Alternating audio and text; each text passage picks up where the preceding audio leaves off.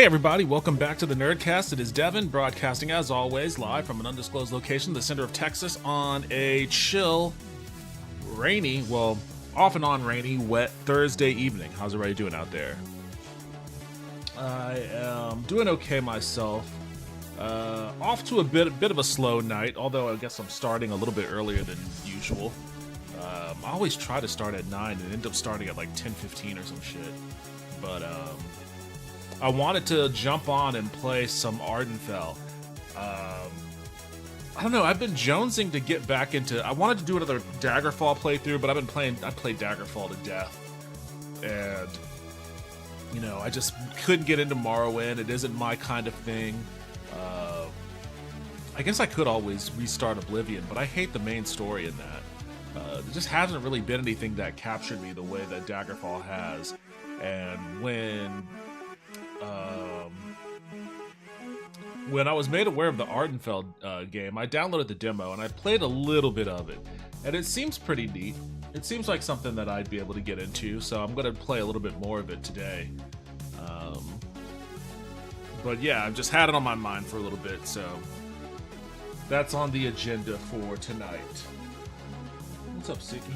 Oh, you're licking your paw over here, huh? I gotta trim your nails, that's insane. Your nails are insane, lady. Depending on how long this demo is, I might either jump back into Fallout 4 later, or I might try Beyond the Oasis on Genesis. We'll see. Or actually, you know what?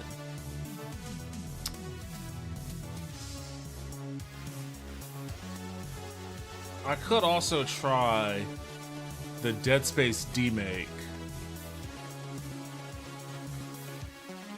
I haven't installed it yet. I should install this and have it ready to go for next time. But I'm just gonna go ahead and jump into Ardenfall now.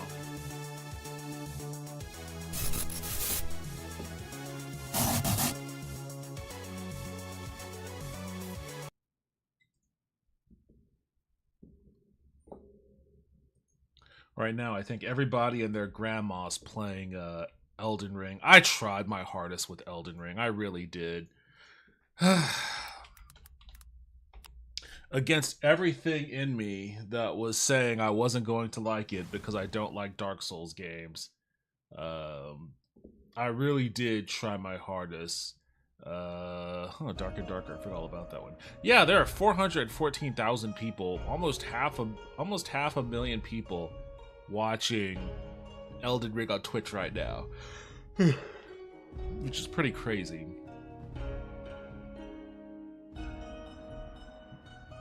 I guess the DLC dropped today. Shadow of the Erd Tree or something to that effect. Not over here.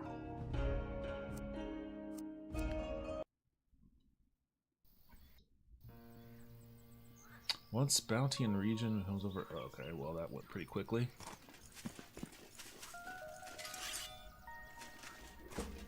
Okay, I just left a cave. Yes, I just left this cave. This was the starting dungeon, the abandoned mines. I just left. Can't remember for the life of me what I'm doing. I find myself in what seems to be an abandoned mine. I hear monsters nearby. It is time to leave. I have successfully escaped that dangerous place, finally stepping foot into the wetlands once more. I hear sounds of bells to the south. A settlement must be nearby. Okay, so I guess that's my clue. Head south. Is there a compass? Oh, there's a mini-map.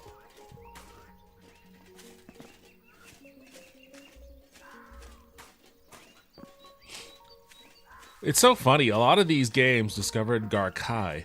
A lot of these games, like this or the Bloodline, like they're big, sprawling, robust games in terms of gameplay, but in order for these smaller studios and developers to do that, like, the graphics are, like, this is like 32x quality right now. I'm looking at 32x caliber visuals. Greetings, Vaisha. You appear a tad lost. I'm from the temple just up the way here. The Karyu gestures to the winding northbound path behind him. Is there any way I can assist you? Quest added, Hitchhiker's Guide to Garkai, a priest named Case, or Kase. Oh no, that went by pretty quickly. I'm a slow reader too. It doesn't help that I'm a slow reader. I noticed Garkai lies to the south. What kind of services can I find there? Why, yes, most of the services you would find in any large settlement can be found in Garkai. You have an inn, blacksmith, dining, all the amenities. A blacksmith all the way out here in the wetlands? Where do I find them? The road going south will lead to Garkai. From there, head to Suki! Oh, Suki, you have your own region. You didn't tell me you had a region in here, little lady. That's what you've been keeping yourself busy with. Head to Suki's region of the city. They have a fine blacksmith named Habiru. Oh boy. I'm exhausted. Venture run to a family temple flags. In the Akiro region, a Karu named Mune runs an inn. He always has a fire going in the lobby and always keeps a good stash of koji. Does the blacksmith buy items as well? I have many treasures to sell. Good coin for weapon and armors. Okay. Not far from Hibiru's smithy, you'll see a market beneath the Shiru tree. You're bound to find a buyer for almost anything you're selling there. Even Edo is always buying and peddling his oddities.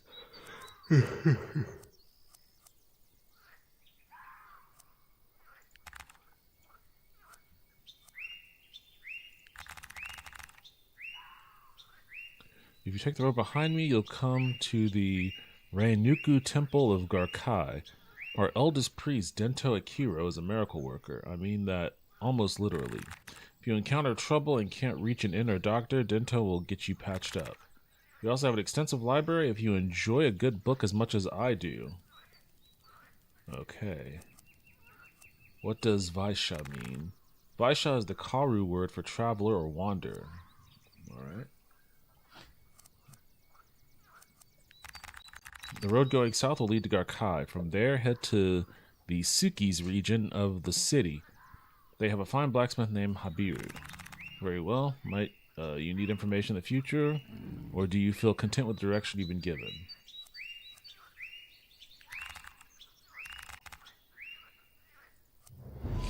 Alright.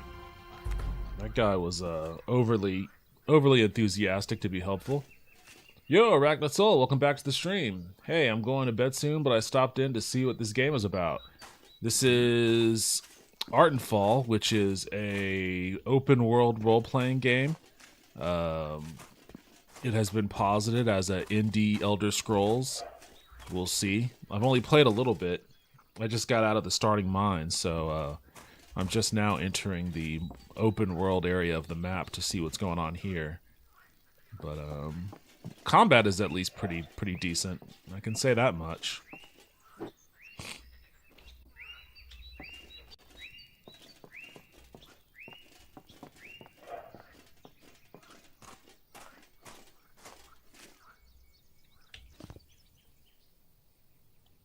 Raguchi pod.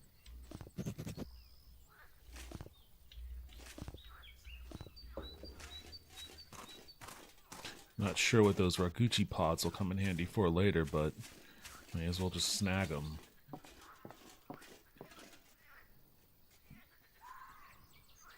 Suki Tribe Market.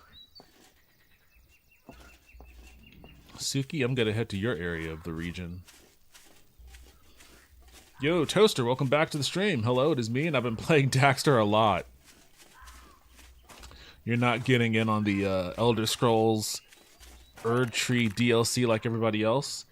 Halt, Vinmani. Our reconnaissance squad just gave us word of sapper camps at the old shore. And just out of curiosity, what's an obsidian dwarf doing all the way out in Garkai?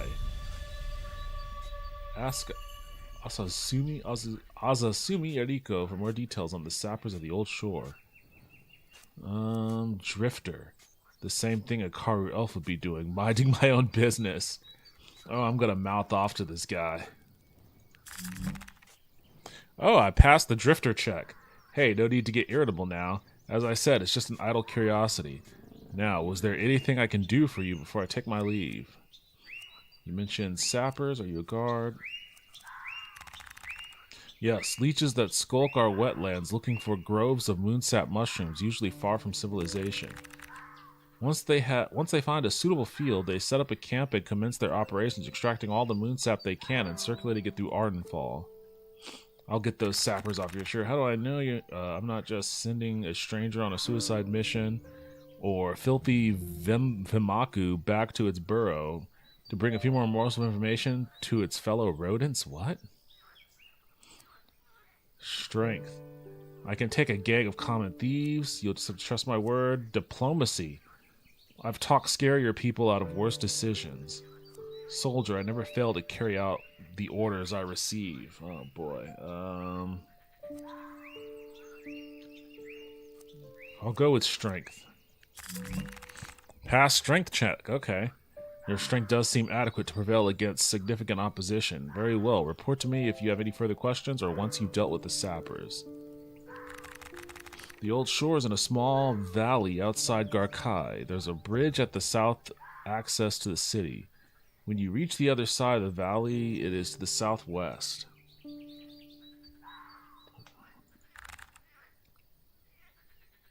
Remember my words, for there is no remaining trail. Why does this give me... Why do I shiver at the thought of this having Morrowind-type vibes? All of these directions. Go to the south until you see this landmark, then go east, northeast. It's like, well... I'm gonna get lost, aren't I? Got some nice shoes on, though. Here, the blacksmith. Where are they coming from? Which direction is the blacksmith? I think it's right over here.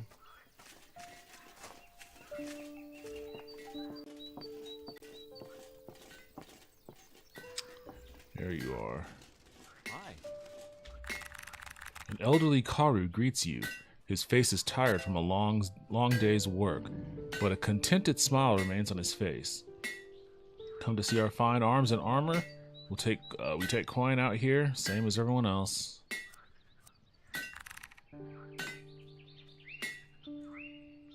Man, everyone's shit talking obsidian dwarves.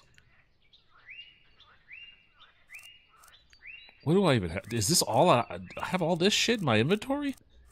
God damn. How much money does this guy have? He only has 470. Okay, first off, let me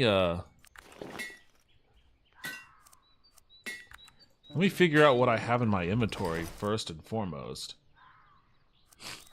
I have 34 steel throwing blades, 40 dark steel throwing stars. It looked like I had more in my inventory than just this.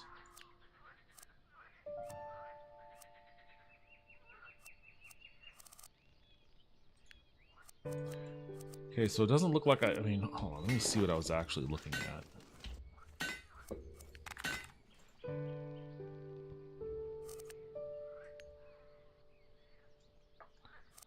I don't get what I'm looking at here. Is this his inventory or my inventory? Okay, this is my inventory. This is his inventory. Okay, I see. I had it vice versa.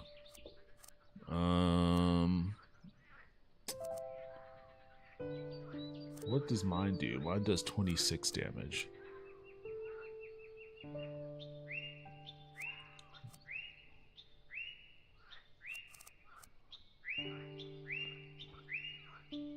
Okay, so my light weapon skill is at 18 right now. The sword that I have now only requires 15, but these require 20. Dark steel dagger requires 15, but I don't think I want to downgrade to a dagger.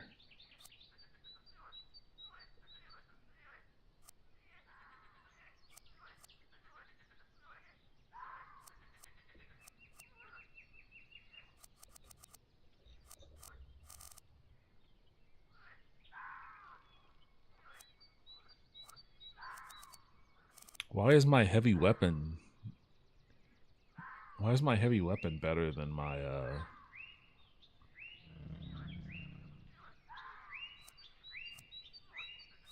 How much money do I have? I have 475. He has 2,000. Those are pretty pricey, too. What inventory? What armor does he have? Dark steel. I have all this already.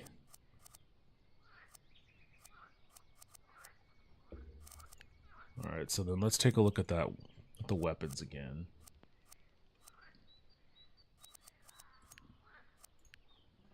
I don't know if I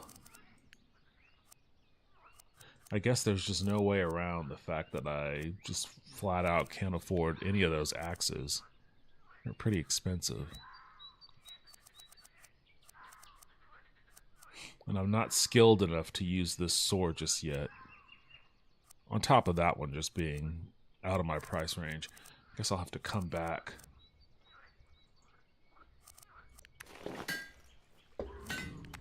Well, may as well go deal with the sappers and see what I can get off of them.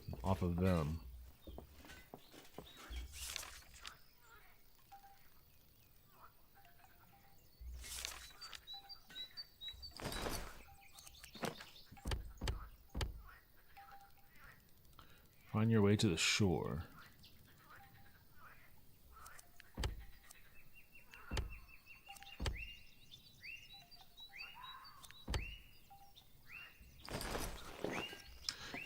I'm gonna have to ask this guy directions again. This is gonna end up being like Morrowind. I'm just gonna end up getting lost. Look, I can't even find this guy anymore. Where'd he go?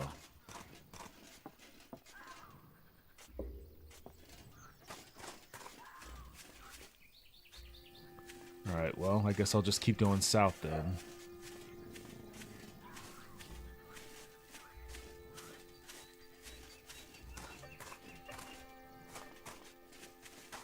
It says shore, so I guess so long as I... Oh, God, but what does that even mean? Look at this. There's shores everywhere.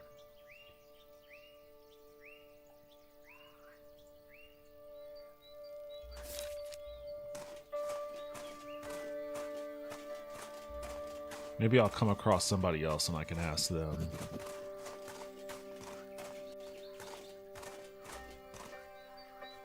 Old Shore, okay. At least this is telling me I'm going in the right direction.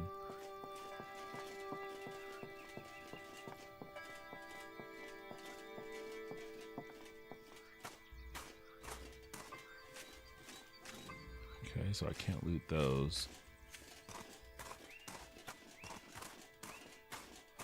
There's a structure over there, but I feel like that's a detour. Oh shit, what's coming up on me? What is that? Is he attacking me? He's just kind of... Oh, he's coming after me.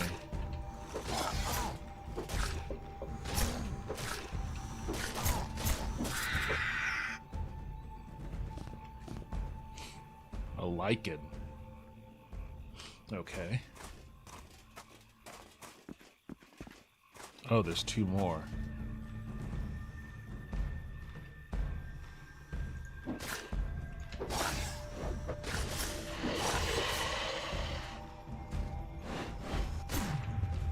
Oh, they killed me? I wasn't paying attention to my health. I wasn't paying attention to my health. I thought, well, I guess I should have. I guess I should have examined that. Either that or they hit really fucking hard. I'm not that down on health. They must hit hard as shit. I wasn't paying attention. All right, I got to start paying attention. I got to start paying attention. See, this is the trap that these low graphic games will lure you into. Like the low poly count, low animation, low frames of animation enemies will lure you into thinking that they're no big deal, but they're kind of a big deal. I don't know where that... Oh, there he is. He's over there. I'm gonna go fight this guy and see exactly what he can do before I encounter those other two.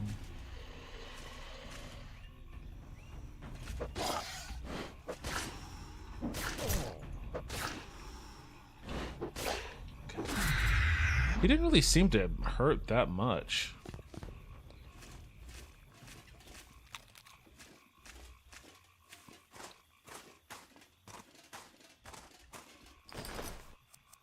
Fireball.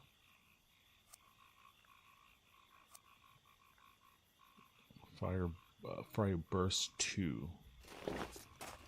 Is there a limit to how many of these I can use since it's a scroll, or I can just use them?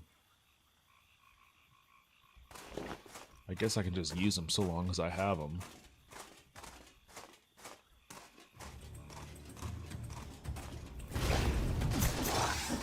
Oh shit, okay, these motherfuckers hurt.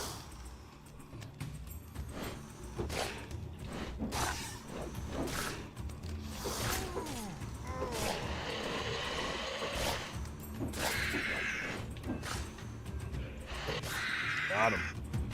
Okay, that's the thing. Okay, these guys are level 25. The other guy was 20, I think. So these guys hurt just a little bit more. Plus it was 2 of them.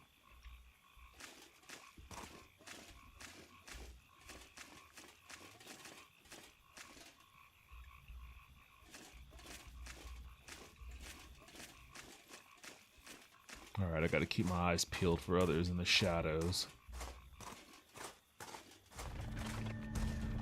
Shit. Oh shit, what the fuck is this?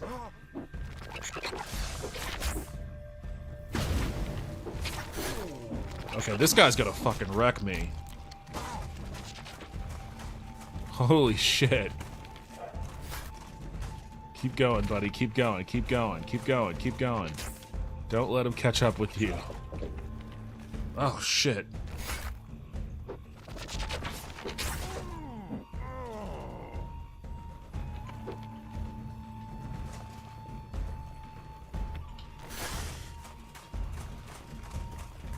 Fucking A.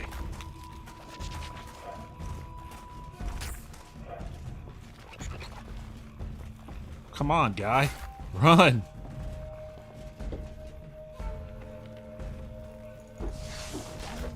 What? He fucking knocked me into the air?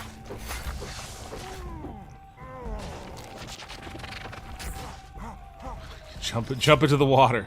Jump into the water. Okay. Chill here for a bit. Why can't I use my scroll anymore? Holy shit. Oh! And then I die? Oh my god. Perhaps this was a mistake. Okay, so... what is going on here? What is going on here? Am I just too low level? Maybe I get... on what level am I?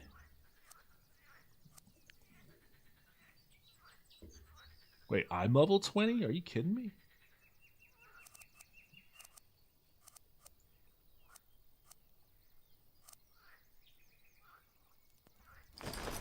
Okay, I've got to figure something out.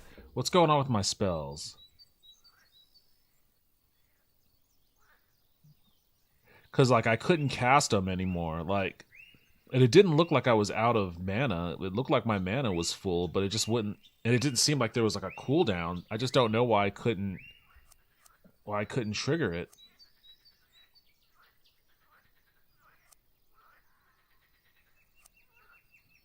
Oh, okay.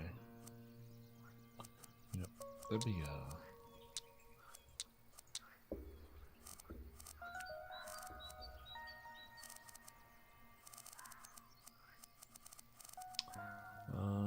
where is it at?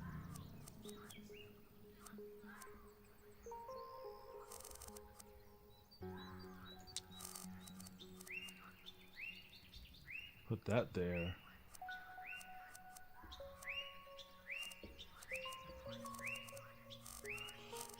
Actually, you know what? I'm gonna put that there. I'll put that there.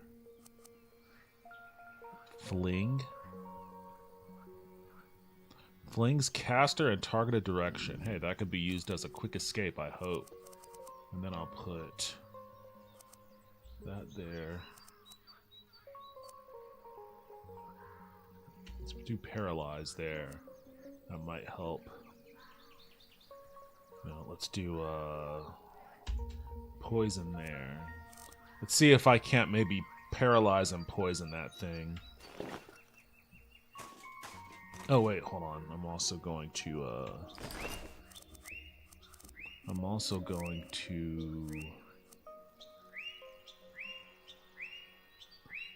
put that on 7. Gonna munch on one of those right now. Rio would mop the food with that thing. Yo, what's up, Lynn? Welcome back to the stream. You're still in Shenmue mode, I see. Yeah, I would like to see how Rio would handle that, whatever the hell that thing was that crushed me.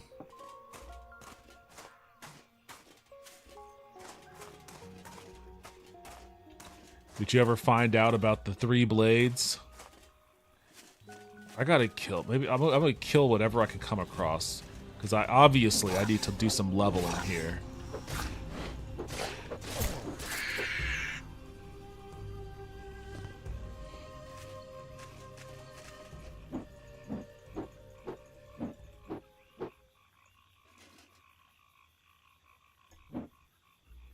Was that not like a charged up?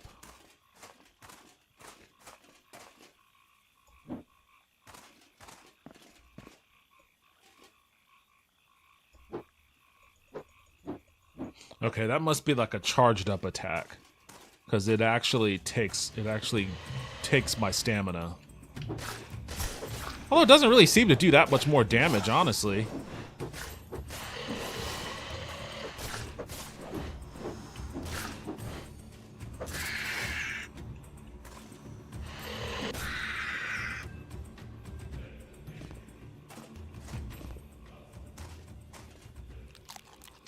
Okay. I gotta get ready for whatever this thing is up here.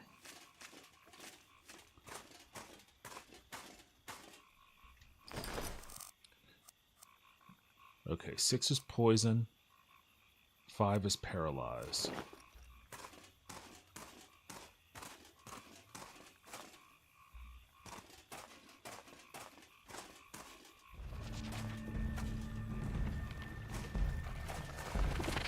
Oh shit, he was right up on me.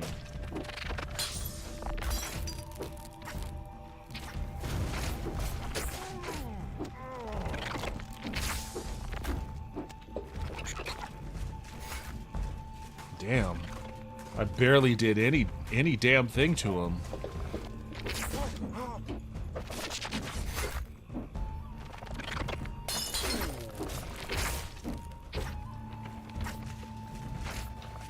Oops, didn't mean to press that one.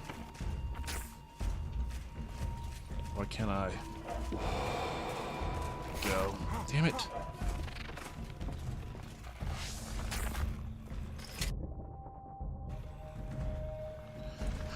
Ah, this fucking thing is wrecking me.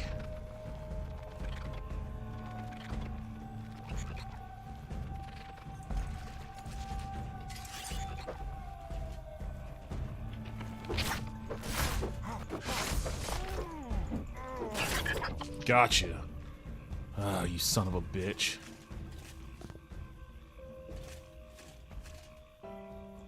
Hope there's not too many more where that guy came from.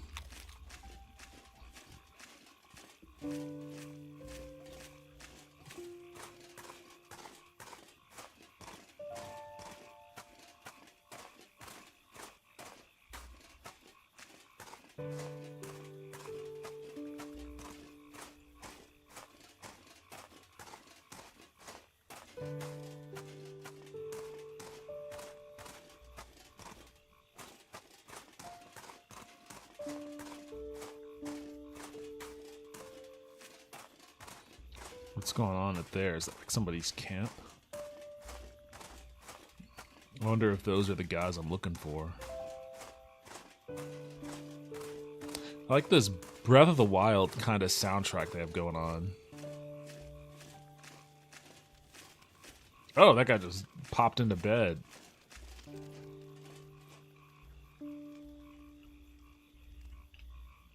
Guess I can't talk to him.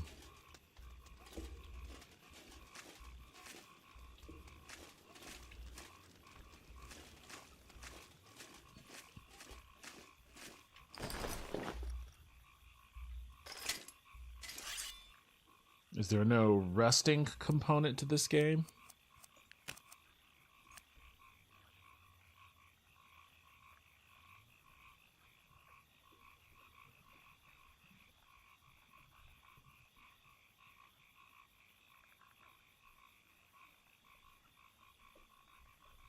Guess not.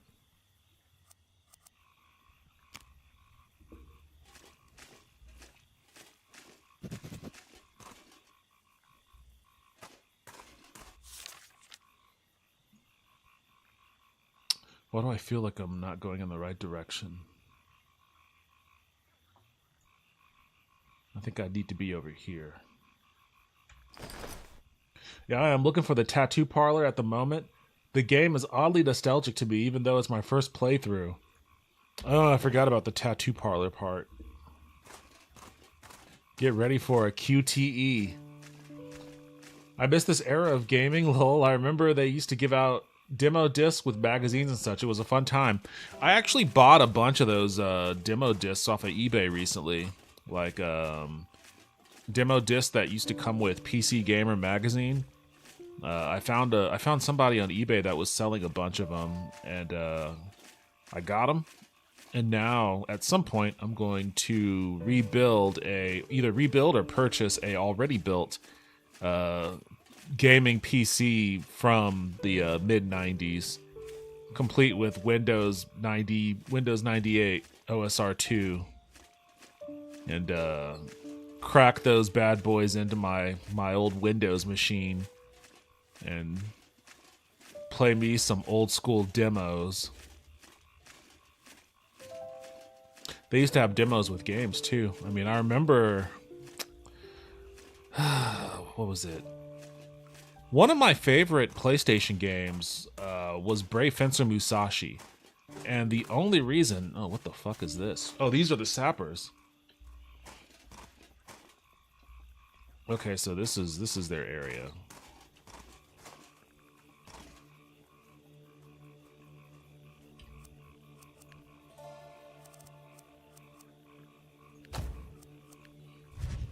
Like, the only reason why I even bothered getting Brave Fencer Musashi was because I think that game had a Final Fantasy VIII demo in it. Oh, these guys don't even know I'm here. That or they don't care. Let me talk to them.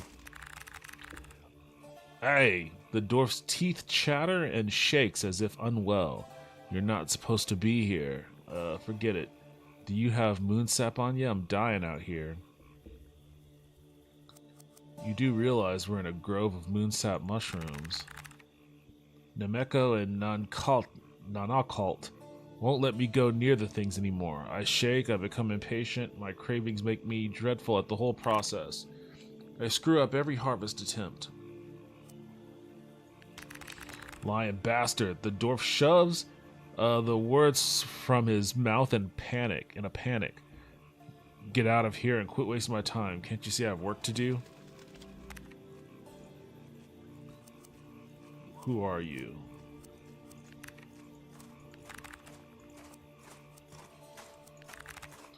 It's Ko. My name is Ko. You happy now? Leave me alone. Alright, Ko. He's not in a good mood. How about you? What do you want? What are you doing here? We're here because we're contracted to be here. We come out here, get as much of this foul goo as we can carry, and then head back to base for the rest of our payment.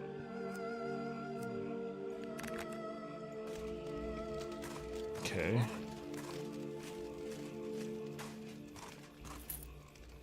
just gonna loot your shit as I see fit. If you got a problem with me.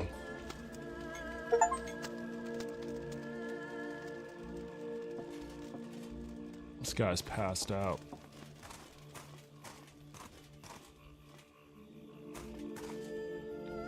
This looks like a survival game. Yo, what's up, Aphroventus? Welcome back to the stream. Is it really similar to Daggerfall? Honestly, right now I feel like it's closer to Morrowind. But yeah, it's billed, or at least I have seen it billed as an indie Elder Scroll, an indie Elder Scrolls game.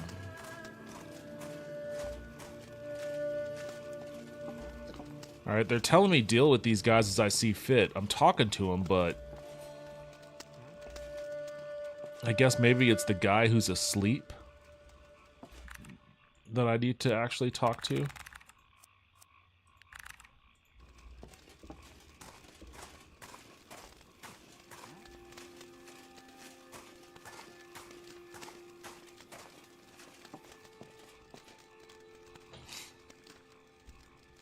Wish I could wake this dude up.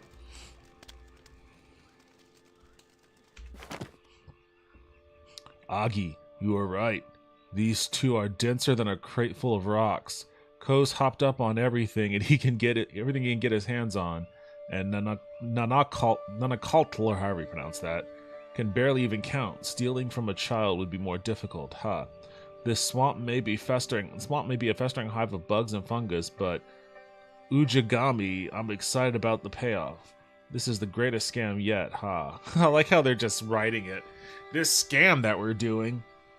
Hope you're making a killing over there. Oh, shit. Motherfucker. You were pretending to be asleep until I read your letter? Give me everything you have on you. I'll loot the shit out of you. Oh, wait, what's this? Distribute your skill points. 10 out of 10 remaining? Holy shit. Was I sitting on some points? Maybe that's why I suck so much.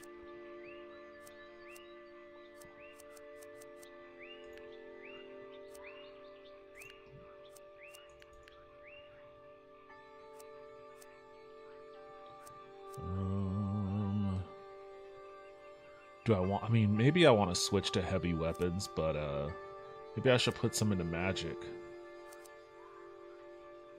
Actually, I should put some into speech.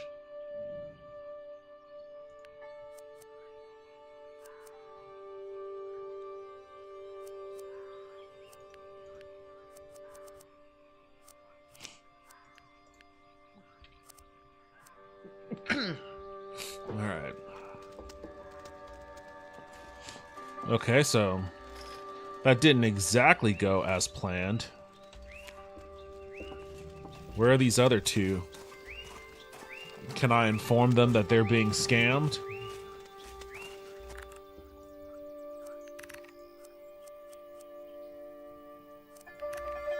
Well, I guess not. Show Nameko's note. You may want to rethink who you let handle your coin. The dwarf becomes visibly upset while scanning the note. That rat. All at once, the hulking obsidian dwarf is no longer focused on you. Nameko, get over it. Well, he's kind of dead. You might be surprised to find that Nameko is dead. I assure you, I had nothing to do with it.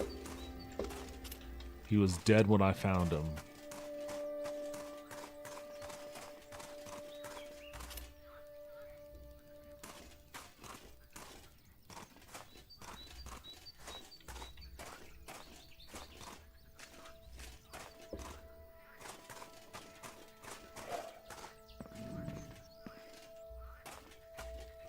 I wonder if I broke the quest.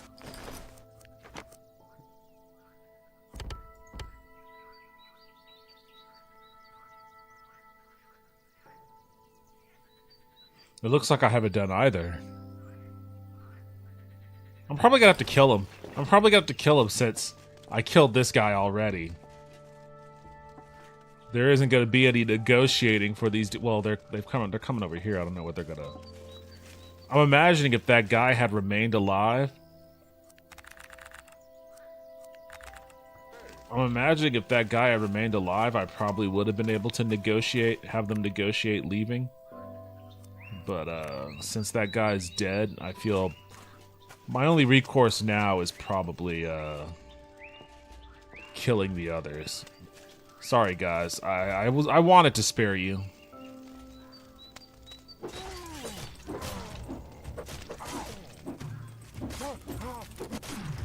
Oh, he wrecked me.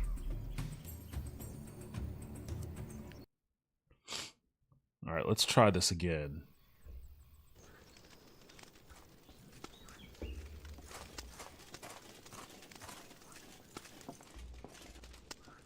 guess I already looted him and got all that other stuff.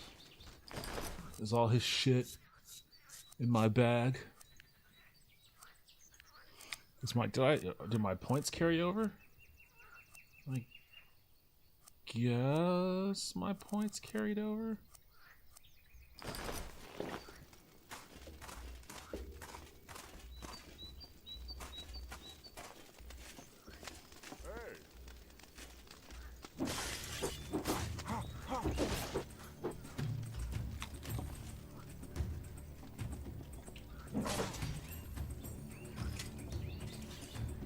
Oh, what happened to my spell?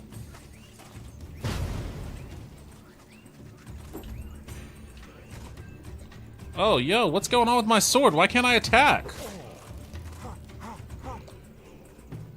What is happening? Why can't I attack?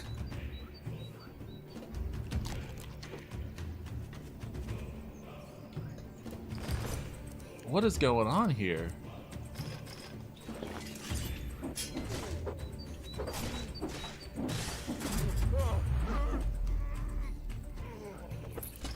Give me all your shit. Oh, this tree is flipping out.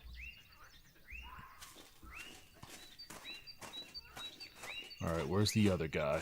And actually, for that matter, where's my fucking fire spell?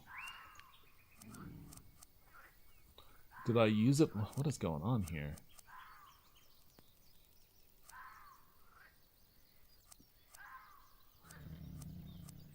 Okay, there's some weird bugs happening that weren't manifesting before. I don't know what's going on. I don't know where my this isn't even showing up. This isn't even highlighting. This one disappeared altogether. I don't know what's going on.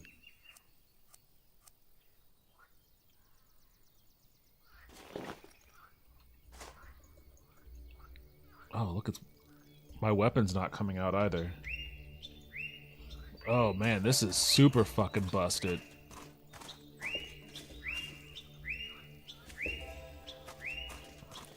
Okay, it's a demo. It's not even early access.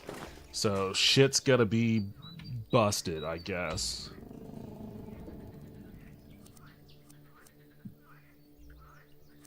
I don't know if I want to save it. Oh, I will. I'll save it. I'll save it right here. And then I'll quit and relaunch the game. See if maybe that fixes it.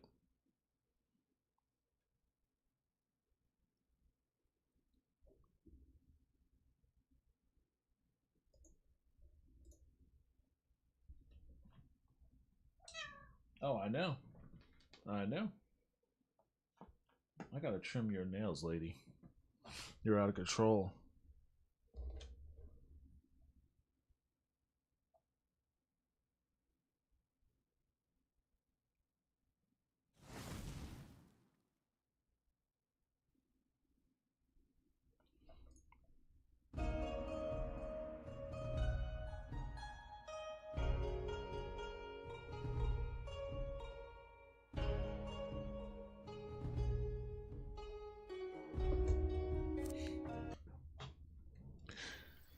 Alright.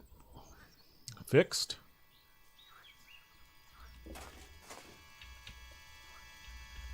No, not fixed. Just fucking broken. Is this the end of my demo of this game, then?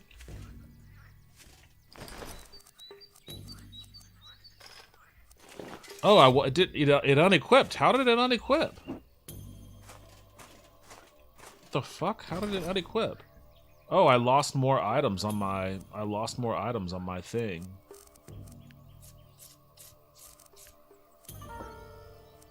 This is all sorts of janky.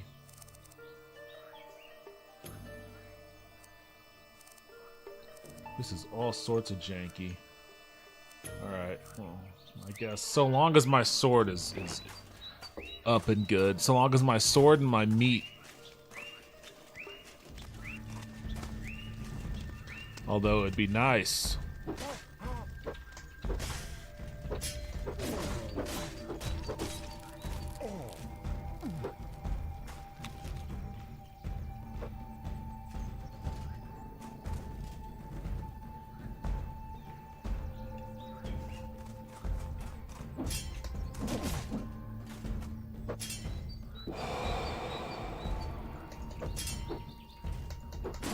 Gotcha. That was a lot tougher than I thought it would be. Did Japan have bad mosquitoes up there? The ones around my area, they need landing pads to rest. I mean, I've never had an issue with mosquitoes anyways, so I wouldn't know. You'd have to ask Lauren that. I don't recall any mosquitoes. But I never would. You did remind me though, today, so I've been I have my other car. I have my normal car, which is a Hyundai, and then I have a Nissan, a 1988 Nissan 300ZX that I bought during the pandemic for the purposes of tuning and racing, doing off-road racing with it. But I never really got around to doing that part for a variety of reasons. And I moved into this house. I bought this house, which doesn't have a garage. You know, I was living in a house with a garage when I bought the car, so that wasn't the issue then. But now I don't have a garage, so I was keeping it at a friend of mine's house while I was, you know, trying to get it, you know... It's a dumb thing. Like, my HOA is really annoying about cars that don't have up-to-date stickers, and I was, you know, dealing with all that. But in the interim, Lulu and her husband have been having some issues where they need a car. They don't have a car, but they need one. So I was like, you know what? Once I get my stickers updated, I'll just let you guys use the Nissan. So today was all about getting my, you know, my registration stuff, getting the car inspected so I can get my car registered properly. And that entailed getting into the Nissan and driving it to the inspection spot. But I tried to do it yesterday, but it was dead. I took the battery out, or I tried to jump the battery and it just wouldn't charge all the way, so I figured it was a dead battery and I had to replace it. It was also when I realized that a giant family of yellow jackets had made their house, had made a home in my one of my headlights. And they were not happy at all about me fumbling around under the hood. So I had to deal with dodging a bunch of yellow jackets while swapping out a car battery yesterday. And today I drove that car to the inspection place. And while I'm sitting in line in the car waiting for them to you know, do the inspection, like, I'm just seeing yellow jacket after yellow jacket fly out from underneath the hood of my car, just kind of buzzing around. And the whole time I'm just like, man, I hope these guys don't decide to, like, not work on the car or look at the car because, like, a shit ton of, you know, yellow jackets are swarming off from underneath it. It's almost like I pranked them, like I just dropped a prank vehicle off. But I totally ditched the car. I was like, hey guys, do you mind if I leave the key here and go get something to eat while you guys... And they were like, yeah, sure, no problem. So I was like, all right. And I left, and I was just like, man, I hope nothing bad happens with those yellow jackets while I'm gone. But you just made me think of all that, talking about mosquitoes. Like, I don't have a problem with mosquitoes, and I don't have a problem with bees either. Bees are fine by me. But like wasp and yellow jackets and shit like that, hornets, those guys can all burn in hell for all I care. Where do I go? Find Asazumi. Oh, he was the guy that was sleeping. He was the guy that was sleeping in the camp.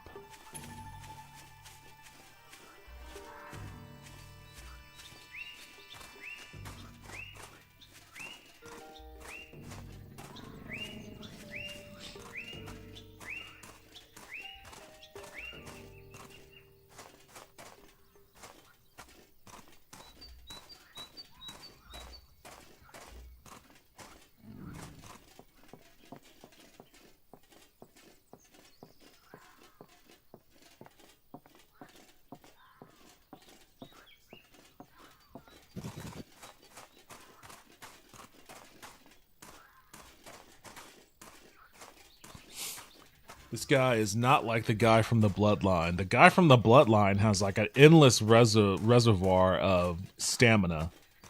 This guy does not. Like, oh shit, what the fuck is this? You weren't up and about last time I was around here.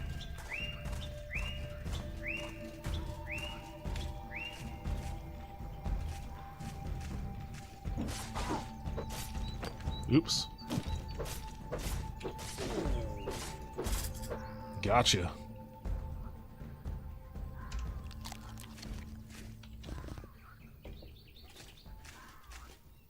Huh, that guy wasn't active last time.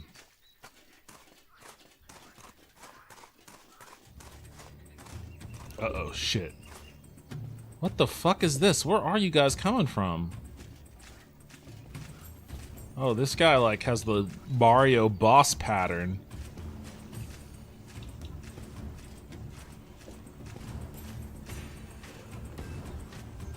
I keep hitting that button by accident.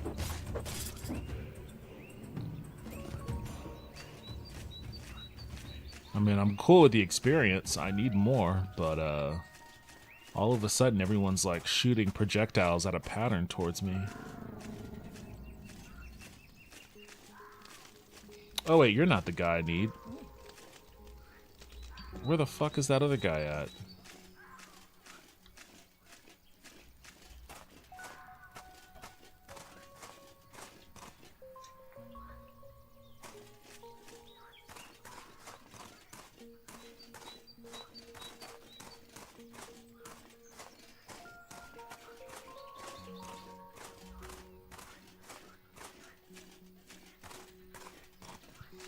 I wonder what game engine this game was built on. Honestly, I feel like what probably needs to happen with games like this is, yeah, just let some indie developer build this on his own. And then once the game is built, just have like some artist replace all the textures and shit. To the best of their ability. Sometimes you're limited with poly count on what you can do texture-wise, and it doesn't look like any of these are high poly count models.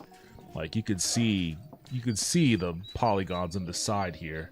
So I doubt there's a whole lot you could do texture-wise, but,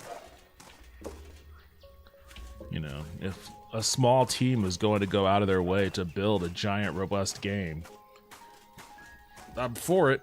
But it would be nice. It would be nice if it looked a little better than this, to be honest.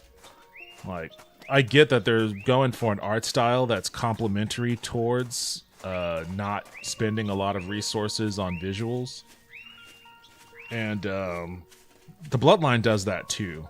I think the Bloodline does that a little bit better than this one, though. This kind of looks a little too rudimentary. Where's my guy at?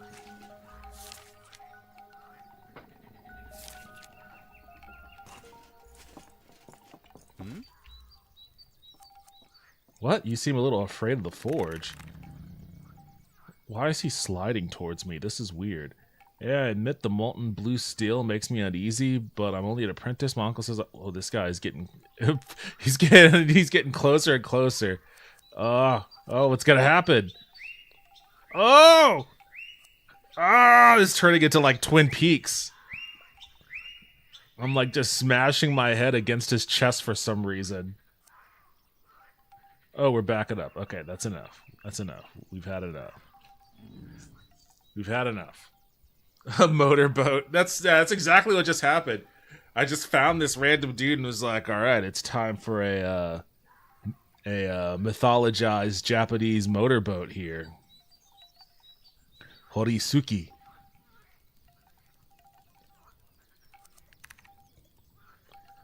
I don't know why that's happening. He's just sliding on his own.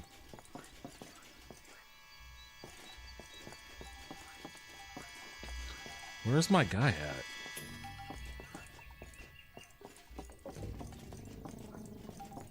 He's not marked on the mini-map either. A traveler indeed, or a drifter. Chuckle with confidence. You can call me a professional traveler. Pass the drifter check. You must have some exciting stories then. You'll have to check out the market while you're in Gakkai.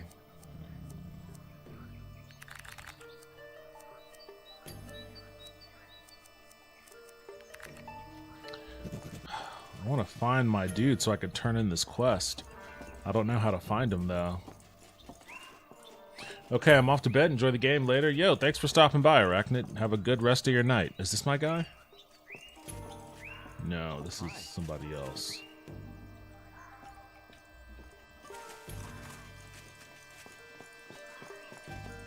Actually, was my guy to the north? My guy may have been to the north.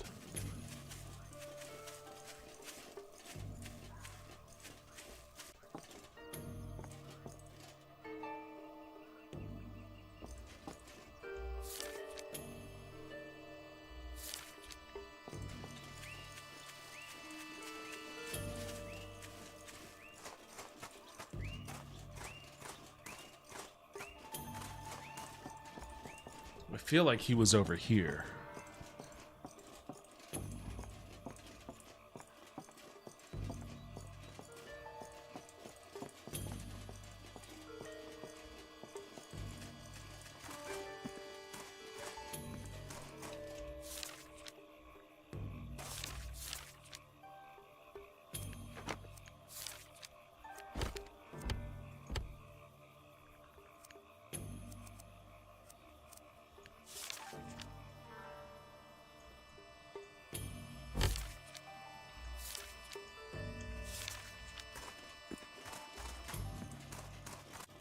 Is this my guy? No, this is the other guy. No, this is the guy that helped me as soon as I got out of the cave. I don't know what happened to the dude that gave me the quest then. He just disappeared entirely.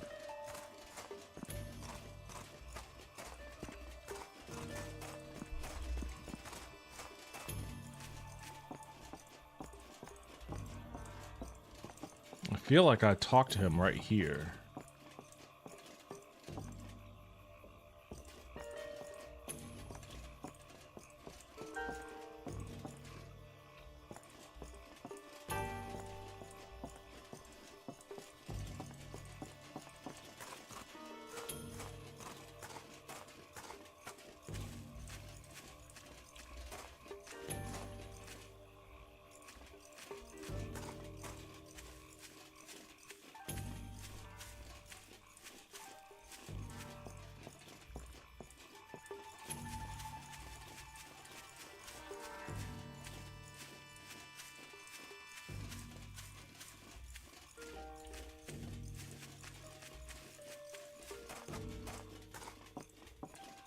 And back to where I was before.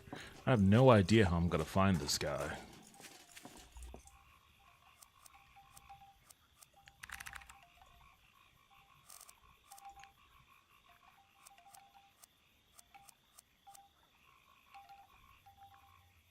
Oh, this does more damage than mine does.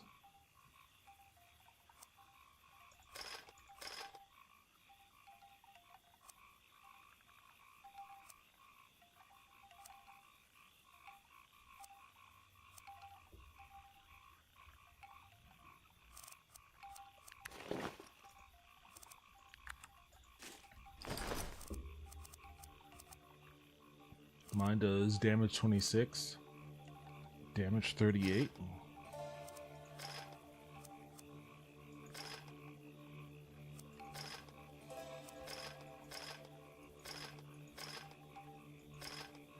What, can I not? I don't get what's happening here. I guess I have it equipped?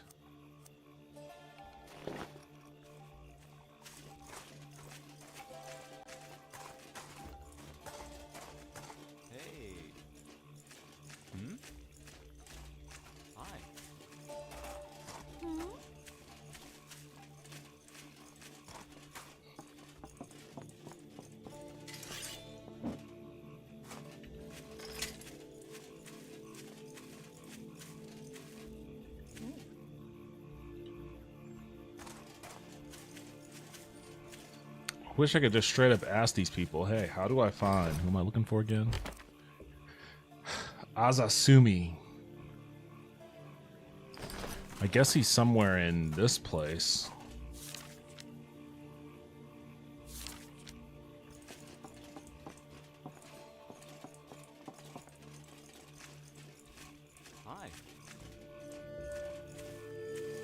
Oh, is this the guy here? There you go.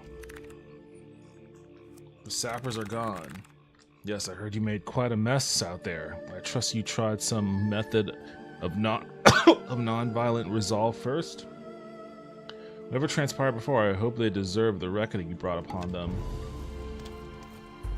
Well, wasn't much I can do about it, buddy.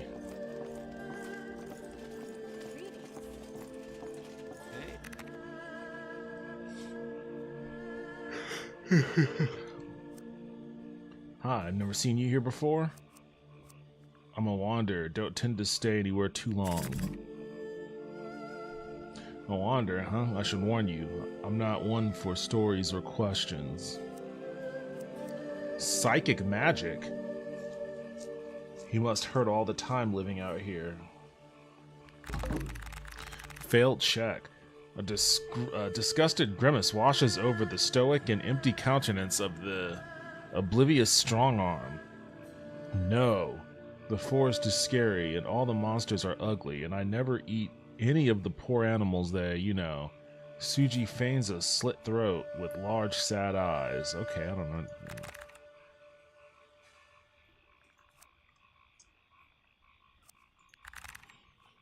Azasumi says I'm one of the strongest guards in the whole city.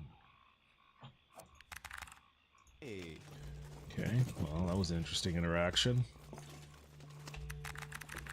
Welcome to the inn, Vaisha. It's one of the few places in Garkai that Vimani and Vaisha can comfortably socialize. A Vimani is a stranger, a Vaisha is a guest. Depending on the person's temperament of your relationship with them, you may be considered one or the other. It's always subject to change. I'll get out of here.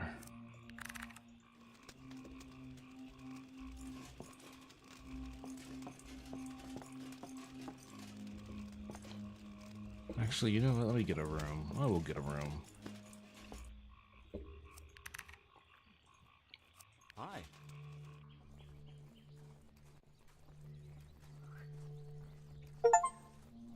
Well rested effect added.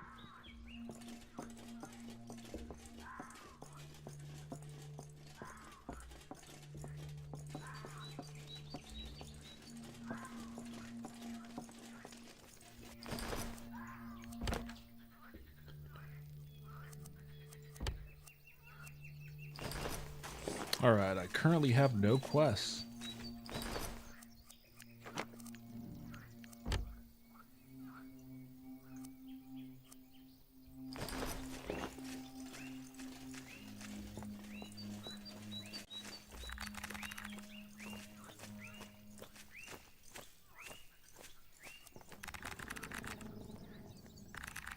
Sorry about that, sir. He clears his throat and takes on a slightly lower and more serious tone. What do you need?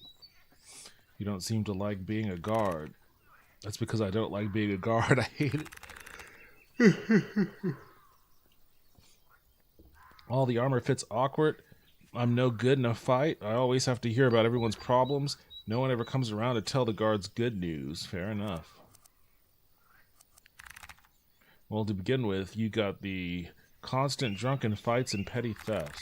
Then over the markets, you have Edo Suki trying to send any squad he can convince into the Nakibati looking for his beloved shipment. I swear if I have to hear about his special delivery one more time, I'm going to lock him up just for some peace. Alright, well, I can go to Edo Suki.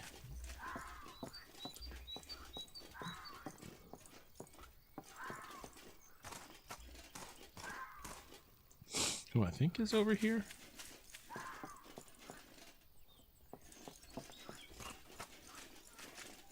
Yeah, right there. I thought I was well rested. Why am I still not healed up? Hey, you there. Come here, spell. There's coin for you. Oh man, why am I so tired? I'm yawning like crazy. Where's my box of tissues? Oh, they're all the way down over there. I'm expecting a caravan this way. They're carrying a large custom order for a very important client. Trouble is, they were supposed to be here quite some time ago. I fear something's happened to them. If you'd be interested in making some coin, there'd be a fair deal of it for anyone that tracked them down. I'd even throw in a discount for you. What supplies are you expecting? A shipment of rare arms, incredibly expensive. Client paid in advance. I've already spent that on upkeep. Which way are they coming from? Had they arrived, it would have been at the east entrance of Garkai, next to the maid shops. Not a chance. I've known most of the Vaishya for years. They've hand-built orders of similar caliber and value before. I wouldn't trust anyone with just this. With most ideas, I'm afraid that's not one of them. Your last communication. Last communication was days ago. I got word they were crossing Nakibani en route to Garkai from the loading site, which is confidential, of course, completely secret. It's not for you to know. The whole process has been very closed and private. I'm reluctantly asking for assistance, but I can't disclose the buyer's identity.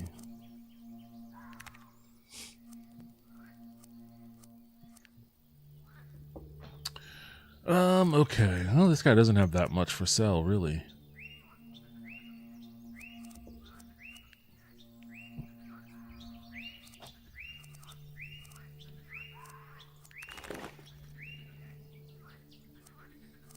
No, you're just a little light on product.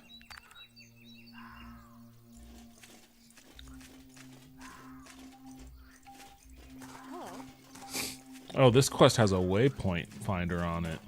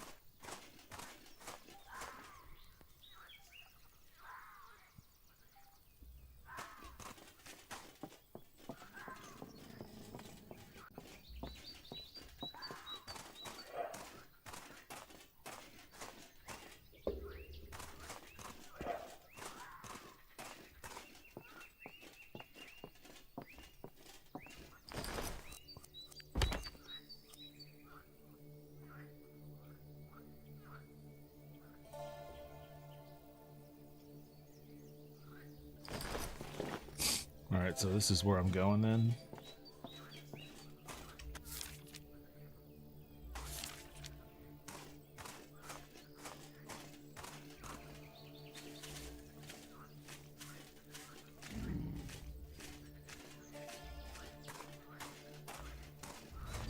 Nakibani Forest. Oh, what the fuck?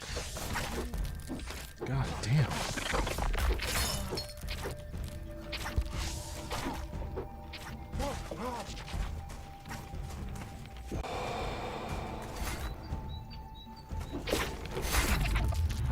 Whew, man, these things don't fuck around.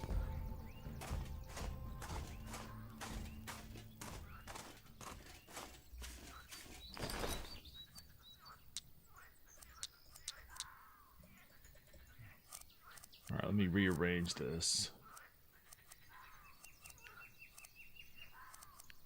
Oh, I guess I don't have any of those scrolls anymore.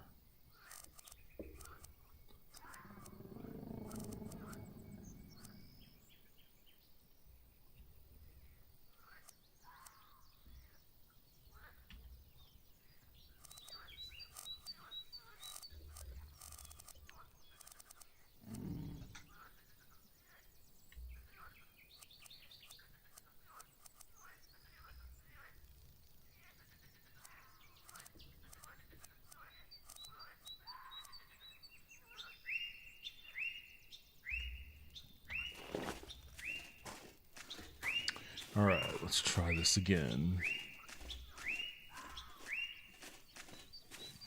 Oh, what the fuck are those things? They're like capybaras or something. Oh shit, there's a bunch of these motherfuckers.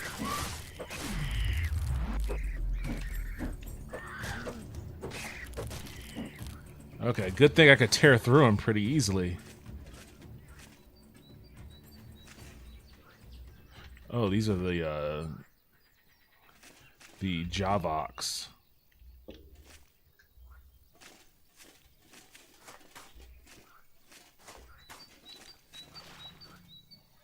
Really? I knocked this guy all the way back over here?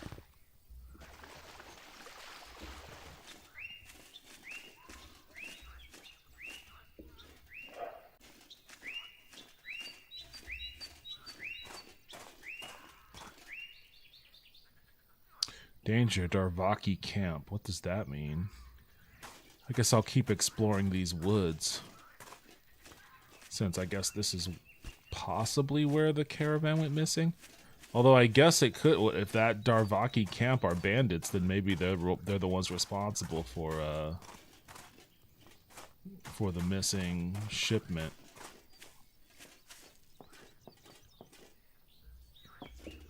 I'm gonna go see that camp.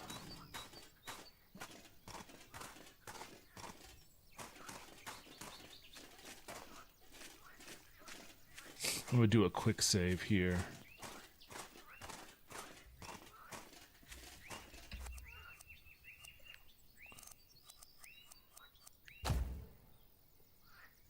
Yes. Yo, I am being hit with the A-cab from Haunted Taco. Welcome back to the stream. How you doing? I am being a cop right now, actually. You caught me at a cop-like moment. Gotta hunt down some bandits. Yo, Astravaria, welcome back to the stream. How you doing? Or first time chat, really. Welcome to the stream. How was your night treating you? Alright, I gotta stay on my toes. I don't know what's gonna be around this area. Okay, these plants that shoot fireballs. Not that big of a deal.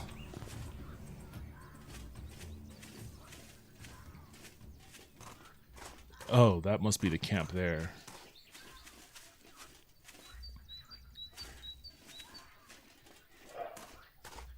Oh, they're just asking for it. They've got targets all over their fortress. Oh, what the fuck is growling at me? How are you doing, Astravaria? How's your night treating you? Welcome to the stream. Oh wait, there's a guy over here.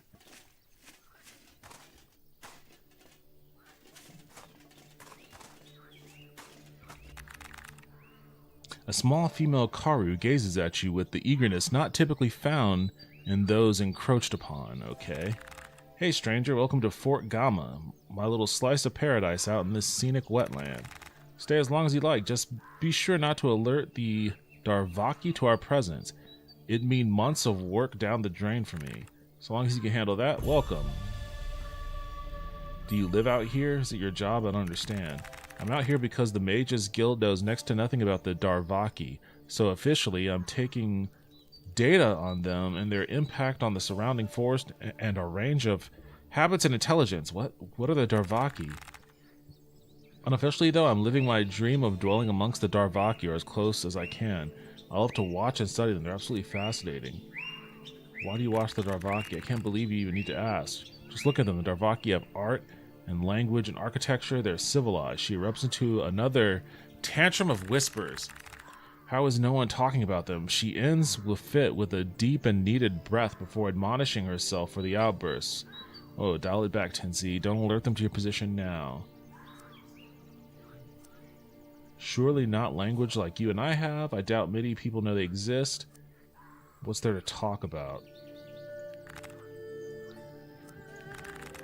Well, I think the elf looks in either direction before softening her voice considerably. I may even be able to communicate with them, converse even.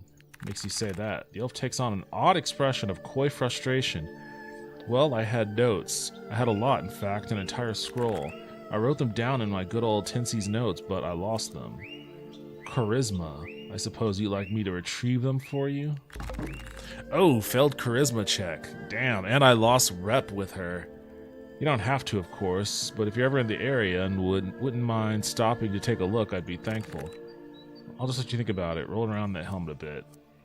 How do I get to the living tunnels? Why the fuck do I need to go to the living tunnels?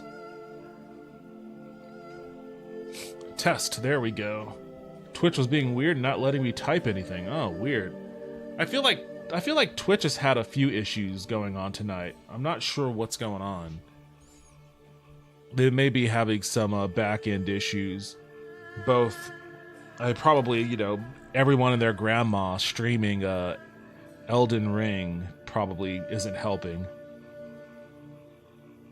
From here, head back to the main road, travel east. Eventually, you'll come across a bridge leading to a cave entrance. That stupid thing caused my initial interest in that died. I couldn't take my imagination off of... Okay. So, I don't know what the Darvaki are.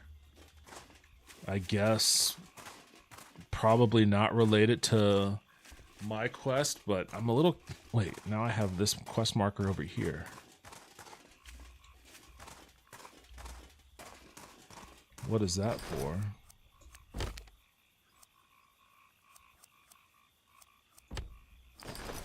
Yeah, that was for something totally different.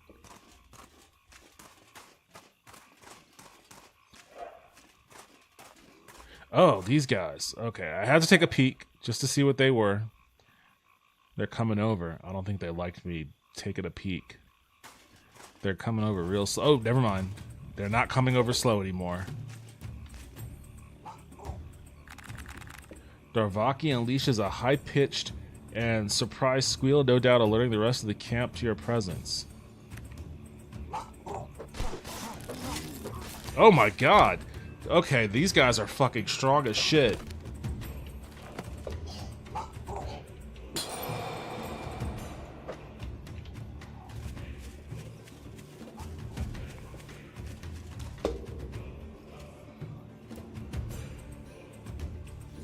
Get away from him. I think I may have accidentally used my stun potion, which is giving me an opportunity to get away.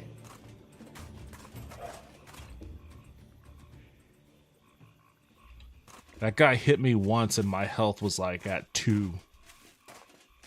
So I don't think I want to mess around with those guys.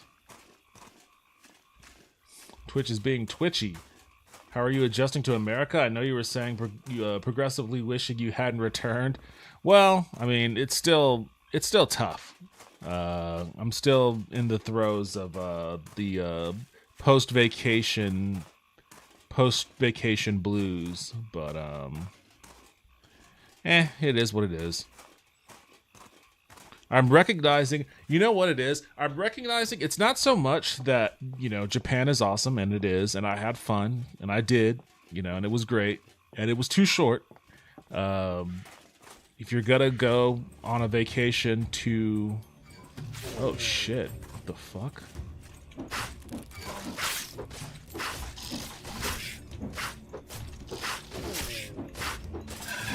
If you're gonna go on a vacation to Japan, you should definitely spend more than 6 days there. So, I didn't spend enough time. But, it's also just recognizing that things in Texas are kind of crappy.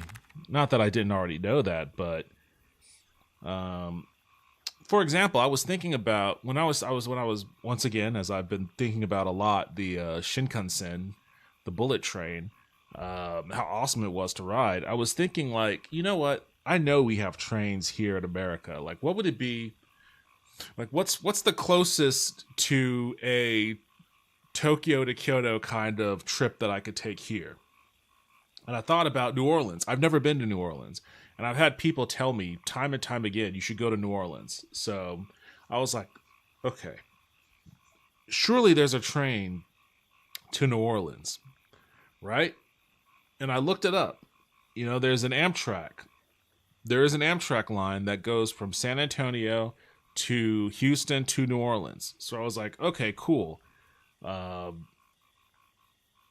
What's that gonna what's the distance? What is the time? How much is it gonna take to get from San Antonio to New Orleans. So I looked it up, Google Maps first. And in a car, it's 8 hours. It's an 8-hour drive in a car. So I was like, okay, let me go to Amtrak's website and look this up. So I went to Amtrak. I put in San Antonio as the start, New Orleans as the destination.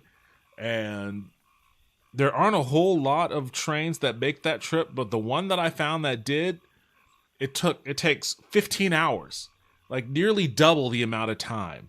Like, it makes no sense. It's like the opposite of a bullet train. It's like the molasses train. Like, it shouldn't take half the time to travel by car that it does to travel by train. But 15 hours is just completely and totally undoable. You know, that doesn't make it a viable option at all. You know? So, and that's really the only option I have here if I wanted to, like, take a train somewhere else. I guess I can always fly to New Orleans too, but then that kind of defeats the purpose. So it just kind of sucks. It's just stuff like that, in addition to all the other day-to-day nuances. That time difference is weird. Yeah, that too, but I think I'm kind of starting to readjust back to the normal time. I mean, perhaps not for us night folk, but it still hits you. When I landed in Japan, I immediately was right in sync with the time zone there, which just speaks to how out of whack my biological clock is here, because, you know, I'm always going to sleep super late here, but in Japan I was going to bed early and waking up early. It was great. I was like, man, is this what normal people are like? This whole early to bed, early to rise thing, is this how it is for most normal people? So because of that, I actually adapted really, really smoothly in Japan. But then when I came back over here, I was just all kinds of fucked up. And still am a little bit, honestly. But I'm slowly starting to readjust. I'm not a person that likes to sleep when I go to my destination, but I know whenever we go to South Korea, we checked out for a bit. Yeah, the first night that I arrived in Tokyo, like, Lauren wanted to go out and eat somewhere, but I was just so crushed that I was like, I can't do that. I have to go to bed. So I checked into my Airbnb and passed out at like 9:30 or something like that. But everything else after that was great. Amtrak isn't bad, but they're more so for long-term relaxed travel. It's for the experience. Yeah, but that sucks if you're going from San Antonio to New Orleans. It's not like it's a scenic... I understand if you're doing like a scenic train route through like the American West or something like that, and you're looking at the Rockies and you're going through, you know, all of these other scenic state parks or anything else like that. Like, I can understand that. You know, the whole Orient Express aspect of it. But if you're just trying to get from San Antonio to New Orleans, it shouldn't be a 15-hour train ride. Bullet trains will never take off in the U.S. as long as we have oil and automotive industry. They will kill over those types of things. Well, kill or be killed, I say. Kill or be killed. They're building... I mean, they have a bullet train in Florida, the Bright Line, that goes from Miami to, I believe, Orlando, and they're expanding on it there too. And they're building a Bright Line that goes from LA to Vegas. And Amtrak, they're trying to build, I don't think it's technically a high speed, because I think it's like a few miles per hour below the floor for what constitutes a high-speed train, but they're trying to build something high-speed adjacent between Dallas and Houston. So it's kind of in the baby phase. I mean, it's weird to say in 2024, because the Shinkansen has existed for years. Japan's train system has existed since the 70s. Like, I think the Shinkansen was built in the 70s. Like, all of this is old stuff. We're just that far behind in this country that in 2024 we have to say that our our high-speed rail is in its infancy. Even China, like, they built an incredible high-speed rail system over the past 15 years, basically. Incredible coverage throughout their country because they just invested in it at an insane level. But we've just been dragging our feet because it's been more profitable to certain specific industries to like not do that, rather than the net benefit that the entire country has as a whole by connecting all of our major cities. Same with our medical industry. We will openly dismiss things that will negatively impact earnings from healthcare. There has been interesting advancement in diabetic research in China. They would never allow this research to impact the U.S. Insulin makes stupid money. Yes, that's true, but I think at a certain, I just get the sense with that particular development, like this supposed or alleged cure for diabetes. I don't think you could hold that one back. Like, the water is gonna burst through the dam on that one. If there is a legitimate cure for diabetes out there, I don't think America could hold that one off. Because it's not just America. Like, eventually that's going to propagate throughout most of Asia. You know, it's going to get through to South Korea, Japan, Malaysia, Singapore, Indonesia, Thailand, or it's going to go through Taiwan eventually. It'll get out to other parts of the world. It'll go out to the Middle East. It'll go out to India, Pakistan, Afghanistan, Western Asian countries, and eventually Europe will start, trying to build its own facsimile of it if they don't actually license the Chinese medicine itself. And, even as stubborn as America might be in resisting that, like, just the rest of the world will make it impossible for Americans to not adapt it. Like the same thing would happen if there was ever a cure for baldness discovered in China, and America wanted to keep profiting off of Rogaine or Hims or whatever. Like, you're not keeping that toothpaste in the tube. Like, there are certain things that'll just, it's over.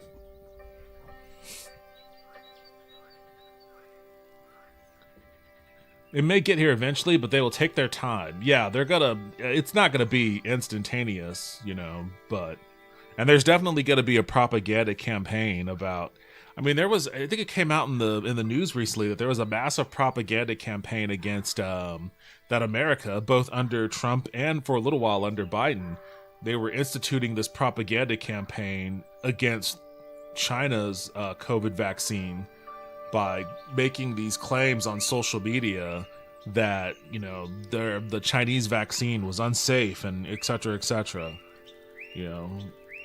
just for the purposes of getting people to distrust China's vaccine and buy into Pfizer and Moderna vaccines.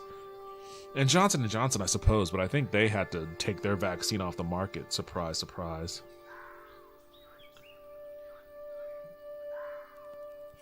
They will milk the time and try to siphon as much money out of the pockets of people. I think a lot of distrust in China is unfair. Yeah, a lot of it is unfair. Some of it is fair. Let me put it this way. I think an inherent distrust of governments in general is fair. Whether it's China or America or anywhere else. Like, an inherent distrust in government is fair.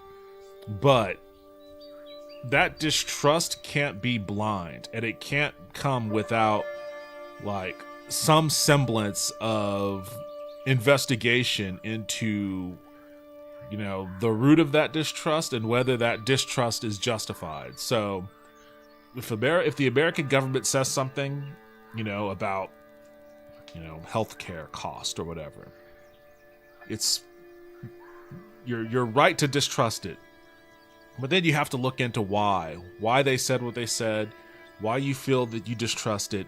Is your mistrust justified? And if it's not, then you have to be able to admit You admit that you're wrong. And there's a lot of that needs to happen with the propaganda against China. Like any kind of former communist enemy of, Cold War America. And I say former communist because I'm not even entirely sure if China follows the they may still call themselves communist China, but it seems to me like they're pretty damn capitalist. They've embraced private sector ownership to a degree. Like they regulate the living shit out of it to a degree that America never would. But there are private sector billionaires in China. Like they just have. I mean, they don't have the capacity to completely own a political process, and maybe that's all the difference. But if you want to make billions of dollars in the private sector in China, you can do it. A lot of distrust I have in China is the result of a lifetime of nonstop anti-China propaganda fed to me from America, and America is founded on lies and slavery. So, like, lol. Yeah, I mean that's most of it right there. I mean, there's no real reason to inherently trust or like any government, but the amount of propaganda, like especially knowing the history of the Cold War and America's vehement stance against anything that would cut into capitalist profits. Like the USSR was our greatest ally in World War II. And immediately after World War II, we were like, we cannot have these guys. They helped us with the war, but now we must crush them by any means possible. Because any advancement in their ideology is an advancement in the ideology that keeps us from making as much money as humanly possible. And some people wholeheartedly bought into the idea of, American exceptionalism means you can't do anything that might be adjacent to something that, the Soviet Union might want to do or that Cuba might want to do. That's not American exceptionalism. And, when they hammer that propaganda home, for decades on top of decades, it becomes real easy to just second nature see something pro-China, and have a knee-jerk negative reaction to it. And it's still there with me too. Like I feel a lot of that, but I think that the knee-jerk negative reaction that you used to have with China used to be buttressed by a really jingoistic sort of pro-American sentiment that existed up through, let's say, roughly 1998, 99, maybe 2000, maybe even a little after. I guess it's certainly juiced up a bit after 9/11, although that was more geared towards anti-Middle East sentiment more than anti-China sentiment. But in today's day and age, there's a lot less jingoism, a lot less patriotism that is there behind the knee-jerk anti-Chinese sentiment. So it's weird. You'll still have that reaction, that "ooh, China bad" reaction, but you don't immediately have like the "Go USA" flag-waving propaganda kind of vibe to follow it. It's China bad, and then there's nothing else there, and then you're stuck wondering, wait, why is China bad? Like, are they really bad? Like, what are we doing that's any better? China may be bad, but America bad. Like, China and America bad. Like, well, so what's the difference? Like, what difference does it make if everyone's bad? If everyone's bad, then what is my preference? Like, maybe my preference for the bad part comes with, the ability to see our billionaires punished, right? Like, if everything's going to be bad, then at least punish the billionaires for poisoning, baby formula, which in America, there is no punishment for billionaires poisoning baby formula. In China, they flat out executed that motherfucker that poisoned their baby formula, so, balance out which you would prefer. Maybe the wholesale execution of that guy, if you're not pro death penalty, maybe that goes a little too far. But, if all things are bad, which is your bad preference, I suppose, is the reality that we're living in right now.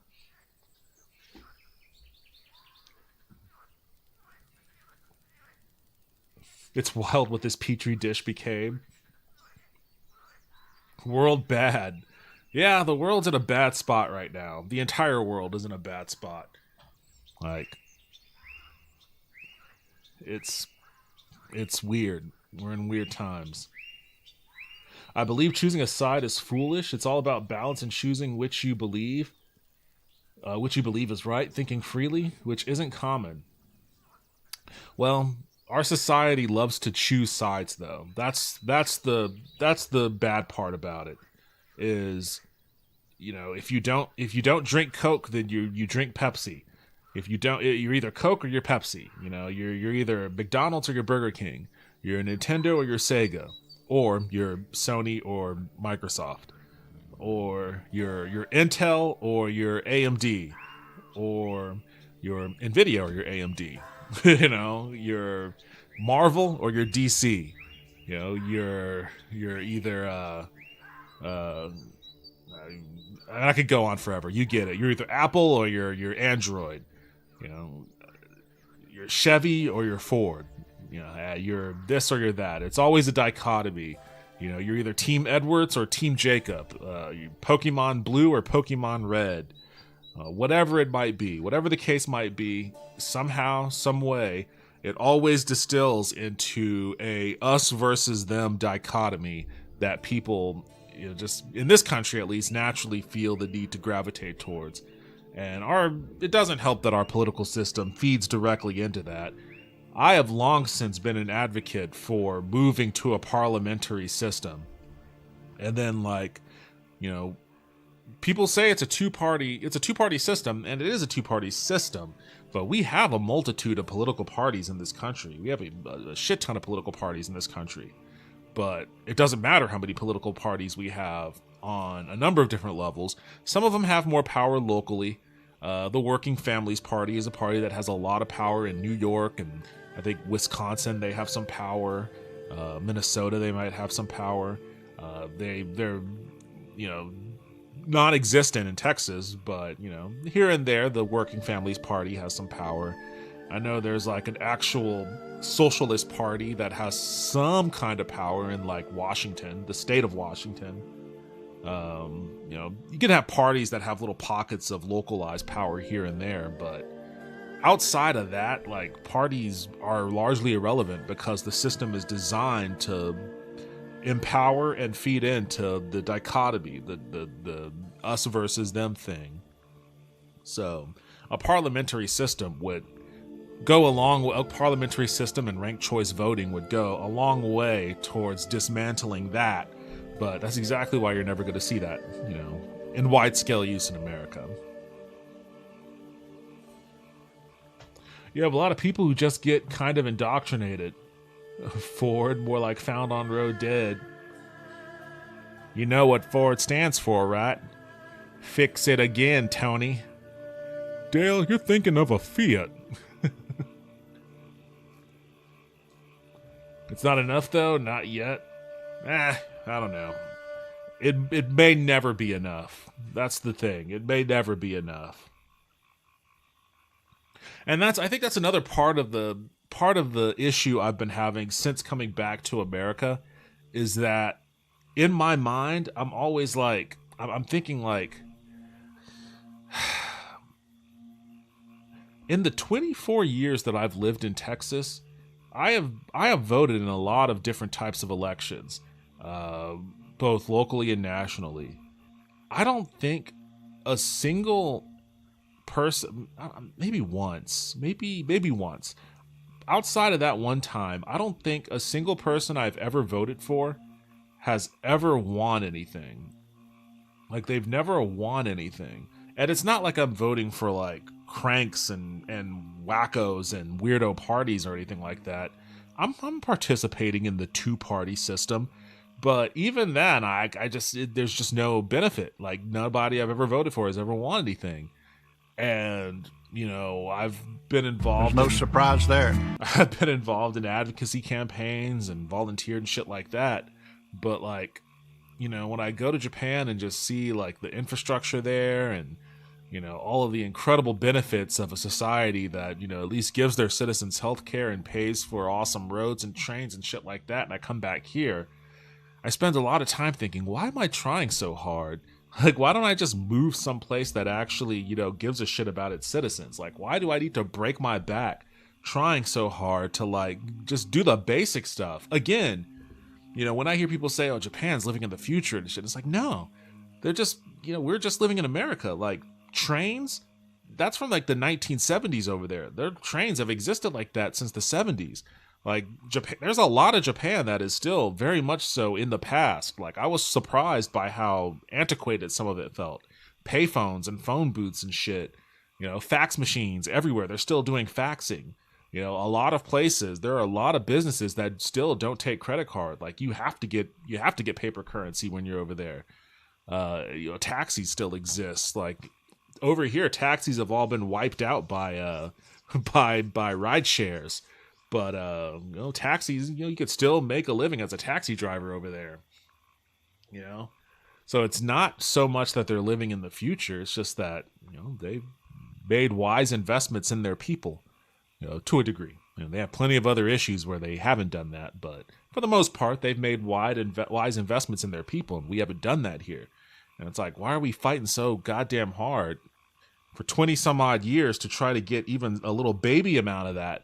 And, we're met with nothing but abject failure, and abject failure just increasingly makes things harder and harder to live through, to live with. Like, is that the kind of life I want to live? I was thinking about this, and I was thinking about, like, think about Bernie Sanders. Like, this is a dude who has been, like, he's a professional activist, basically. Like, he's been getting arrested and protesting and shit since his college days in Chicago in, like, the 60s. And, he was famous for always being on message. He's been saying the same thing about healthcare and whatnot, since, he was the mayor of Burlington, like, in the 70s or whenever. And it's like, this motherfucker is in his 80s. Like, he's going to die soon. I saw a video of him the other day, and he was gaunt. He had the old man weight loss that you get right before you die. So I imagine he's probably not too long for the world, And what does he have to show for it? Devoting his life fighting for all that shit, a just cause, surely. But after all of that, we are none too closer to the world that we deserve, despite all of that fucking fighting. Like, buddy, you should have just moved to Amsterdam. Like, I appreciate the fight, Bernie, but you should have just moved to Amsterdam in your 20s and enjoyed a better life. You're 80 years old, and I'm sure you feel like it was a life well lived, and, you've got grandkids and shit, and a legacy that I'm guess you'll be a living legend in Burlington politics or in Vermont politics, but god damn, man. As far as policies, that push America forward, what a waste. What a waste. We're further in the past. Like, we are worse off as a society now than we were when he first entered office.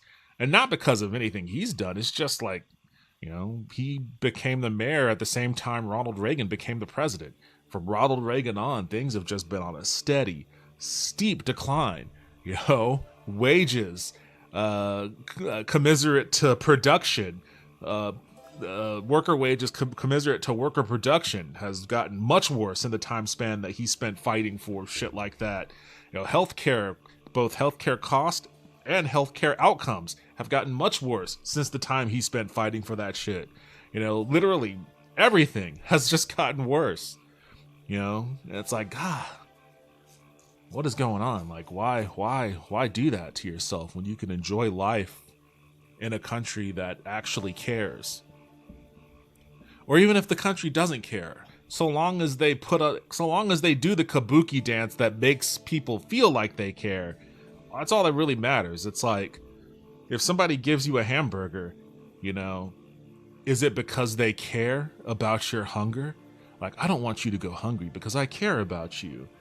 Or, you know, somebody gives you a hamburger because they're afraid that if you're hungry, you're going to kill them and take their food. You know, like, is it a cynical reason why they gave you the hamburger? Because they don't want you to, you know, kill them out of desperation for their food? Or is it an empathetic reason that they gave you a hamburger? Because they care about your starvation and they don't want you to starve. They want you to... For you that's hungry, does it really fucking matter? Just so long as you get the hamburger and eat, it doesn't matter whether it's cynical or not. Just get the damn hamburger, you know? So that's kind of the point I was getting at there. Like, you know, regardless of what the intention may be, so long as the outcome is the goal, then why not just go for where you can get the outcome despite the intention? But hey, you know what? What do I know? What do I know? I'm just some dickhead playing cheapo indie games on Twitch.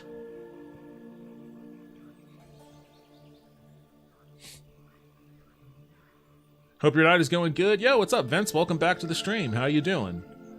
My night is going okay. I left my water downstairs, I think, so I'm gonna go fetch that in a second because I'm thirsty. I ranted myself into a thirst. It has a duality, though. There's great freedoms here that I couldn't have anywhere else. But it's also not great. Yes, that's true. That's true. And there is a lot of... And that's another part. Like, there's a lot of positive things about... There are a lot of positive things about living in America, too. Obviously.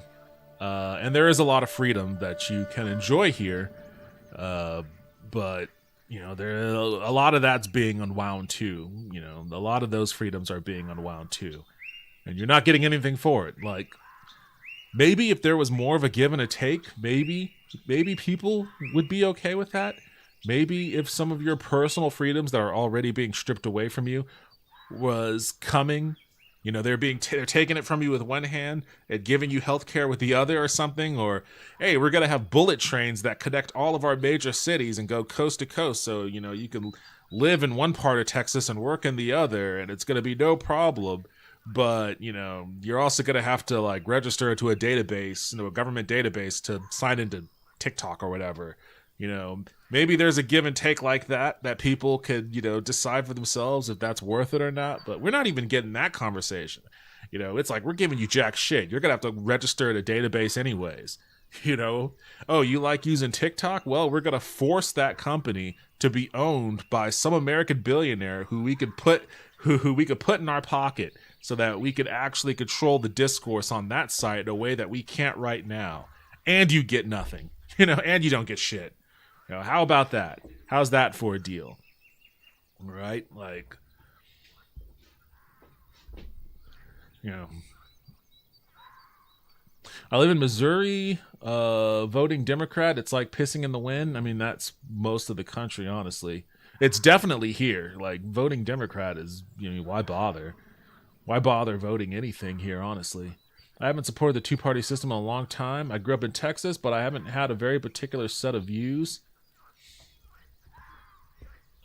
I mean, to a degree, everybody kind of supports the two-party system, whether they want to or not, because it's just the modus operandi.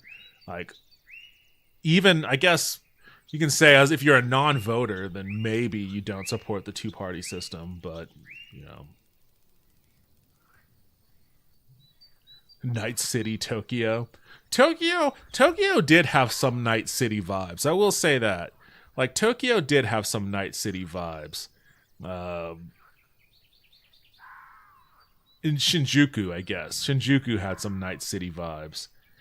Actually, I guess when I was on the monorail in Odaiba, I have a video of that too. I was just watching the Tokyo skyline on the monorail.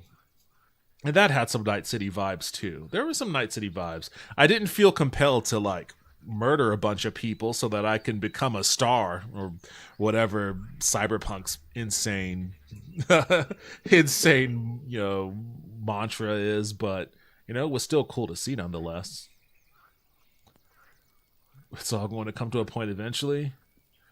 Good evening, good peeps. I hope you're all safe and stoned. Right on, comrade. Yo, what's up, Genetic Memory Farms? Welcome back to the stream. How are you doing tonight?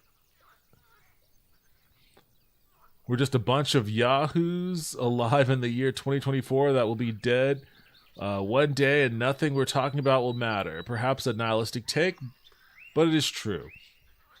Yeah, a little bit too nihilistic for me. I'm not someone that buys in entirely into nihilism. I'm not saying it's not true. I'm not saying it's not true, but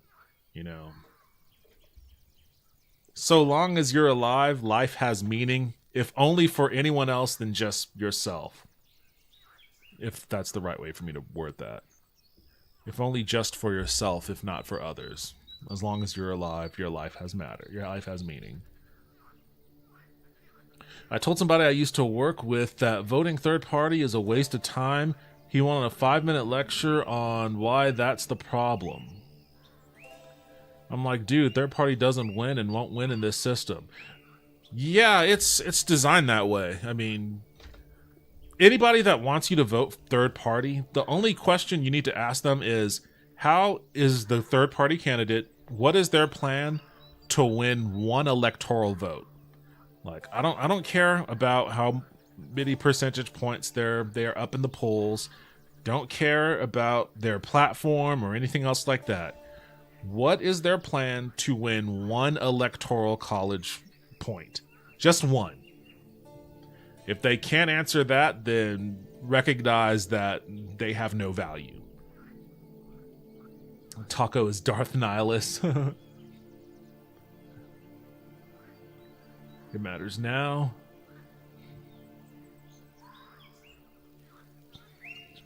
Way too short. Darth Facetious.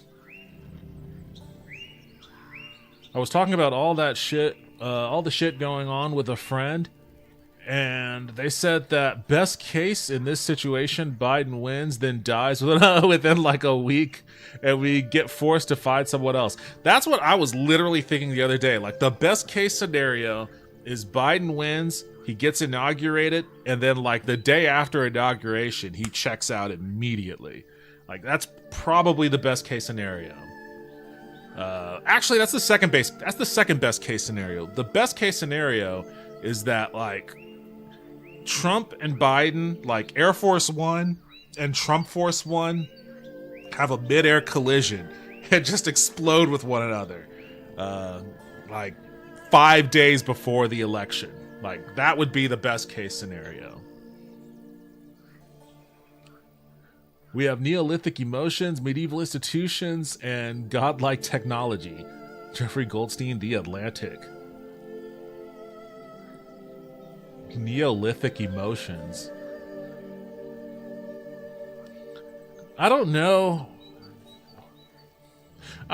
if, I mean, Neolithic emotions, medieval institutions.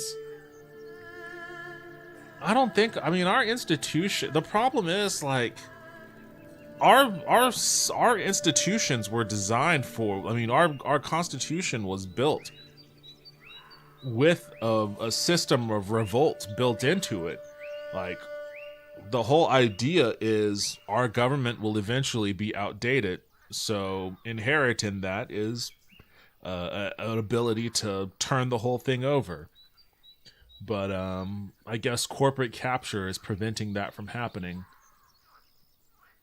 Like, nothing is set in stone. We can change whatever we need to about the makeup of our institutions. But not so long as the Senate exists, and not so long as the Supreme Court exists at its current iteration. Like, there are a lot of reforms that we need to do to our government in order for it to be able to be a self-reforming, nimble machine. A bunch of Eve streamers are streaming this game called PAX Die? DA? I looked at it didn't get the hype. I've never heard of it, but then I'm not in the Eve online community. Politics has always been a matter of two options. You can be at the table or on the menu. Take your choice. Yeah, I mean, I guess it's just I guess the definition of at the table is what I think people would probably take the most issue with. Like, is anybody really at the table if you're not, like some would argue that the whole point is to overturn the table, you know, flip the table over, you know, set the table on fire. I hope Mike Pence wins. I want forced electroshock therapy. He dropped out of the race months ago. Like, and as far as I know, Trump hasn't announced any running mate, so, you know, if Trump had a heart attack or something, I don't know what would happen with the Republican nomination. I guess it could be anyone's game. The party would have to. They wouldn't be able to scramble to do votes, to do primary votes. So the GOP would have to go into some smoky back room. The analogy, whatever that news people like to use. They have to go into a smoky back room and choose who their nominee would be. Imagine the pandemonium. Zap my brain because I kiss ladies.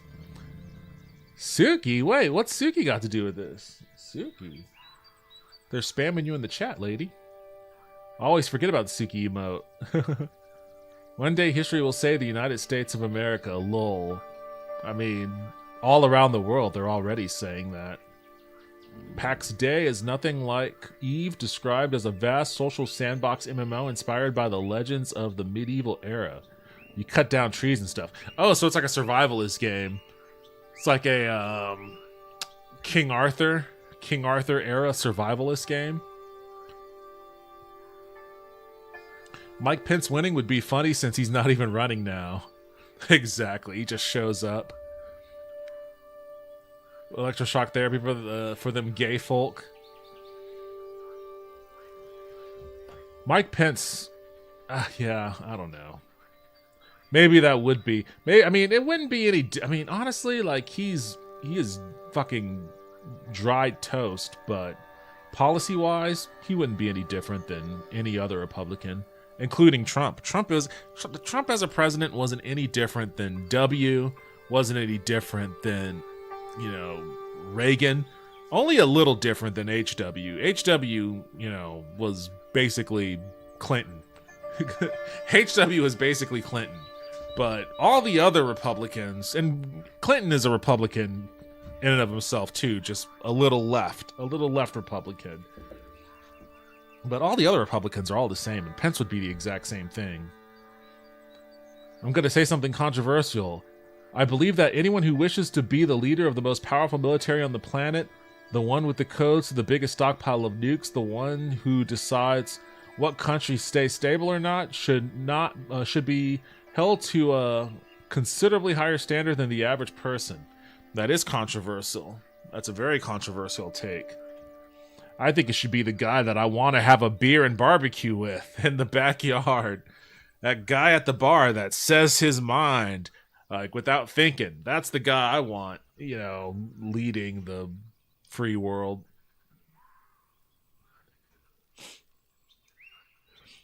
You have to fight for a seat at the table. You overturn the table, nobody eats. Politics is messy, but if you want a future, it is always something you have to fight for, organize for. Yeah, I know that, man. But like what I was getting at with the Bernie Sanders thing is, it's like, you know, it's the classic, you know, society improves when old men plant trees whose shade they'll never sit under. But like, you know, there's no tree planting. That's the problem. There's no tree planting. Like, quite the opposite. In all of that motherfucker's lifetime, there's only been deforestation. Right? It's just mass deforestation. Largely here. Like, you know, largely in America. Some in other parts of the world too, but generally speaking, other parts of the world have had better societal advances than America has. I mean, at least in the first world. I guess some second world countries too. So it's like, you know, is the struggle really worth it if you can just move someplace else and enjoy the life that you fought your entire life to have in America that just never came to be and never came close to coming to be. Like, shit, man. You got motherfuckers still trying to drive people over the border to Canada to get cheap medicine. And it's like, or move to Canada. Or do that, you know?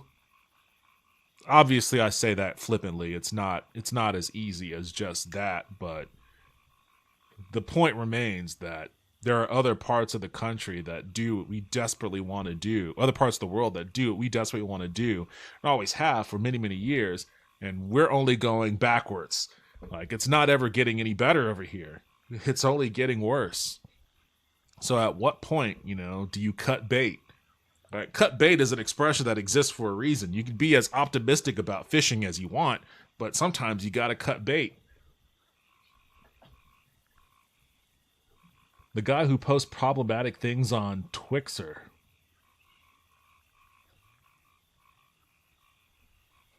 What, is that who you're voting for president, Taco?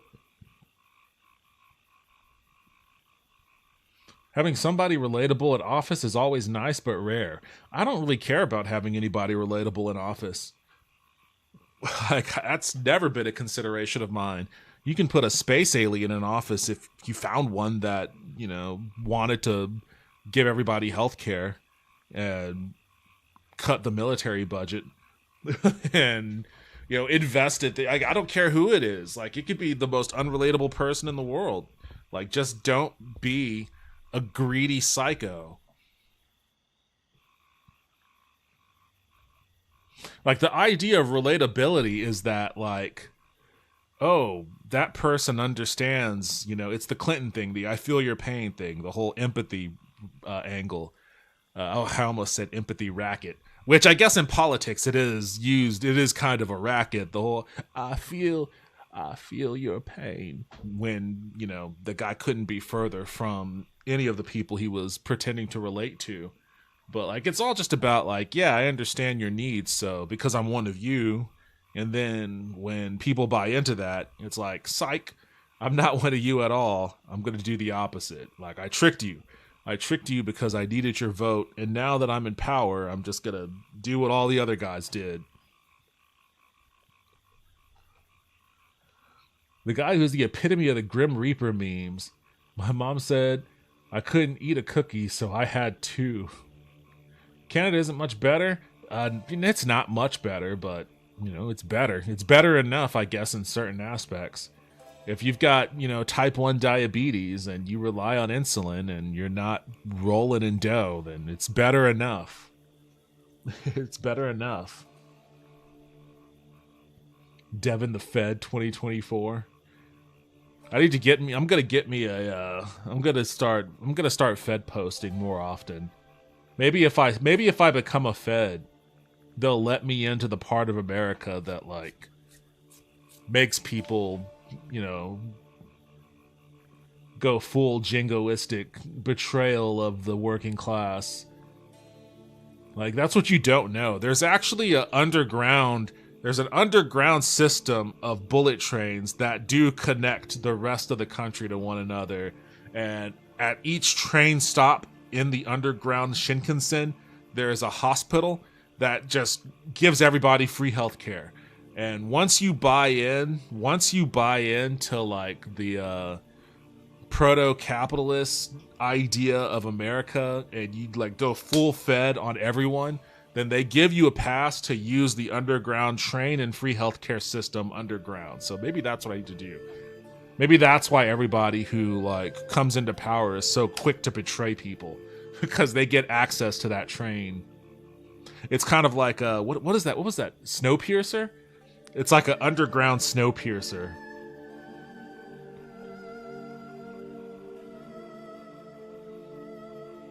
I didn't say I would vote for the relatable person. Fair enough, but I mean, there are a lot of people that do vote that way.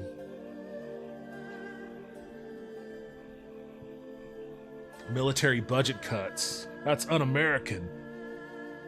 Yeah, I mean, yeah, literally it is. Because a lot of people would argue, like, you know, those are jobs in districts, right? Like Boeing employs a lot of people, Lockheed Martin employs a lot of people, but you know what? So what? You could pay those people off. Bernie Sanders ain't saving anyone. His time is gone. Up to kids to decide.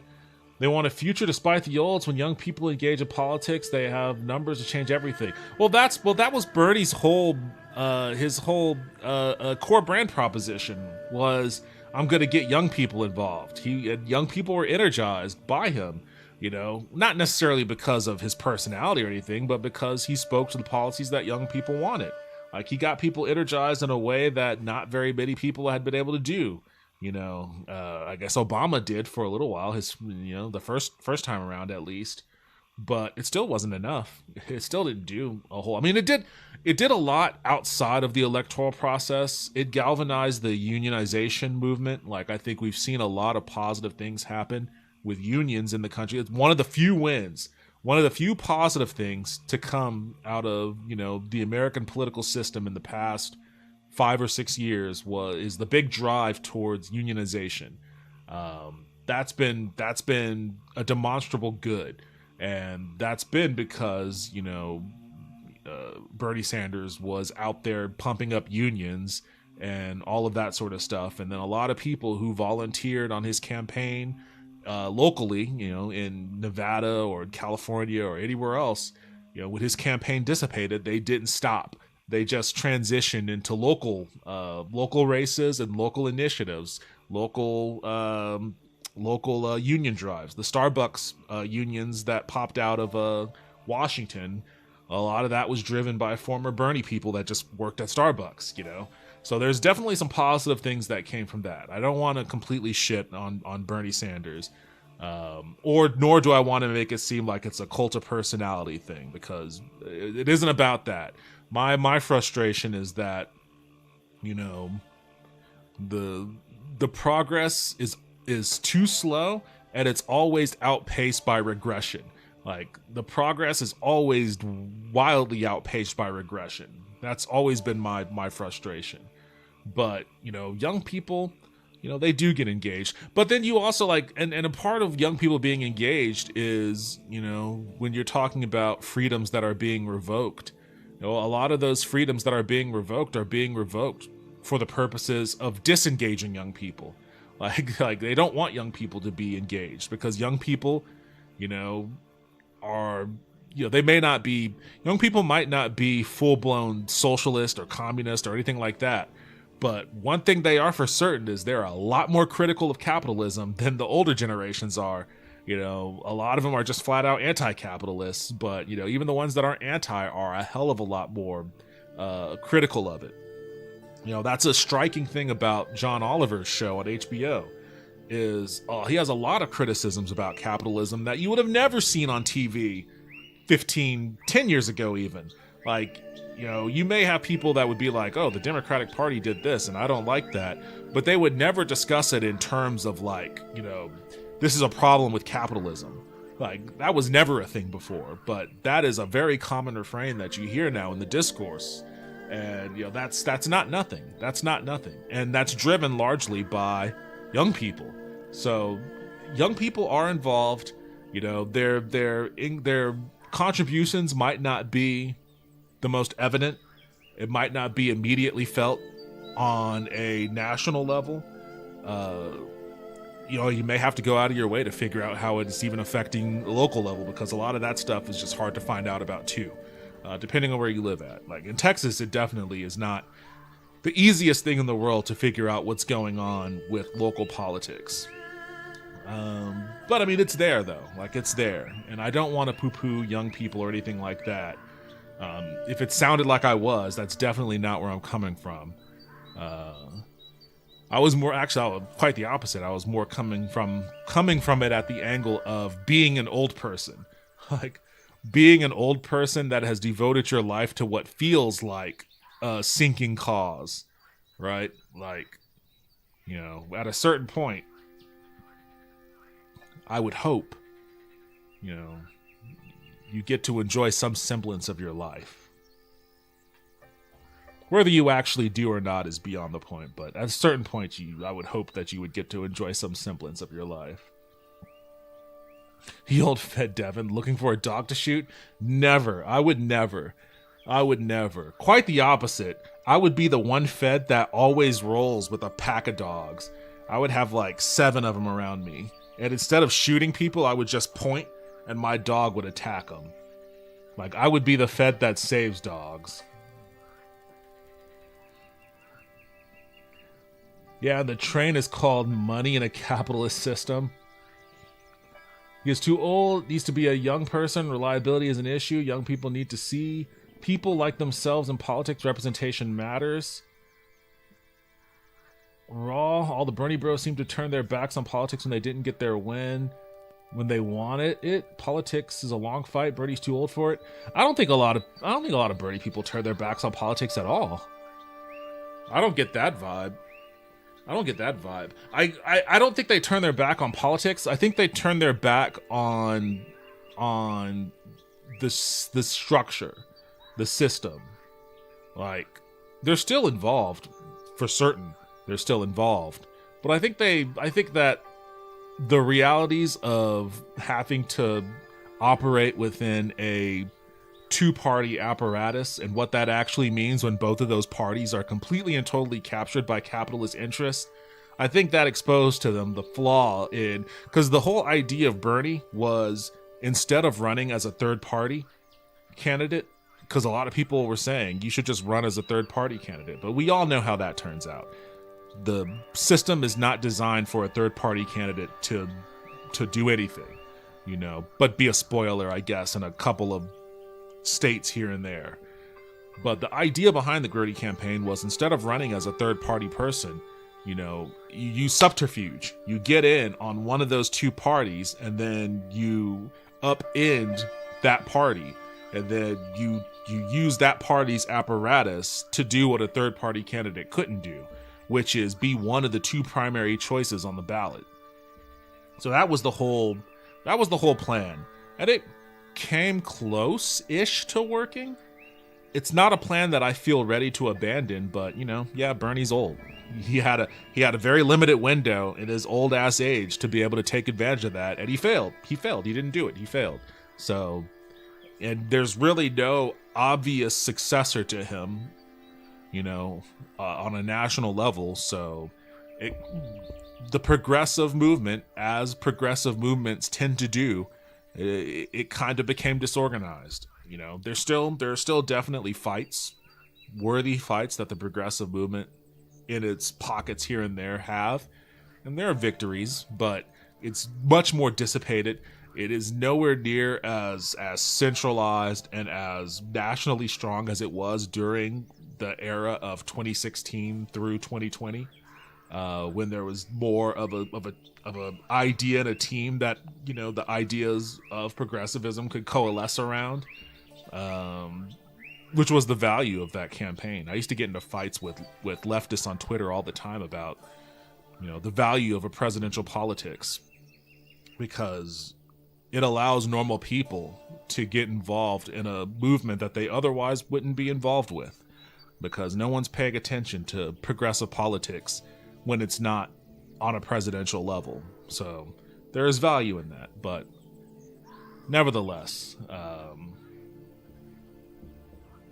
Robert Reich, who served under Clinton as labor secretary, was exactly talking about those things, still is. Yeah, he's another one of those guys. He's been around for ages. He's probably bumping up into his 80s at this point. He's gotten more progressive as the years have gone on. He wasn't a particularly great labor secretary under Clinton, but he's definitely shifted his ideology throughout the years as a result of just witnessing, you know, what's been happening. But no, it's not a bad thing for the quote-unquote elder statesmen to be Sherpas of the young progressive movement, but at a certain point, we are going to have younger people take over that role. Eventually, the young people of today will be old. Well, I'm living proof of that. I was so used to being the youngest person in my friends group. I was always the youngest one, and now I've got this full gray beard, and it's like, damn, where did my years go? Where did all my years go? I worked in politics. The Bernie fans never got on board to the larger fight against the conservative domination of the courts. They were self-absorbed lot that were not looking to play for a team. I radically disagree with that. Well, I disagree with the second part. As far as not getting involved with fights on the court, that's just Democrats in general. Like, that's the problem with Democrats, with all, even like the most diehard, Clinton supporters, Biden supporters, what was his name? Martin O'Malley supporters, whatever normal Democrat there is out there is never a focus on the courts. When it comes to electoral politics, there's never that focus, which is why everything is dominated by conservatives, because conservatives have a machine that is built. I mean, that was Mitch McConnell's whole project. It was a machine that was built to stack courts, to pack courts with conservative judges at every level, whether it's the Supreme Court, the appeals court, whatever circuit that there was a empty seat, you would put a conservative there, and that's the only reason that those guys existed. And conservative voters will vote for Supreme Court seats. Like, you can be a conservative and you can campaign on the Supreme Court. That's not something that Democrats are used to doing. Like, Democrats don't generally campaign for the Supreme Court. Even right now, and I don't know what the deal is, maybe they're saving it for later in the electoral cycle, but even right now, Joe Biden's not really doing a whole lot of talking about Roe v. Wade, which should be like the driving campaign point. Like, Roe v. Wade and the makeup of the Supreme Court, and anything involving the Supreme Court, whether you're talking about reforming the courts, court packing, adding judges, or whether you're just talking about, hey, we may have some vacancies, Sotomayor seems to have health issues, and Clarence Thomas isn't getting any younger, despite the billions of dollars he's taken, probably going towards keeping himself young. Like, he ain't getting any younger, so we're probably going to have some vacancies. We don't want to have a repeat of what happened when those vacancies occurred under Trump. We're not hearing that message, even right now. Maybe their plan is to save that to close to Election Day, but you would think, with things being as tenuous as they are, you would think there'd be more talk about that. But courts have never been a focus of Democrats. They haven't been a focus of progressives either. Like, that's also been a very weak point for progressives too. I wouldn't call any subsect of the left out for that. Not Bernie people, not Clinton people. Like, I wouldn't call any specific sect of the left out for that, because that's a left problem across the board. And it doesn't seem like it's going to get any better, because no one's talking about it even right now. And you would think now would be the time to talk about it, because nobody in the country is happy with the Supreme Court. Like, the Supreme Court has never had lower approval ratings, and just about every story that comes out about them seems to be about corruption, like rampant, obvious corruption. So if ever there was a time to make the courts an issue, now would seem to be that time. And I just don't see a whole lot of evidence of that happening. So,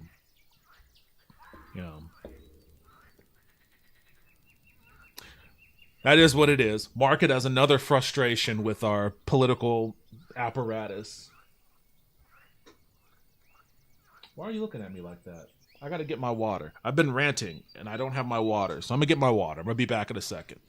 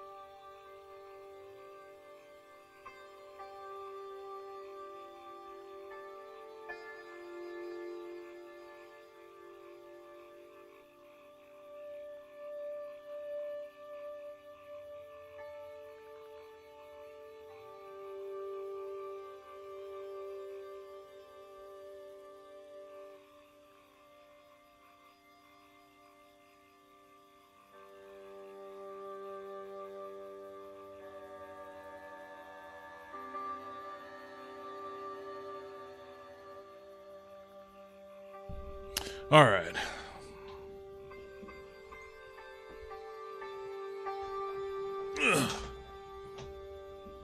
I've just been staring at this dude with a sword in his chest for like an hour.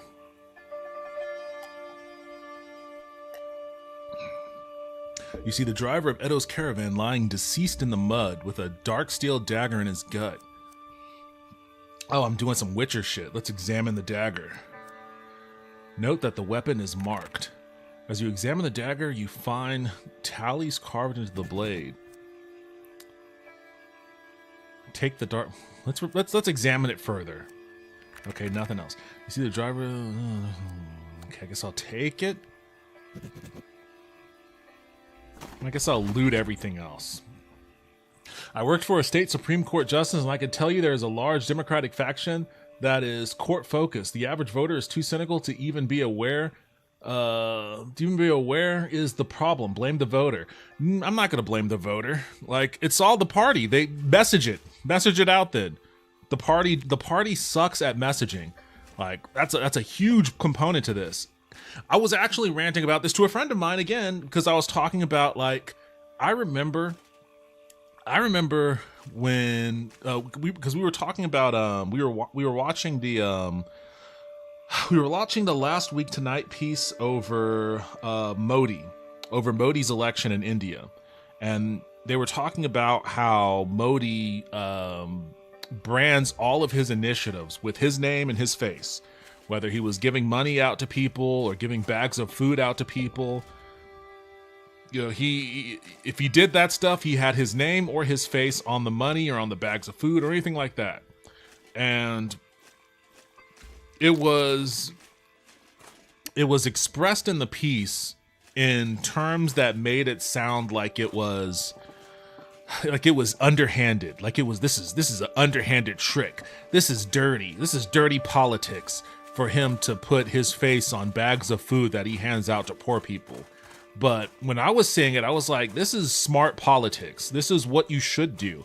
And I remember when Obama was coming into office in 2008 or 2009, there was this initiative, you know, after the housing collapse and the economy was crushed and et cetera, that they were going to invest all this money in infrastructure, building up highways, repairing bridges, etc.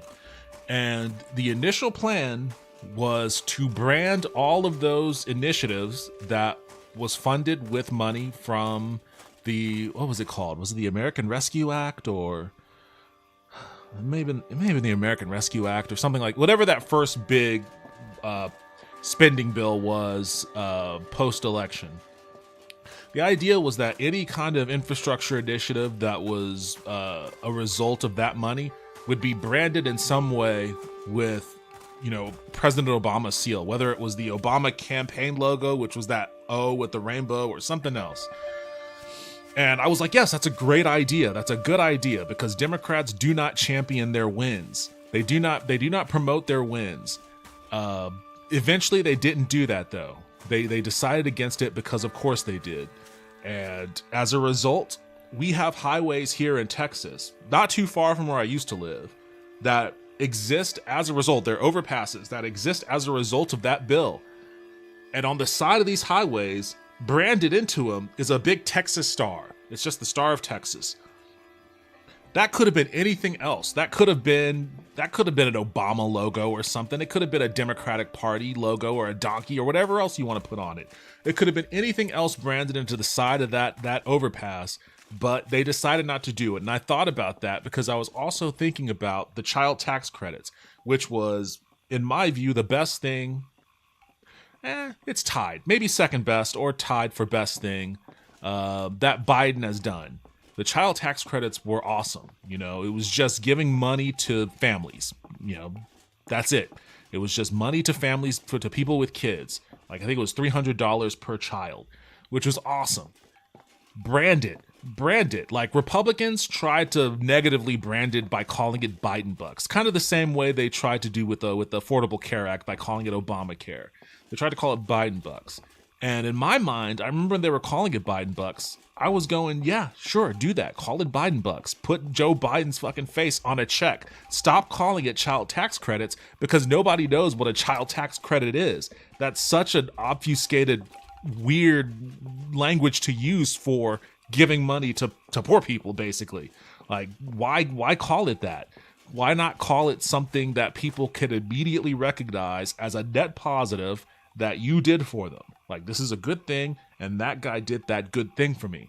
So brand it something other than child tax credits. But they didn't.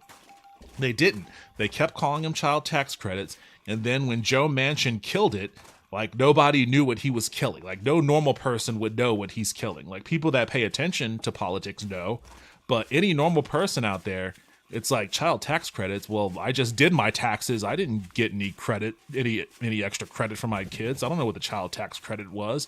It's like, it's not about doing your taxes. It's about the money that you get, per, whatever, having how many kids you have.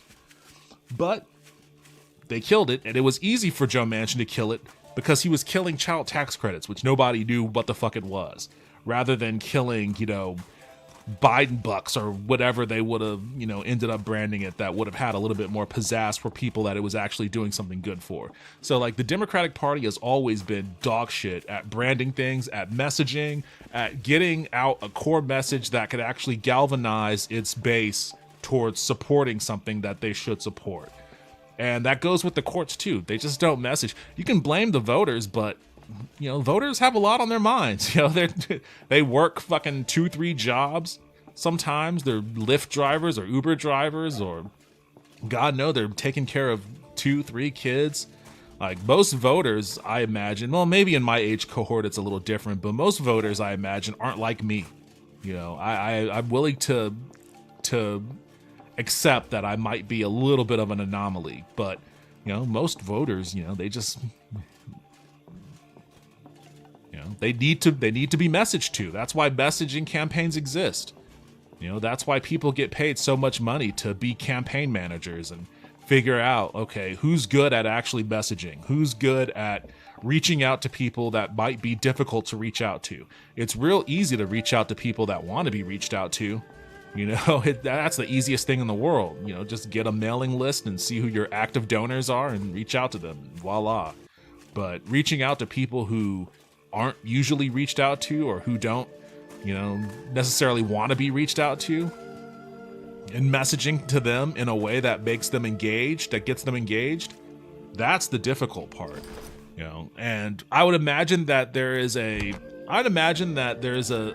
conscious decision being made on the part of Democratic establishment campaign workers that talking about courts aren't sexy for their target demographic, and I understand why they would why they would have that reaction. In many years past, maybe it wasn't super sexy to talk about, but find a way to make it sexy is basically what I'm saying. Find a way to make it sexy. Like, your job is to message. That's your job. Message.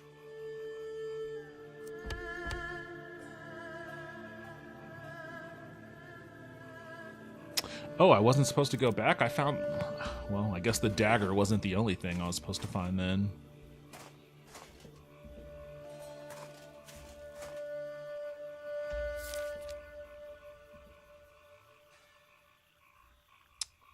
Alright, well, I guess I'll go back over there then.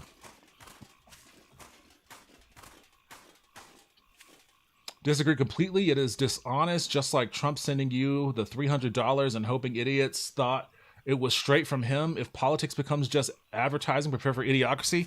Dude, what are you talking about? Politics is advertising. That's all. That's the overwhelming majority of what politics is straight up advertising. That's why we have to deal with guys like Donald Trump. If that wasn't the case, then we'd be talking about President John Kerry. Like, windsurfing and swift boating wouldn't be a thing if politics wasn't largely advertising. Like, that's, if you're a policy wonk, that's probably the last thing you want to hear. But you know what? That's what gets people to the polls. That's what gets people elected. John Edwards was, he was great at being, a sort of and I guess Obama too, at being a bridge between the policy wonk world and the advertising world. Now, unfortunately, that guy turned out to be a colossal scumbag, and that completely tanked any possibility of him doing anything worthwhile. But like, he was the first person to really, on the mainstream level, actually talk about, and he had a good way of messaging income inequality, wealth disparity. When he talked about two Americas. He talked about the two Americas, which on the face of it, that's a pretty obscure way to talk about income inequality. But it was, at the time, in a slightly less sophisticated political landscape, it was a pretty effective way of talking about income inequality. It was the first person to really talk about it on, such a big stage like that too.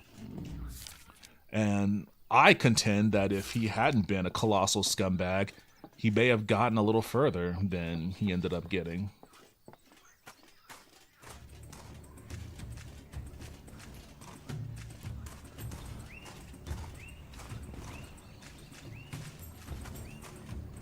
I guess I'll fight you.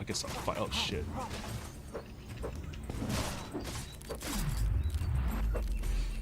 Why not? I need the experience.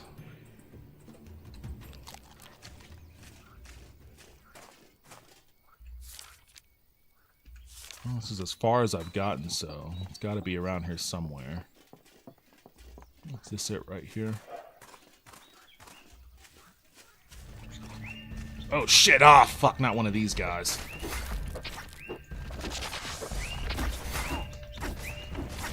Oh, I'm wrecking him.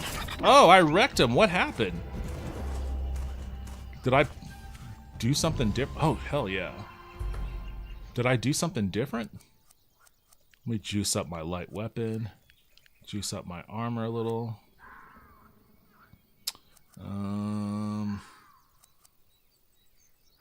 Juice up my speech. You never know when I'll have to convince somebody.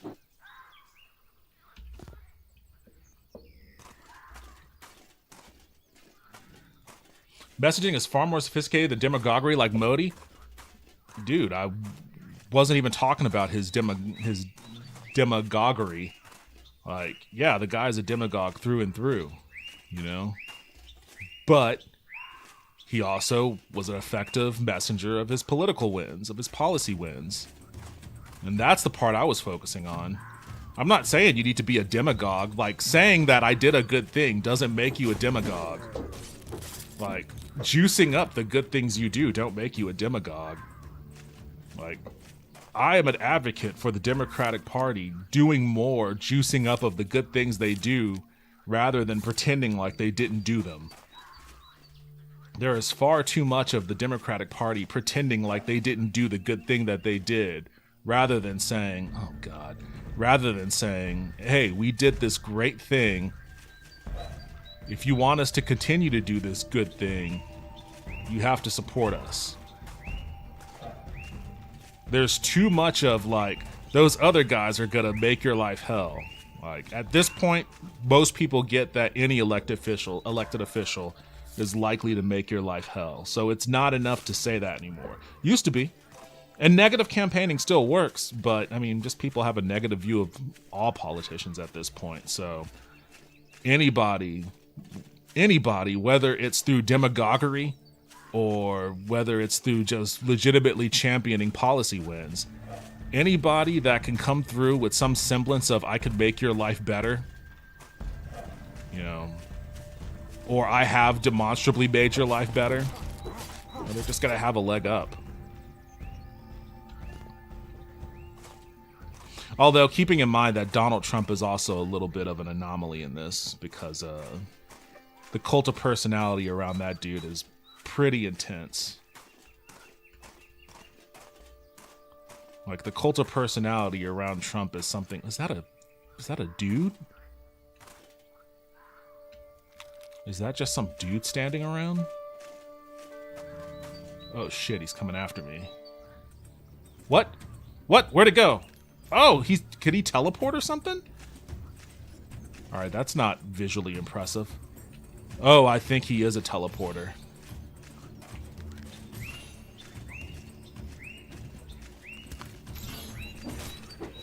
Level 25, teleporting Kimashi. I wish I had my fireball spell. Oh, he teleported behind me. Oh. This guy's gonna kill me for sure.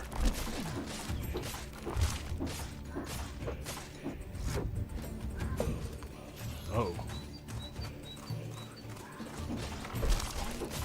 Oh, I got him. Wait, no, I didn't. Oh, fuck. Oops.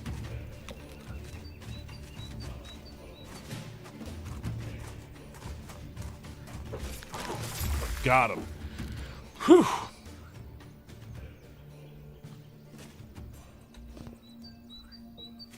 Alright, I have no idea where I am. Where was that? I wish that the map had been marked with wherever that caravan was when I found it.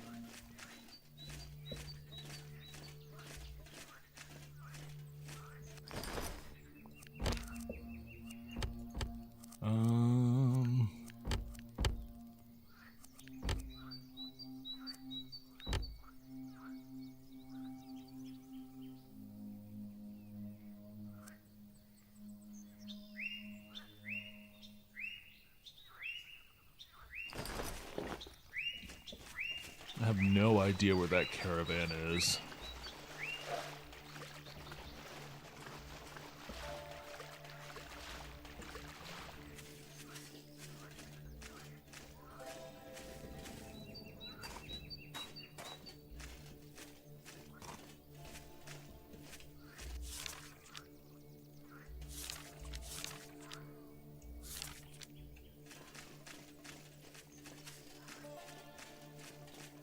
I thought I had examined everything from there, though, but I guess not.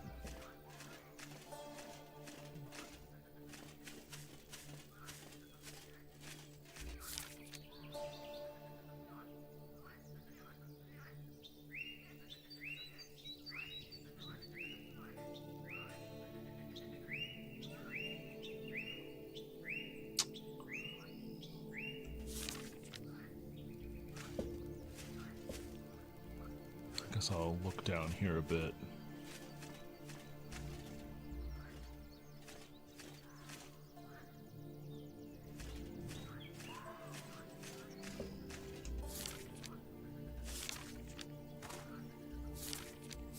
I think that's the way I came.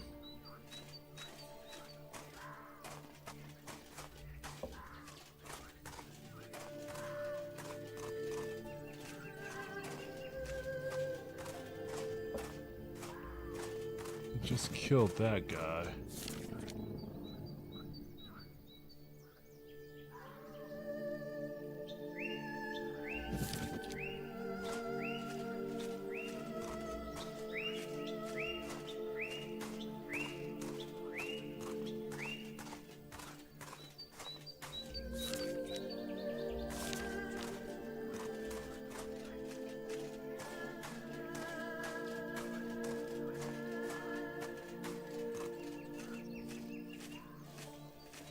Man, where the hell did I find that thing? Oh, shit.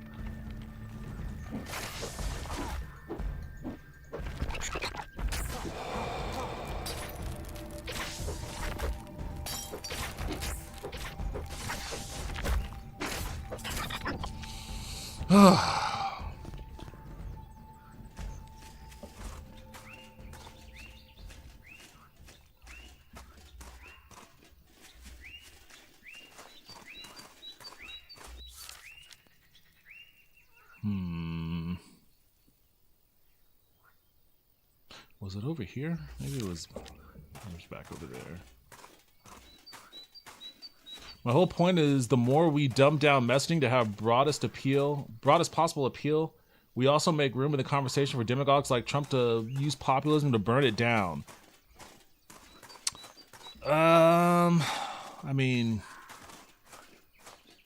you can't be afraid of what the other guy is gonna do. Is I guess my response to that. Because they're always gonna be faux populist. They're always gonna be faux populist. The idea isn't to dumb down messaging. It's not dumbing down messaging. It's about messaging in general. It's about being an effective communicator. Like, I don't want the message to be dumbed down. I just want it to be communicated effectively. And like, I think being afraid of what your opposition is gonna do in response is, I think that's not the right way to look at it.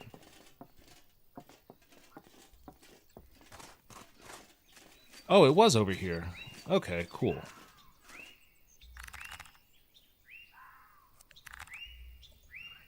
What else could I be investigating over here? Well, I guess there's just some stuff I can steal.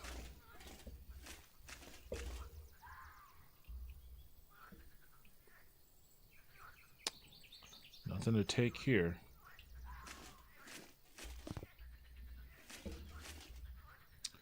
Dislodged wheel. Take a closer look. Note the distance of the wheel to the wagon. Awesome. Athletics check pass. This wheel weighs far too much for anyone to simply move it across the road. This caravan either met the wrath of some powerful beast or was overcome by multiple aggressors. A solitary wagon wheel rests. Okay.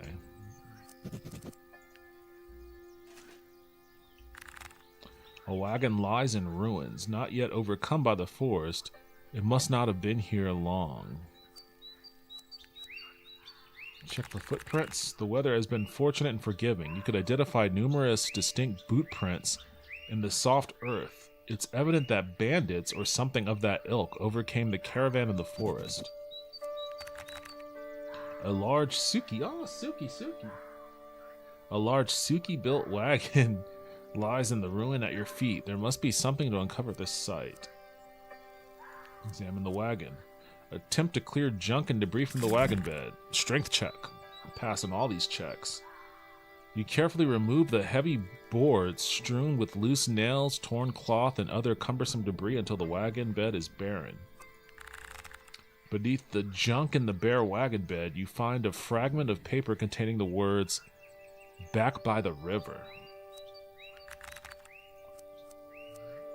Back by the river.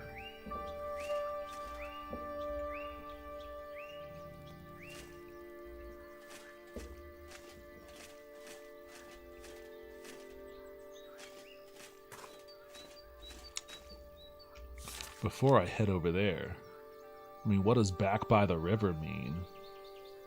I feel like that's a clue for me to go investigate something by a river, but I'm near so many bodies of water.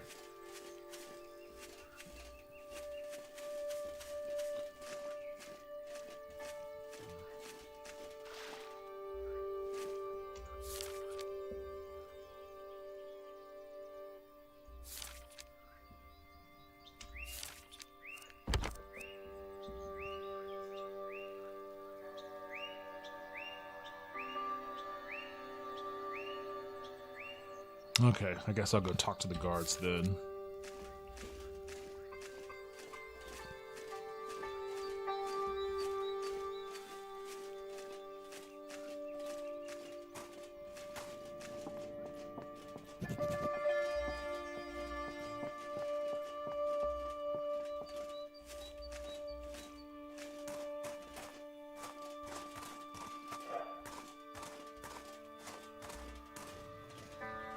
Oh, what the hell? Oh shit, this guy really...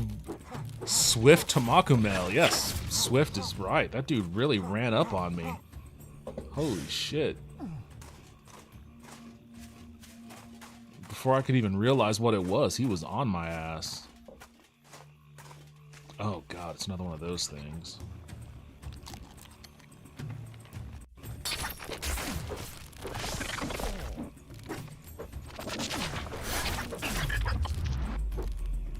Oh man, what the hell? I knocked his ass all the way over there.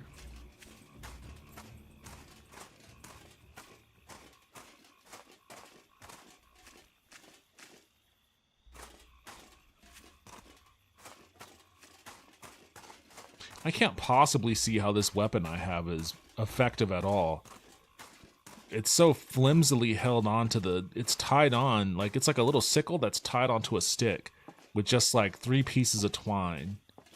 Like, I can't possibly hold that thing in place strong enough for me to like swing it at someone.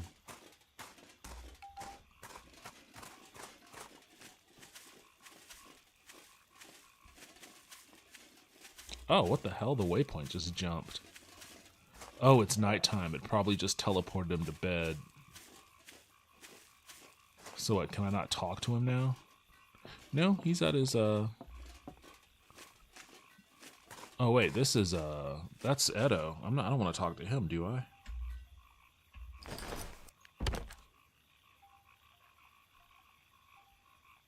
Judging by my findings of the wreckage, I should ask the guards. Yeah, I should ask the guards first. I don't want to talk to Edo. I think that's Edo. Yeah, that's Edo. I don't want to talk to him. Hi. No, I'm going to find the guards. Hi.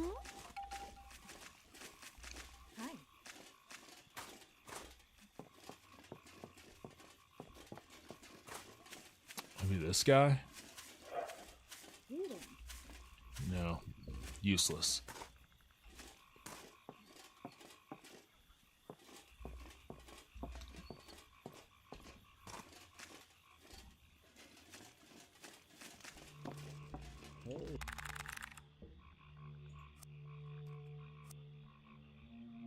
Why can't I talk to this guy about it?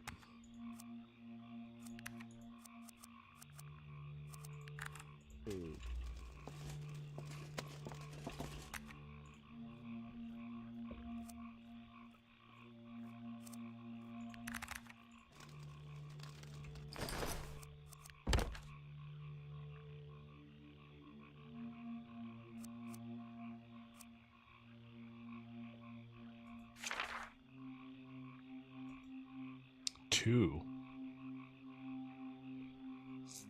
Where's page 1?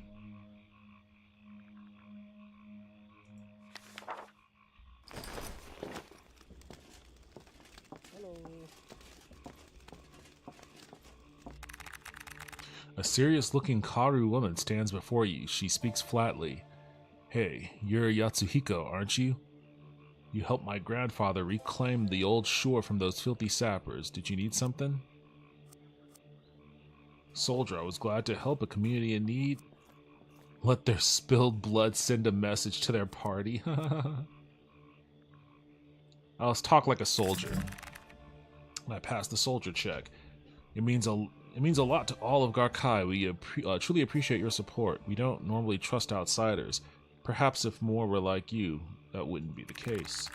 I'm glad they're gone, but I know a Karu or 2 from the temple, and on the... Wait, what? But I know a Karu or 2 from the temple, and on that cleanup crew that weren't thrilled with the mess he made on the ancient ground. But like I said, that sap is sacred, and so is that ground. If those sappers weren't going to leave peacefully, as criminals often don't, something else had to be done. Hello. I don't know where that guard I was talking to before. I guess it wasn't either of those two. Maybe I do just have to talk to Edo.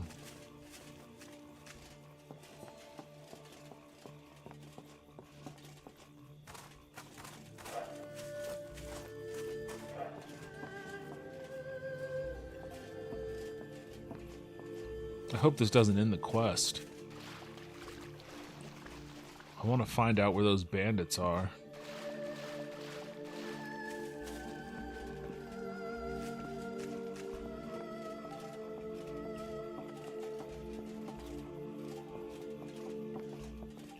What? Where's the waypoint taking me?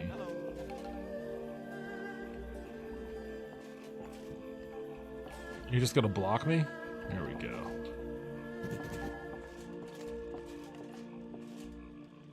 Oh. He passed out. I guess I just have to wait until the morning then.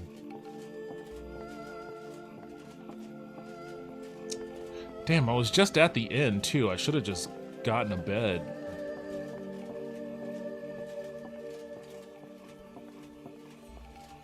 Where the heck is the inn?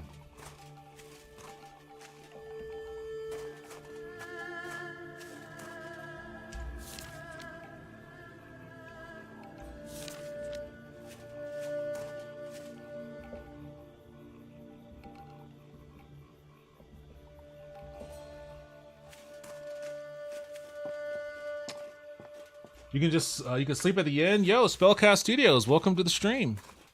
How are you doing? Yeah, I know I could sleep at the inn. I was just there, and then I left, and now I can't find my way back to it. Maybe I think this way. Hello.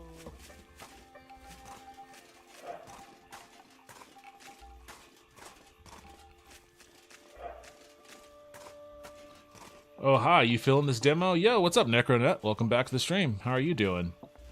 So far I'm feeling it, yeah. The funny thing is, like, here it is. I saw that it was posited to me as like an indie daggerfall. And of course, obviously, you know how I feel about daggerfall. But honestly, it feels more like Morrowind. Yes, give me a room.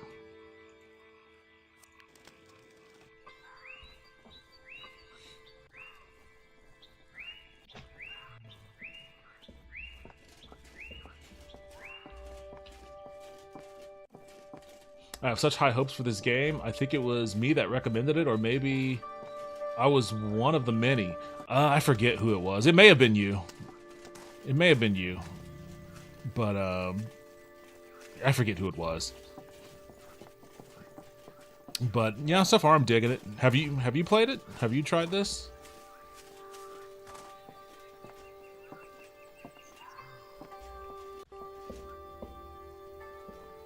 There he is. There you are.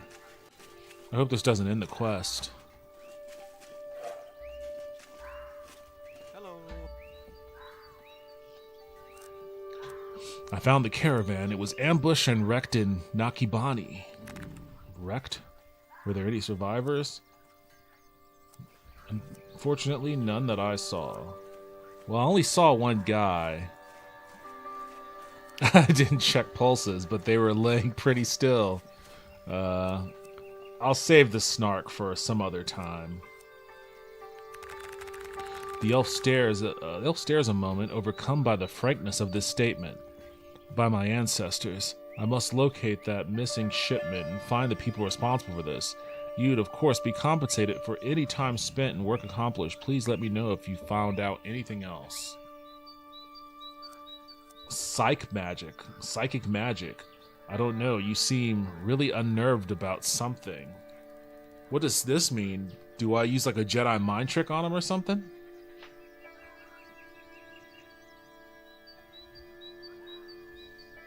I have. I love the theme and the freedom. Yeah, it's very open-ended, it seems, which, you know, for me it can be a problem. It could be a bit of a problem. Also, hi Spellcast Studios, can't wait to see the rest of this game. Oh, Spellcast Studios. I guess I should have put it together. I just read the name and didn't connect it in my brain. Developer of this one, huh? Is this Jedi mind trick? Ooh, failed. Ugh, nope. Well, of course I'm unnerved. A caravan of Vaisha I've known for ages vanished from the face of the realm at the worst possible time in possession of the worst possible shipment. Did you even mean to say such a moronic thought out loud? I'll do you a favor and forget you actually said that, but keep an eye out for traces of whoever did this. I'd pay good coin to know most of what I have left. Come find me if you encounter anything worth sharing, or if you run short on ideas.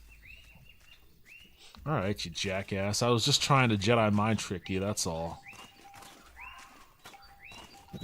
Alright, well, let's see.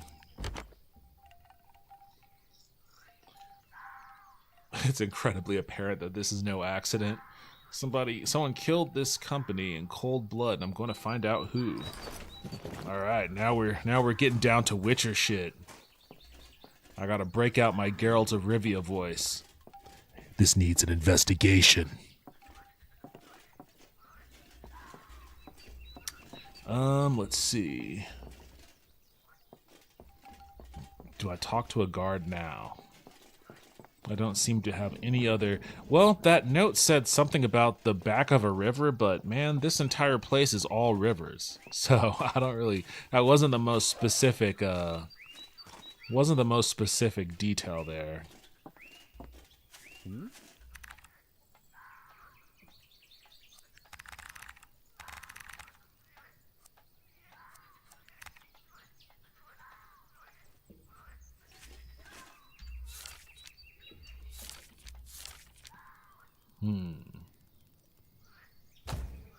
Oops.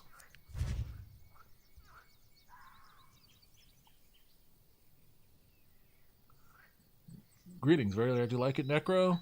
Feels like Daggerfall, and Daggerfall is my heart. That's the thing. Like I feel like it feels like Morrowind more, and it's weird for me to say that because I very famously am not a fan of Morrowind, but I do like this. I guess maybe there is some Daggerfall to it, but Elder Scrolls nonetheless, and I think a pretty solid interpretation of it.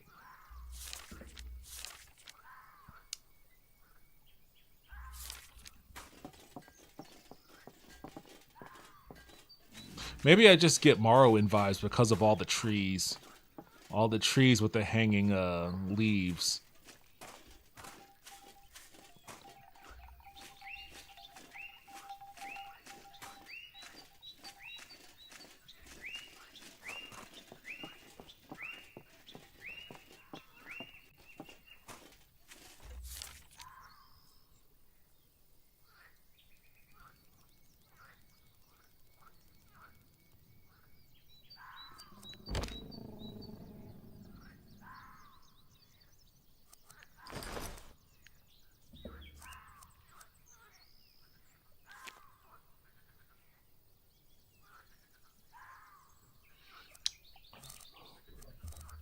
Scandalous note. Note to caravan. Remember, men, we're not hauling materials around the lake. This is a major shipment. The Nakibani is formidable, but there's a mound of coin in this for everyone if you get this cargo back in one piece. Remember, slow and steady. Don't let your guard down for a second. I want all of you back at one piece. All of you back in one piece. I await your safe return. Okay, so this is what Edo puts out. But what was the note that I saw that said something about back of a river? Back to the river. What does that mean?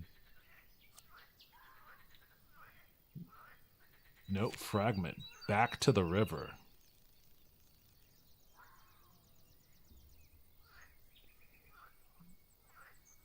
And maybe that Morrowind vibe can also come from the almost otherworldly nature to it. It's more inspired by Morrowind, but definitely has some Daggerfall inspirations as well. Honestly, I'd like to add more in the future. I'm a huge fan of the more simulation feel of Dagger.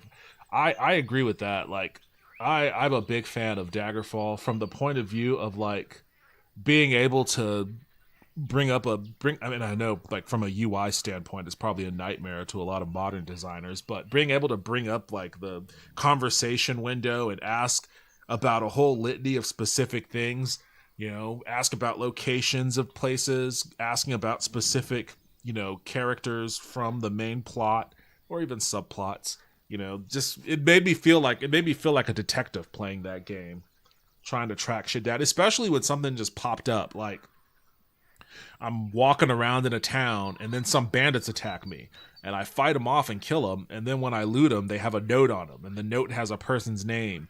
And then I could just go around asking people about the name from that note and they'll tell me, someone on random will tell me I could find that person in some town. And then I go to that town and I ask around and then I find that person in a tavern or something and we get into a fight.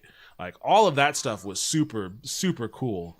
You know, and I want more of that. I want more stuff like that in my gaming. Back to the river. I don't know what that means. Ardenfall feels real, but also very never-ending story. Never-ending story. I haven't watched that since I was a kid. I have zero recollections of that movie, honestly.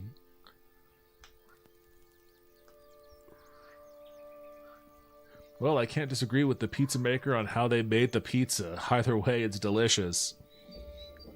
Shakaroni, ugh. Why do you remind me of that? The disgusting image of Shaquille O'Neal clutching a handful of pepperoni is the last thing I want to think about when I think about pizza.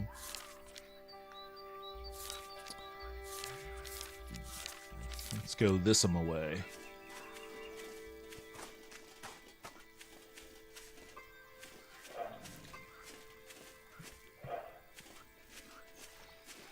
Man, this guy has no stamina. You gotta work on your stamina, buddy. Get on a treadmill.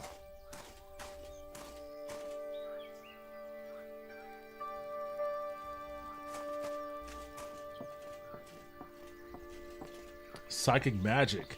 You think to yourself, perhaps you should travel to where the note mentions he'll see it eventually. Look, I have been told at many points of time in the past that my toxic trait is not reading. So maybe I read something. Maybe I didn't read something, or I didn't pay attention to something. Nakibani? Is that a place? I thought that was a person or a people. And this just says back to the river. And I don't know what the hell back to the river means. Like, look, most of this is like river and pond and shit. Unless I'm missing something. Unless there's something I haven't discovered. So, you know. There's no surprise there.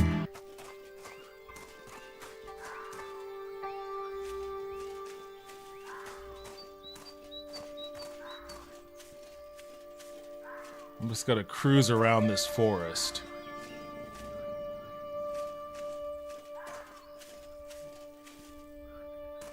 Looks like a big river near that bridge.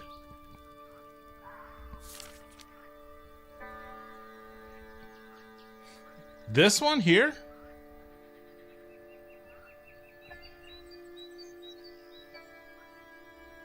Where am I? Oh, here I am. I guess. If you want to be overly specific about rivers and bridges, I guess.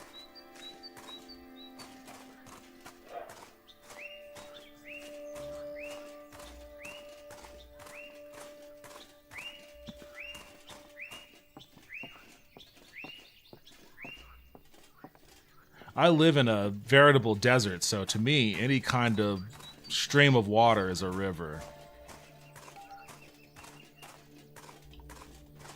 I think I already talked to that guy. He doesn't have much to say to me.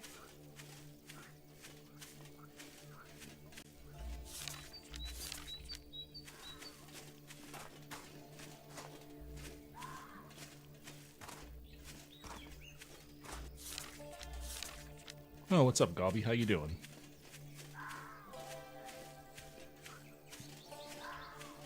I may or may not have played this, but I also don't want to spoil their backseat. Well, I don't mind the occasional hint if I'm obviously just going to go wandering about in the completely opposite direction from time to time.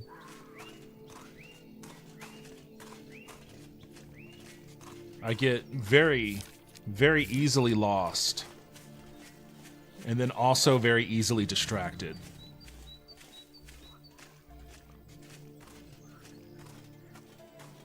Oh, it's starting to rain.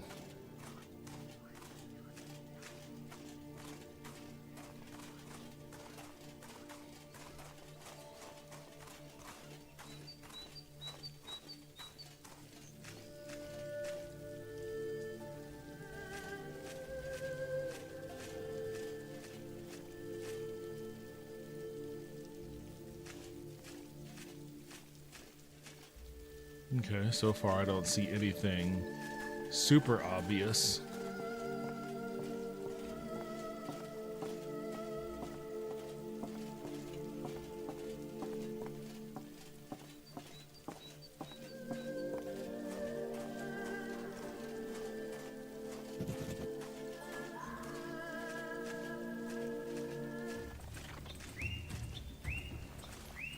Oh shit.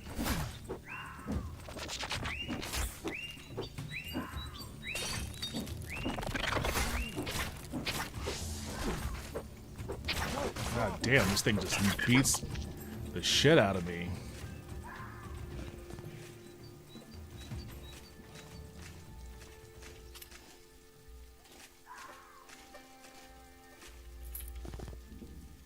There's a stash of shit over here.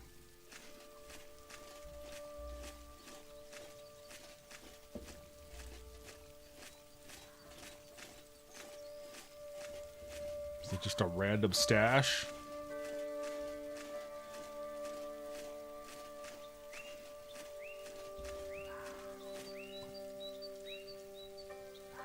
I haven't played this, but I could tell you that in the end, it doesn't even matter. You'll try so hard and get so far.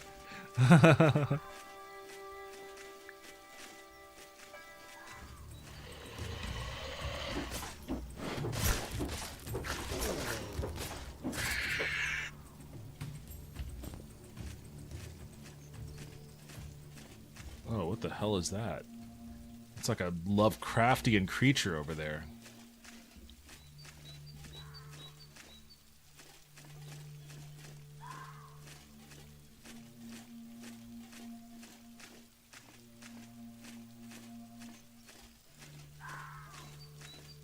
This looks like a fortress of some sort.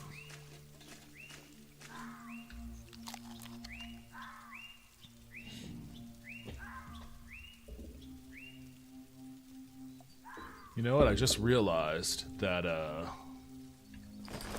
you guys can't see my health bar because of my socials. So let me get rid of that. There you go.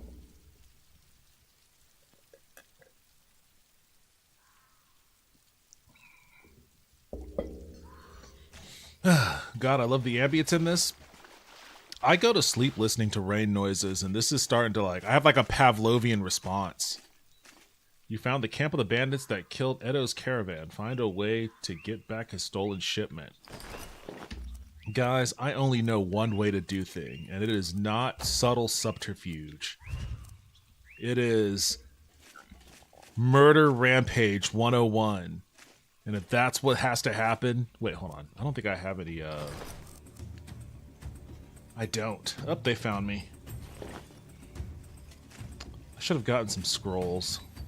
Alright, well, let's see what happens on this run. Oh, this guy's a fucking flaming sword? What the fuck? Alright, I dropped him. Oh, you guys did not come to the party prepared, man. What is going on here? Did I wake you guys up or something? Look, this guy, he's like, I'm just going back to bed. God damn, I was expecting more of a fight than that. I was like, it's too early for this shit. Where's that guy with the flaming sword? Burning Sylvanite dagger.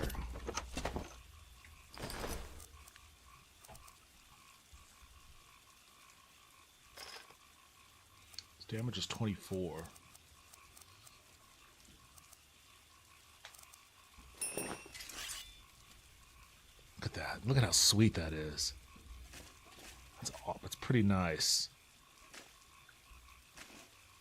Swing with left mouse. I wish I wasn't such a slow reader.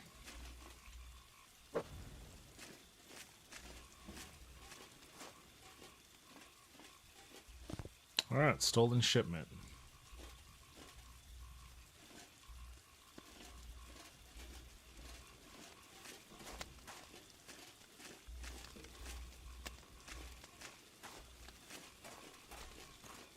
AI was definitely not the demo strong suit. It happens.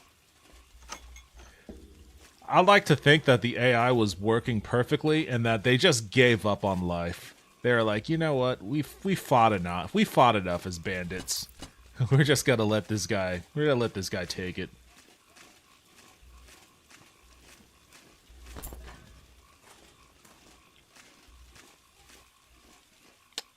Bone short sword.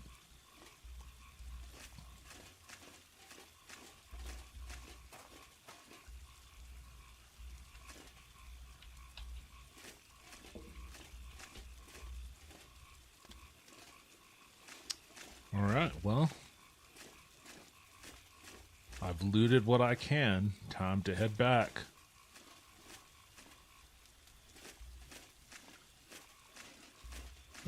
I went full stealth and subterfuge, so this is my first exposure to that happening. That's funny. Like, you're the total opposite player than me. I just barge in head first, and they weren't expecting that. They were like, we weren't expecting someone to be dumb enough to actually charge in here with no battle plan and just start swinging. But, hey, you know what? Sometimes it works in your favor. Sometimes it doesn't. Sometimes it does. I'm just walking around with this glowing knife. Like some enchanted Jason Voorhees.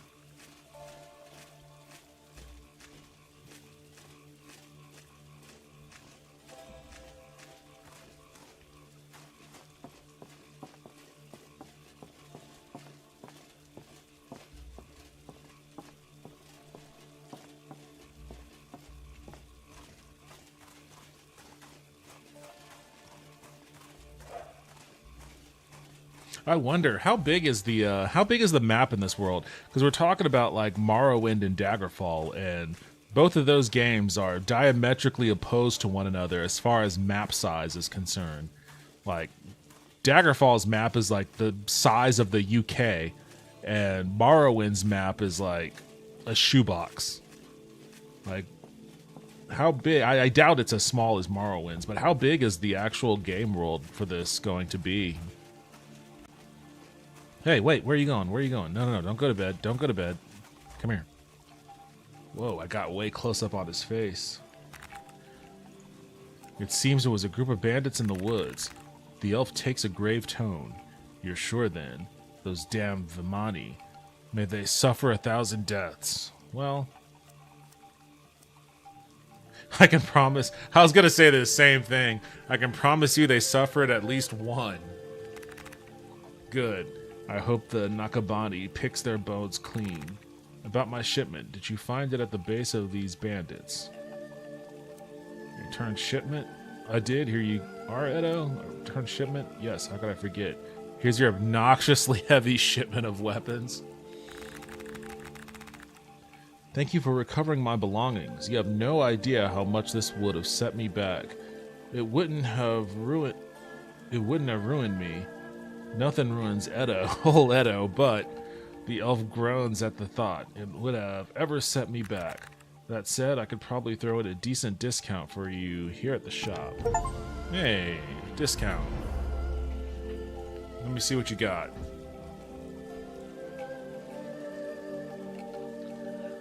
To be fair, IRL, I am a face tank lacking all subtlety, so I gotta roleplay my polar opposite. I don't even know what I am, IRL. I guess IRL, I'm a diplomat. I use the gilded tongue to convince my way about things, so I guess maybe I'm playing the opposite of that too.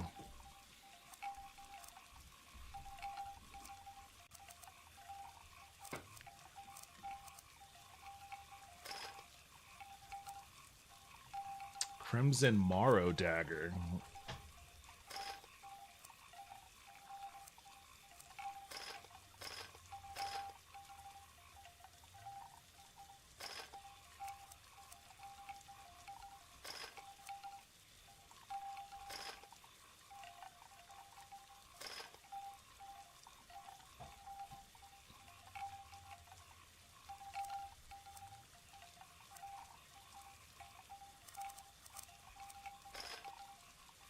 May as well sell the one that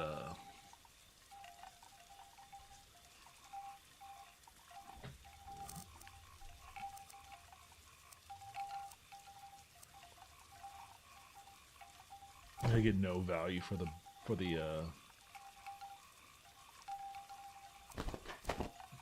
bucket. May as well ditch the boots. And the cheap rings.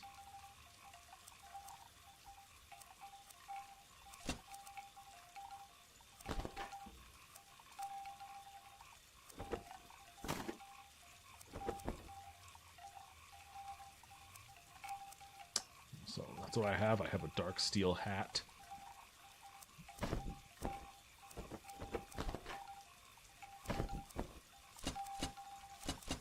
Got a whole lot of pants. I'm just like outfitting this dude.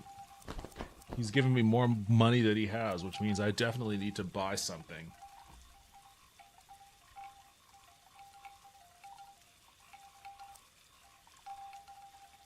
What does he have?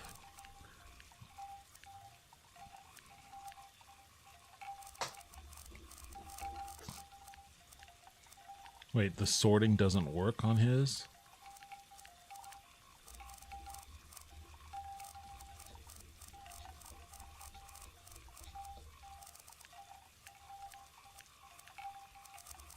I don't get what's happening.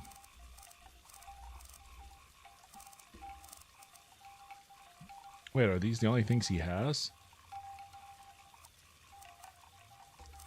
Alright, well then give me a bunch of my shit back.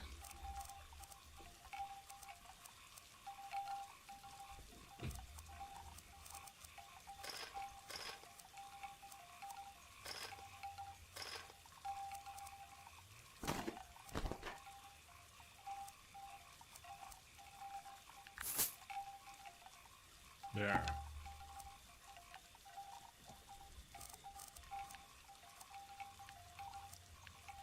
He doesn't have any scrolls or consumables. Alright, fair enough then, guy. Fair enough.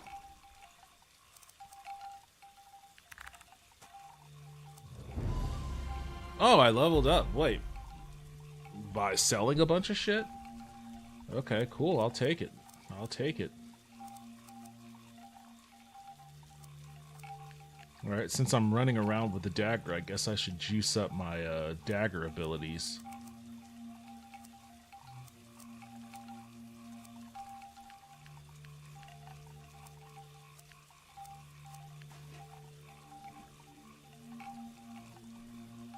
You could be the party lead then? You a paladin and my barbarian. Begs the question, are you IRL lawful good to my IRL chaotic good? No. No. I don't know what let me think about that for a second. Because I'm constantly telling a friend of mine, I'm always being like, you don't have to follow every rule.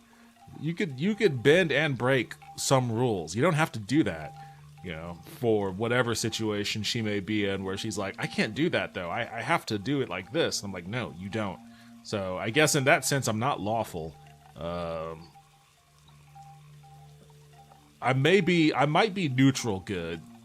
I don't know if I'm chaotic good. I might be neutral good.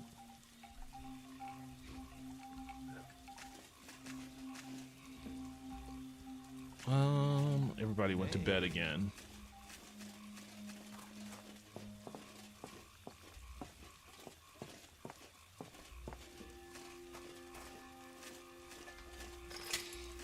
I'll stop freaking people out. There's this dude running around with a glowing knife.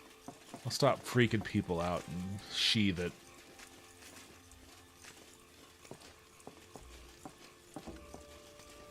Greetings. Actually, you know what? Let me see what you have. Food-wise.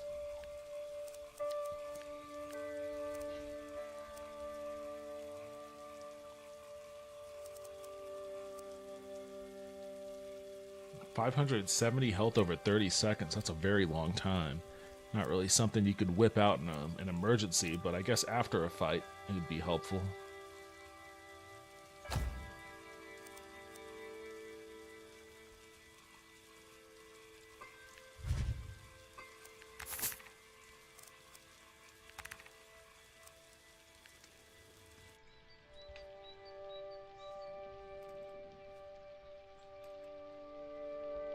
I admire the thought that went into that, and that is, by definition, not chaotic. Yeah, I don't think I'm chaotic. I think I'm a little bit too deliberate, but I'm also very flexible with rules.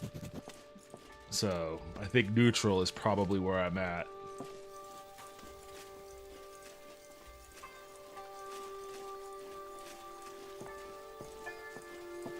I don't like how sleeping at an inn doesn't restore my health.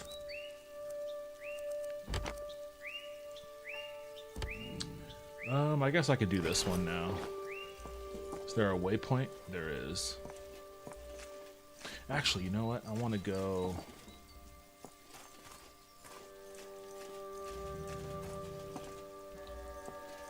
Who sells scrolls? Do any of these guys sell scrolls?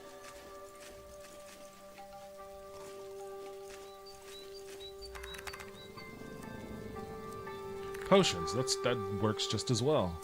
What do you got for me? Levitation. Give me all of those.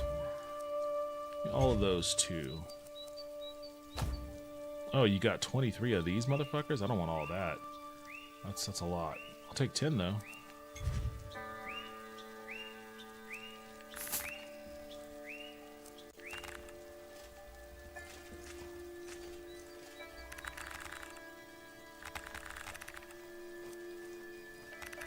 Footwear. This dude is selling Nikes. I don't think he has anything that's better than what I have, so... Well, no, this one is.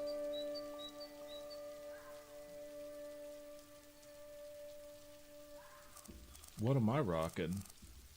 Dark steel greaves? Wait, I don't get it. Oh, wait, that's light armor. This is heavy armor. I'll stick with what I got. Hi. You don't have anything I want. Who sells scrolls? I need somebody that sells scrolls. You, I saw your face in my tea leaves. I can't talk here. They might be listening. Okay, that's concerning. Not here, Chimera. Come visit me at my pod if you seek wisdom. The elf unfolds his arms and bows hospitably. Utaga Suki, the wisest and most... Wait, what? The wisest and most impoverished of the Sukis. He's very proud of that fact. Okay, let's see if I can charm him. Let's see what my Riz game is at. Hey, pass the Riz check. The elf squints as he shakes your hand. Pleased to meet you. You have a delightful energy to you. You're not an enchanter, are you? Joking, only joking. You want to believe him, but he's still squinting at you suspiciously. What do you feel like talking about?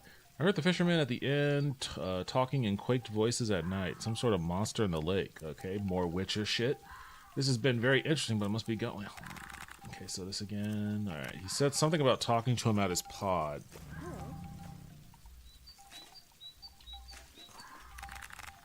You are met with a Karu in distress, clearly trying to keep himself composed. Sorry to trouble you, sir, but have you seen a Yanaki roaming around, perhaps wandering free and unaccompanied, with a ribbon tied to its horn, a red one? It's a Yanaki, a beautiful, majestic creature, a stout and gentle beast with a brilliant horn protruding from his nose, absolutely stunning. I've seen those around, none with a ribbon, though. I see. Well, if you happen to see a Yanaki with a red ribbon tied to her horn, that is Hito, my pet. Please do not harm her. If you can return to me, I will pay handsomely. She's tame and doesn't know how to survive in the wild. A Yanaki with a red ribbon. Okay. I'll keep an eye out. Hopefully my propensity to swing first before realizing what I'm swinging at doesn't end with your pet at the end of my sickle. Maybe this'em away?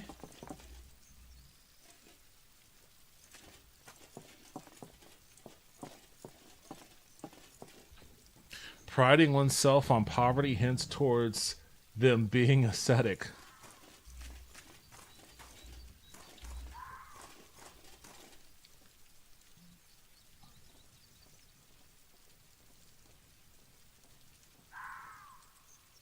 You know what? I got some healing potions, so I think I'm okay. I think I'm okay if I don't have a scroll.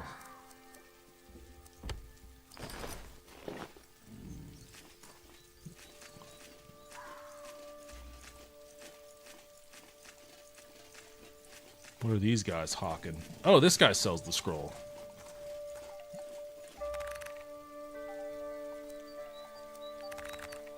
Me, nothing, but if you talk to Hamara, my associate, she handles the stock. Okay, well. Hey.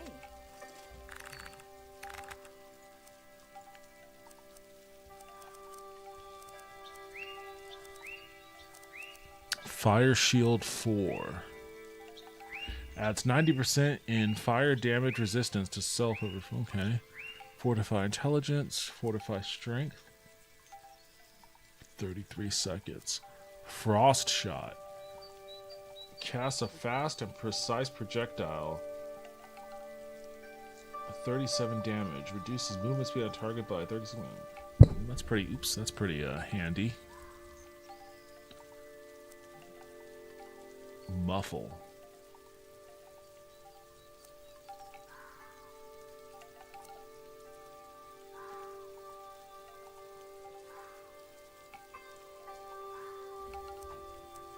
Okay, this is I guess this requires elemental magic skill of 18. I only have 10.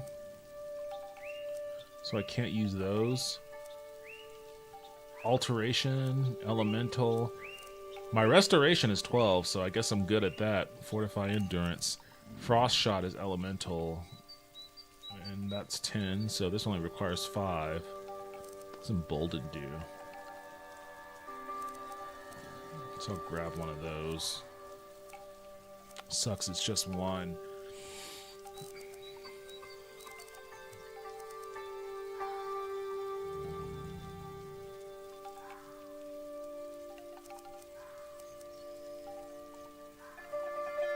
Damn, this requires 25. Alright, well, you know what? I guess I'm okay with just the one thing then.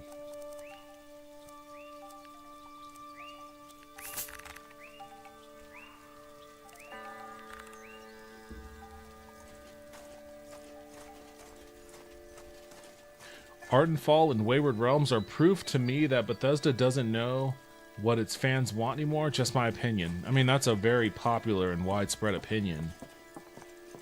I just backed the Wayward Realms Kickstarter the other day.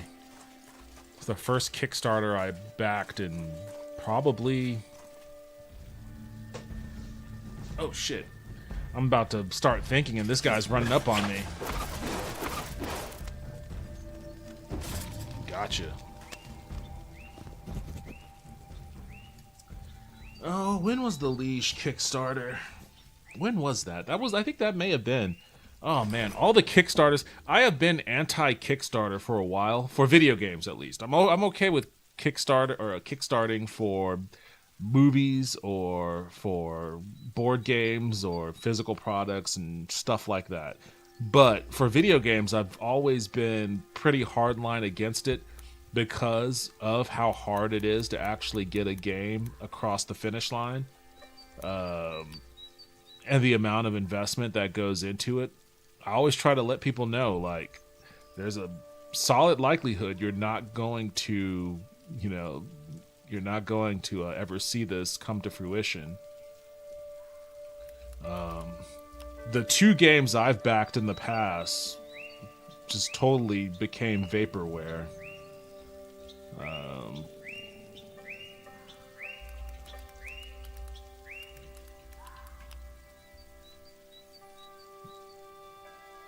When was this backed? 2013. July 28th, 2013. That was the last one. Which was over a decade ago. Yeah, the last Kickstarter I funded was over a decade ago. If that's any indication of the confidence and positive vibes I have for Wayward Realms. I don't even know what happened with Project Phoenix. That was a huge disappointment. What a bummer.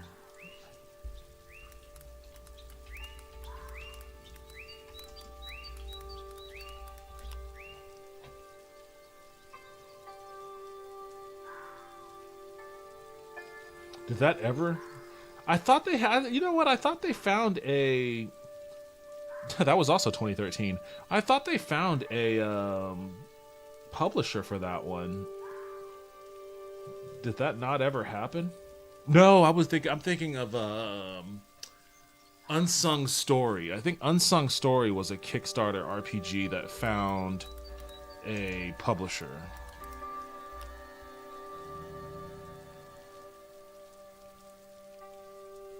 I never actually... I was interested in playing this, but I never actually tried it.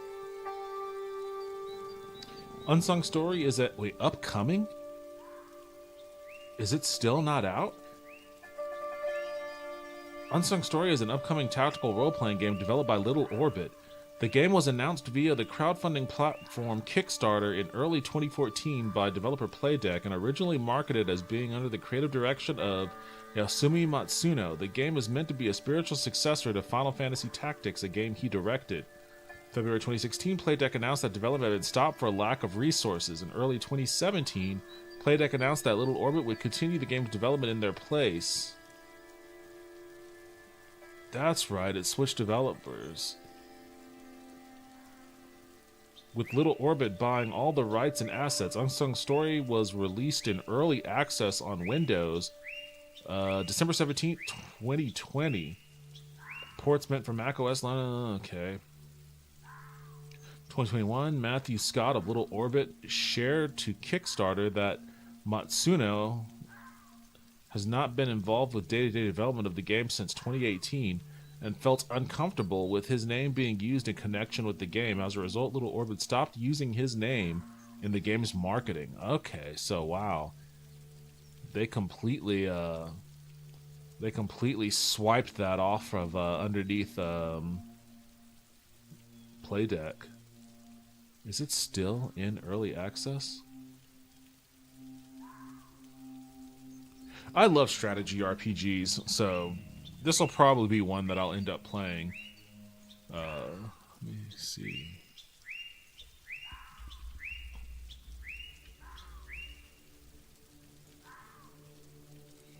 Yeah, I guess it is in early... I mean, you could buy it for $30, but it's in early access. It's been in early access for almost 4 years now. That's a long time for early access. Only 24 reviews and it's mixed, so that doesn't look good. That doesn't look good at all. I interviewed the lead art design director for WR. I'm about to interview the project lead and eventually Ted Peterson himself. That's pretty cool. That's pretty awesome. I can plug that interview up on my YouTube if you want to watch it.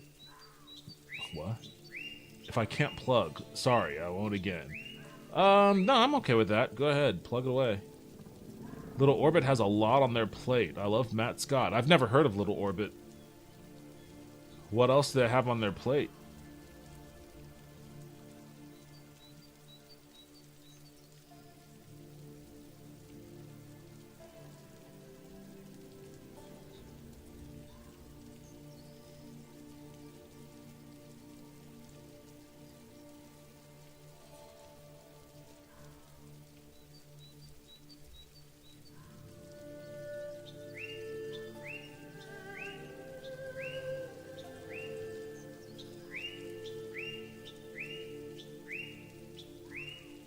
Huh, interesting. Okay, well, I hadn't thought about that game in a while either. Not the game I was initially thinking of, but I guess maybe Project Phoenix just died. It probably just died a silent death somewhere.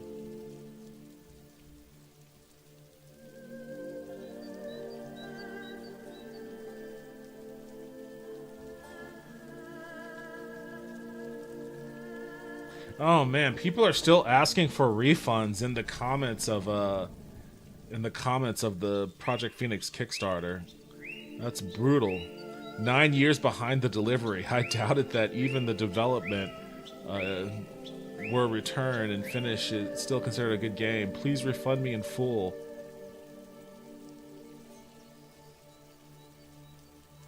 I like how people keep saying I invoke my rights under Kickstarter's terms of use. That won't matter if no one's reading it. Like, you can invoke whatever you want. Like, these dudes are probably, like, have long since disabled their email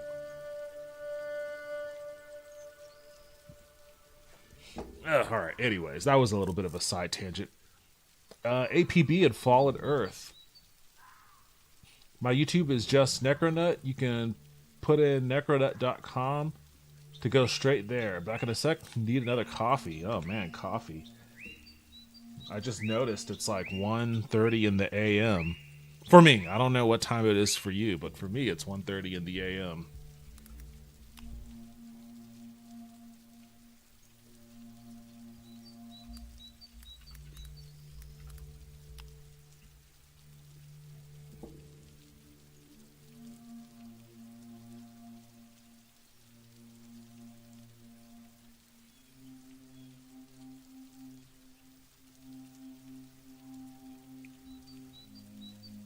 Okay, cool. Yeah, I see. I'll watch this video later. Honestly, I didn't even realize it was this late. I probably need to get to a stopping point and wrap. I'm gonna finish this quest.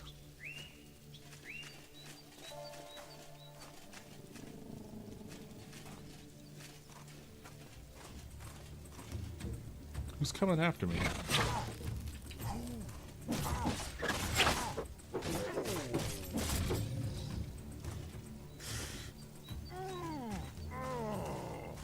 Guy's feeling some pain from that one. Is somebody else after me? Oh shit!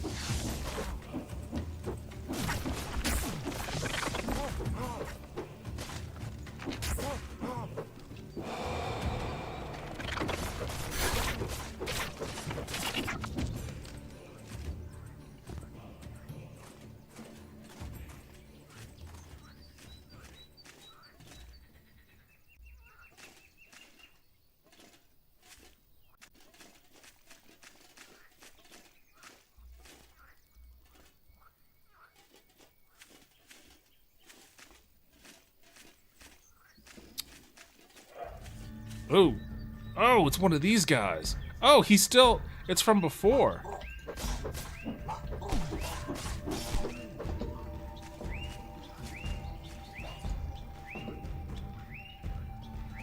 He throw a rock at me? Oh shit.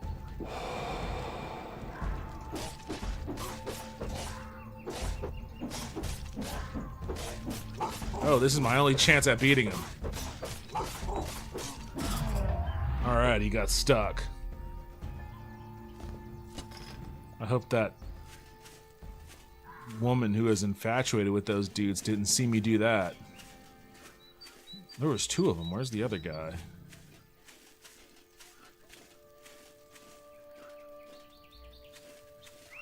You didn't see anything.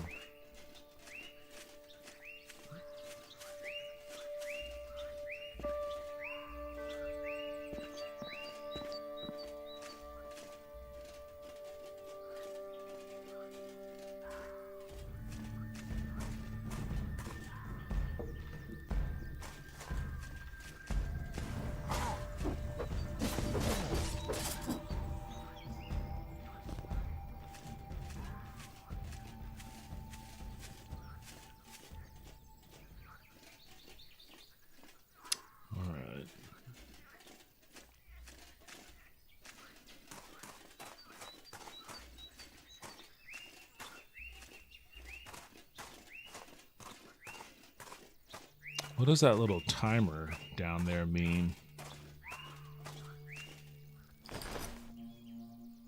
Oh, that's my well-rested thing. Okay.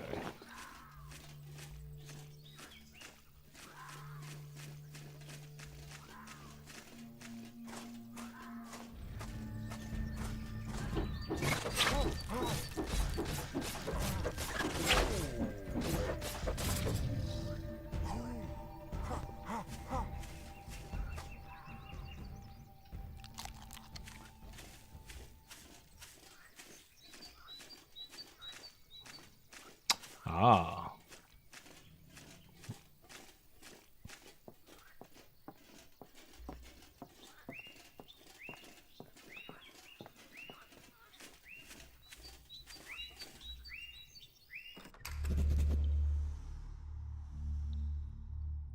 Search the tunnels for Tensi's notes.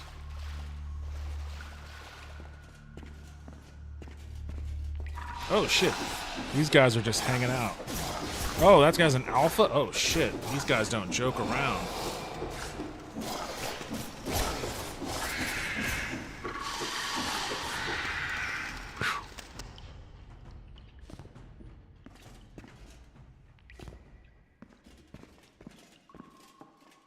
Okay, well, I gotta be a lot more careful coming around corners than that.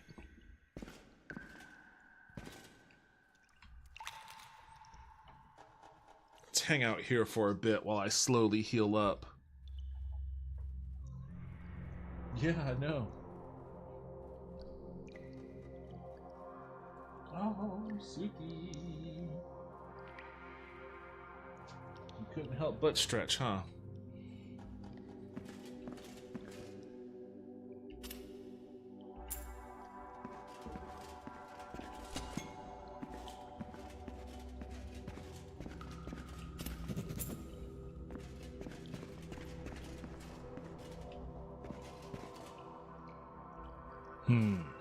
Let's go down this way. Ah, crap. No localized map? I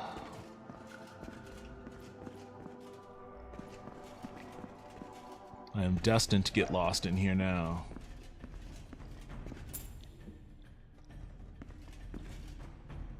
Somebody coming after me?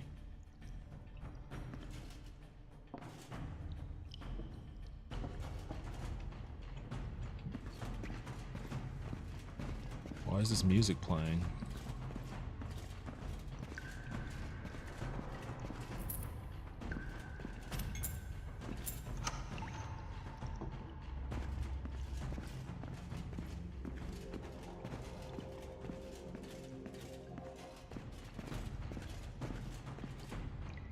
Oh, there's a guy right there.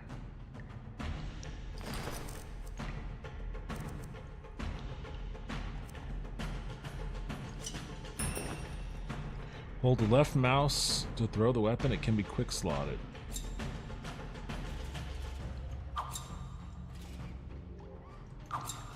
Whoa!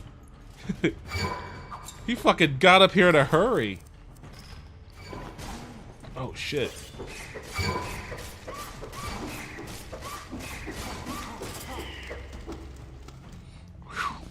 That was a close one. I wasn't expecting him to run up this ramp so damn quick. Oh shit.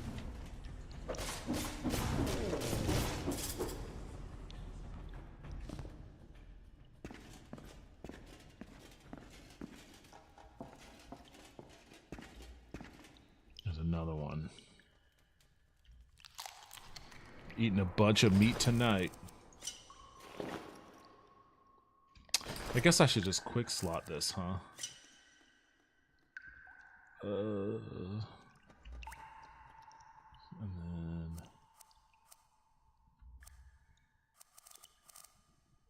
Why did 5 go? Wait, what even was that? I don't even know what 5 was.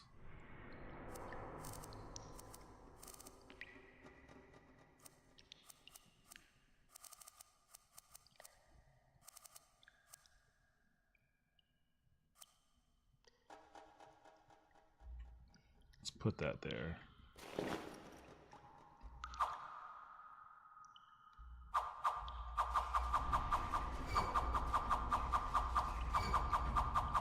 Oh shit.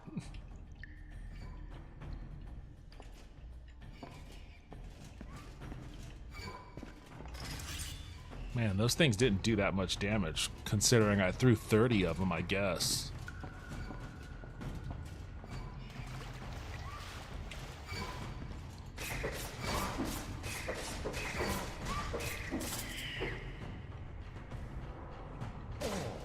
What? What hit me? Oh, there's a guy in there.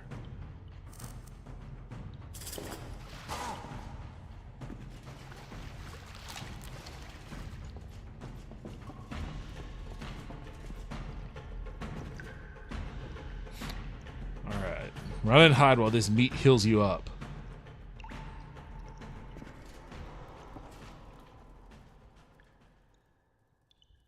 Alright, Suki, I'm almost done. Oh, it's just one of these guys.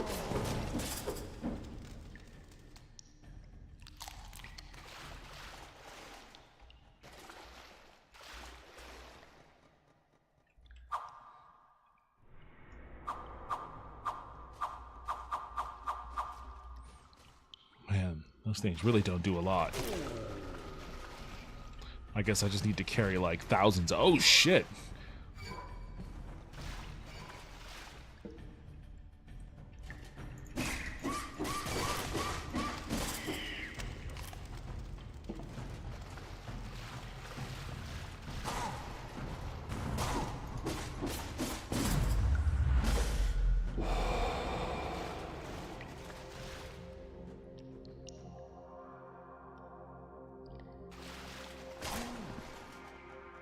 What? Snapper?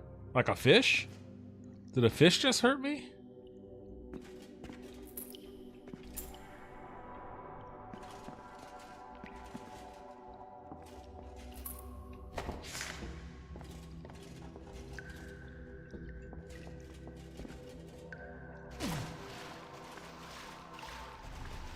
Oh shit.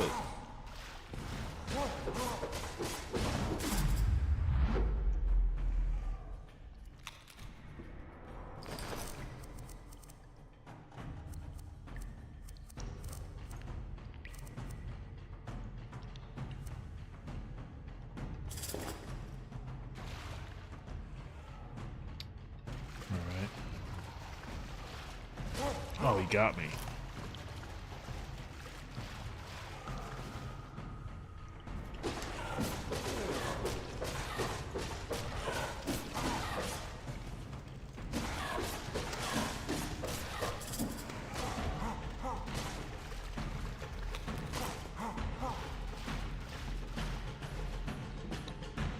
Keep saying snapper. What the fuck is snapper?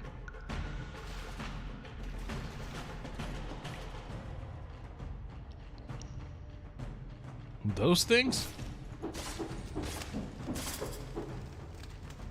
Do those open back up?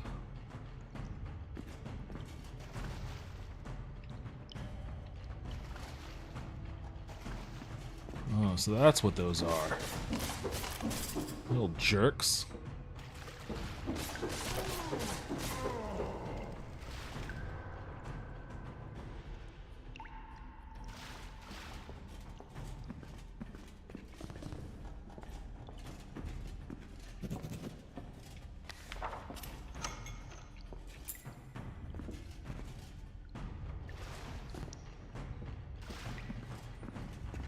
Combat music is still playing for some reason. It makes me nervous.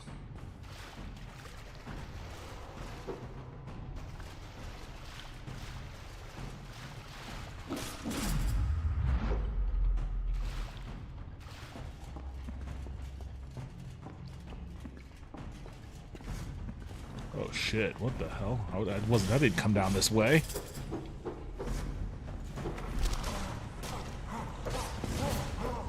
Oh, fuck. Whew. I was very close to death. Oh, god damn it, one of you guys? I gotta get out of here.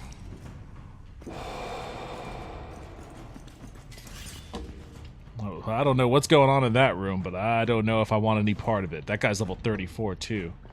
I think I'm gonna hightail it back this way.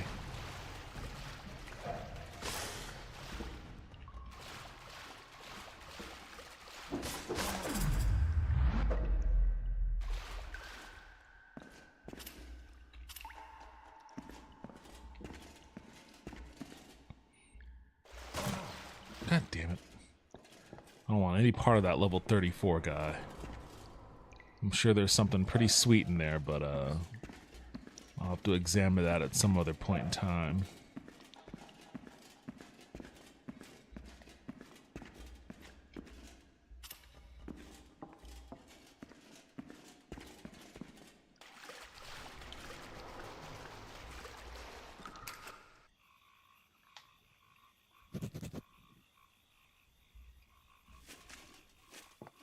Oh, a teleporting guy is there. I don't want any part of you. Where'd he go?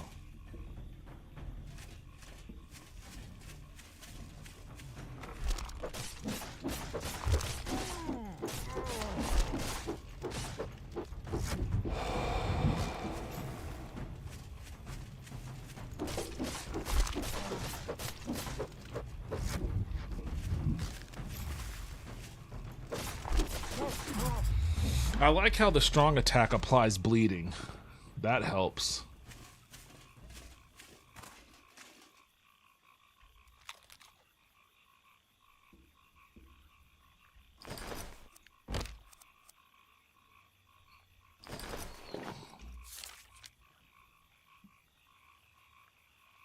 I guess I can just go this way.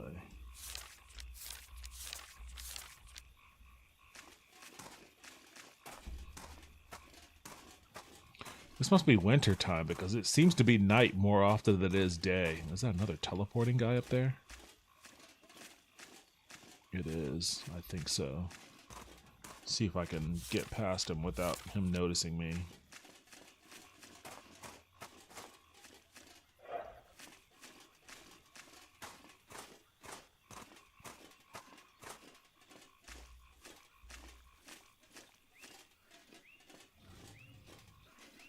The fuck? Oh, it's one of these guys.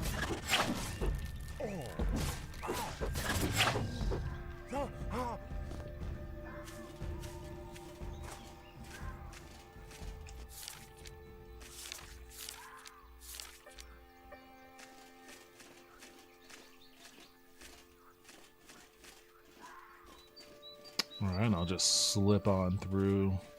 Hopefully. Ah, there's another guy.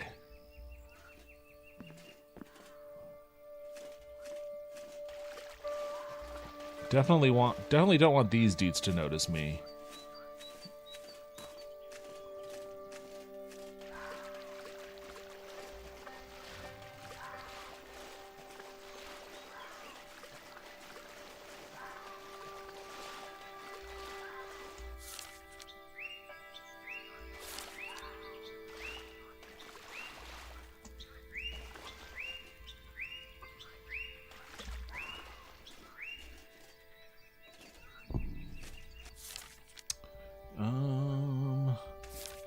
This was a lot of walking I did, I guess.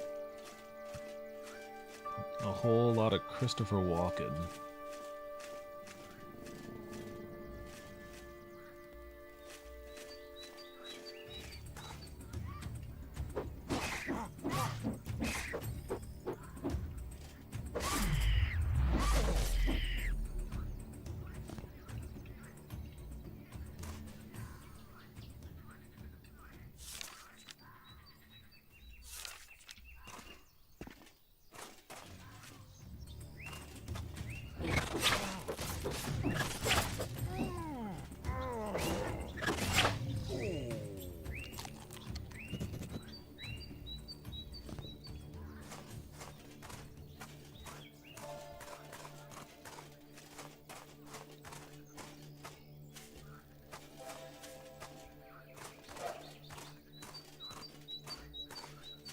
Alright, made it back.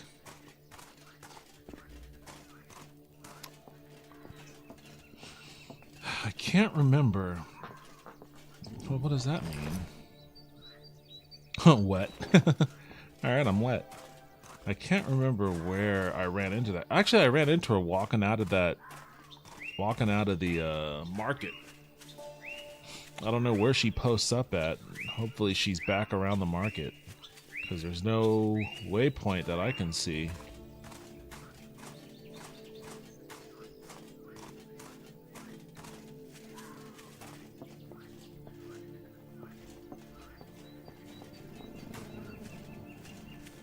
Hey. Hey. I'm looking for Tensai.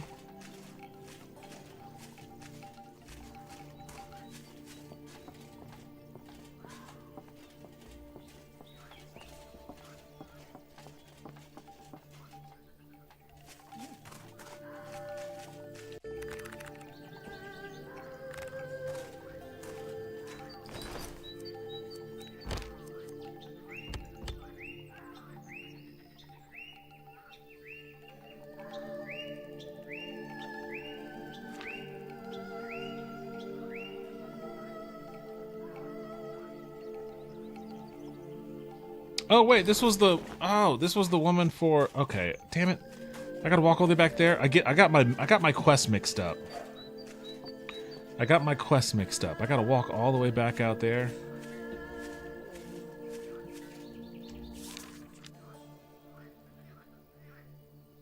Damn it! I was just over there too. I walked right behind her.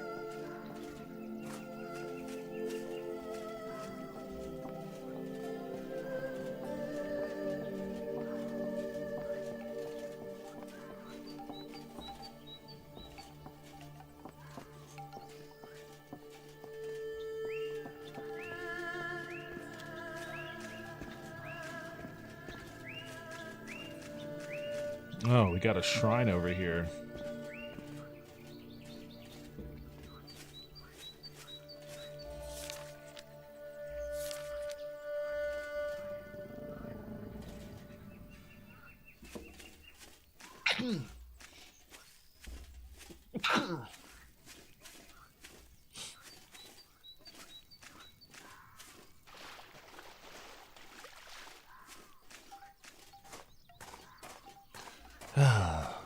Back on the path.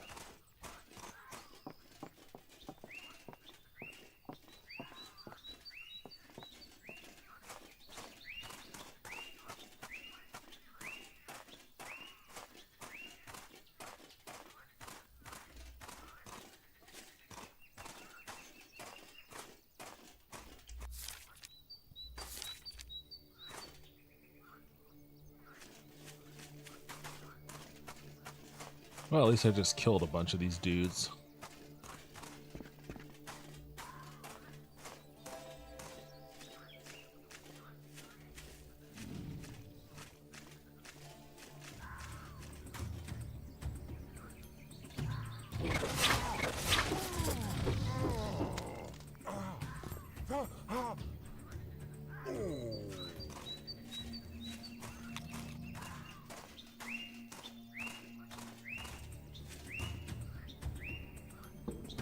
Oh shit.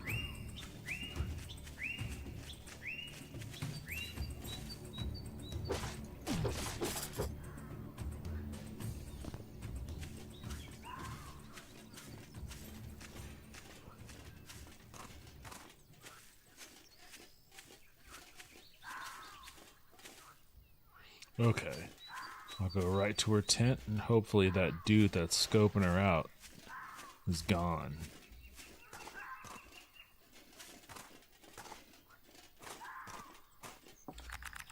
Hello, I just finished up my daily observations. What do you need? I managed to track down your notes. Whoa, you really did it. I have expected never to see you again, but since you came back, are you up to trying this hypothesis with me? Do you want to witness history in the making, the first recorded Karu Darvakian communication? What do you say? Of course, why not? Tinsy grins and becomes a little jittery with excitement. Really? Okay, come on. Let's head to the Darvaki camp. I can't wait, I can't wait. I hope this doesn't end up becoming like... Oh, you're following me. I hope this doesn't end up becoming like a brutal battle royale.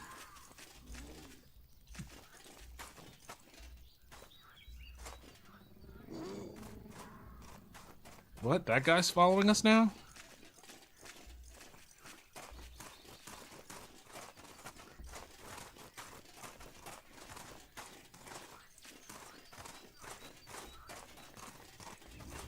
Hey, wait a second. Wait a second.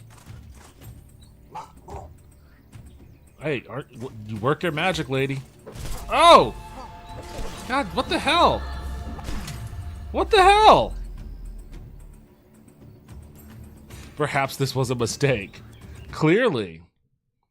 Clearly it was a mistake. Wasn't she supposed to, like, talk to these dudes or something? Hey.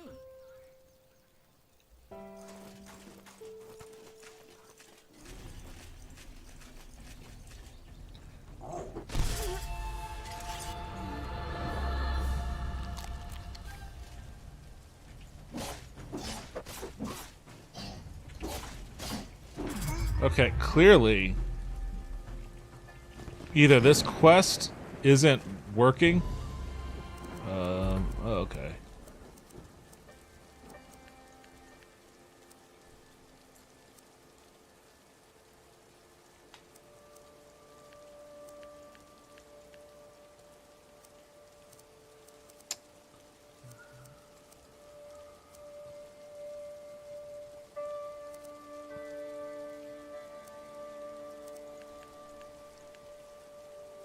Let's take a little from heavy armor and put it into elemental.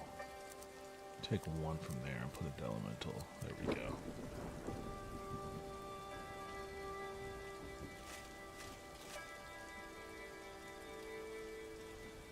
Like, was that quest always... I have a feeling that that quest was not doomed to fail. Something isn't working right. Maybe it's because I killed the other guy earlier. Maybe that's what the issue is. Well, sucks to suck, Tinsy. I don't know what to tell you. I hope her being dead doesn't break other things.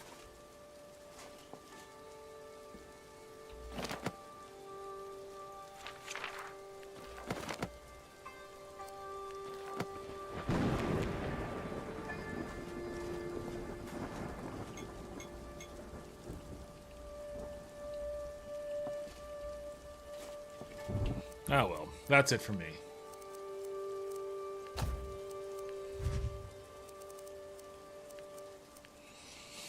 Oh man. I ended up playing that way longer than I thought I would. Well, the demo, it's a demo, but it's a much bigger demo than I thought it'd be too. I thought the demo would be over much sooner. But solid demo.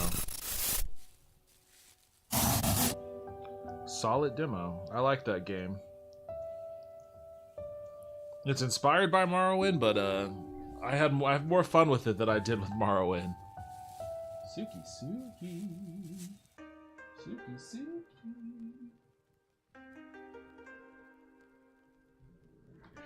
Alright, that's it for me tonight. Oh man, it's already 2. Holy smokes. I still think that, like, people are probably going nuts over Tree. I mean, I wish I could get into Elden Ring. I was gonna say Elder Scrolls. Wish I could, I mean, 312,000 people are watching it right now. I wish I could get into Elden Ring. I just can't. Not my vibe. Like, and the hype around it gets me hyped up a little. It's like, yeah, Tree, you know. But then I'm like, wait, I did not like Elden Ring, and I bought into the Elden Ring hype. Everyone was hyped up about Elden Ring, and I was like, yeah, Elden Ring. And then I played it, and I was like, wait, I don't like Dark Souls, so I gotta guard myself from hype, to protect myself from hype. But for right now, that means logging off and going to bed. So that's what I'm gonna do. Thank you everybody for joining me. I appreciate it as always. Hope you have a good rest of your evening. I may stream tomorrow, I don't know yet, but if I do, and hopefully I'll see you then, but if not, I'll see you when I see you. Take care, everybody.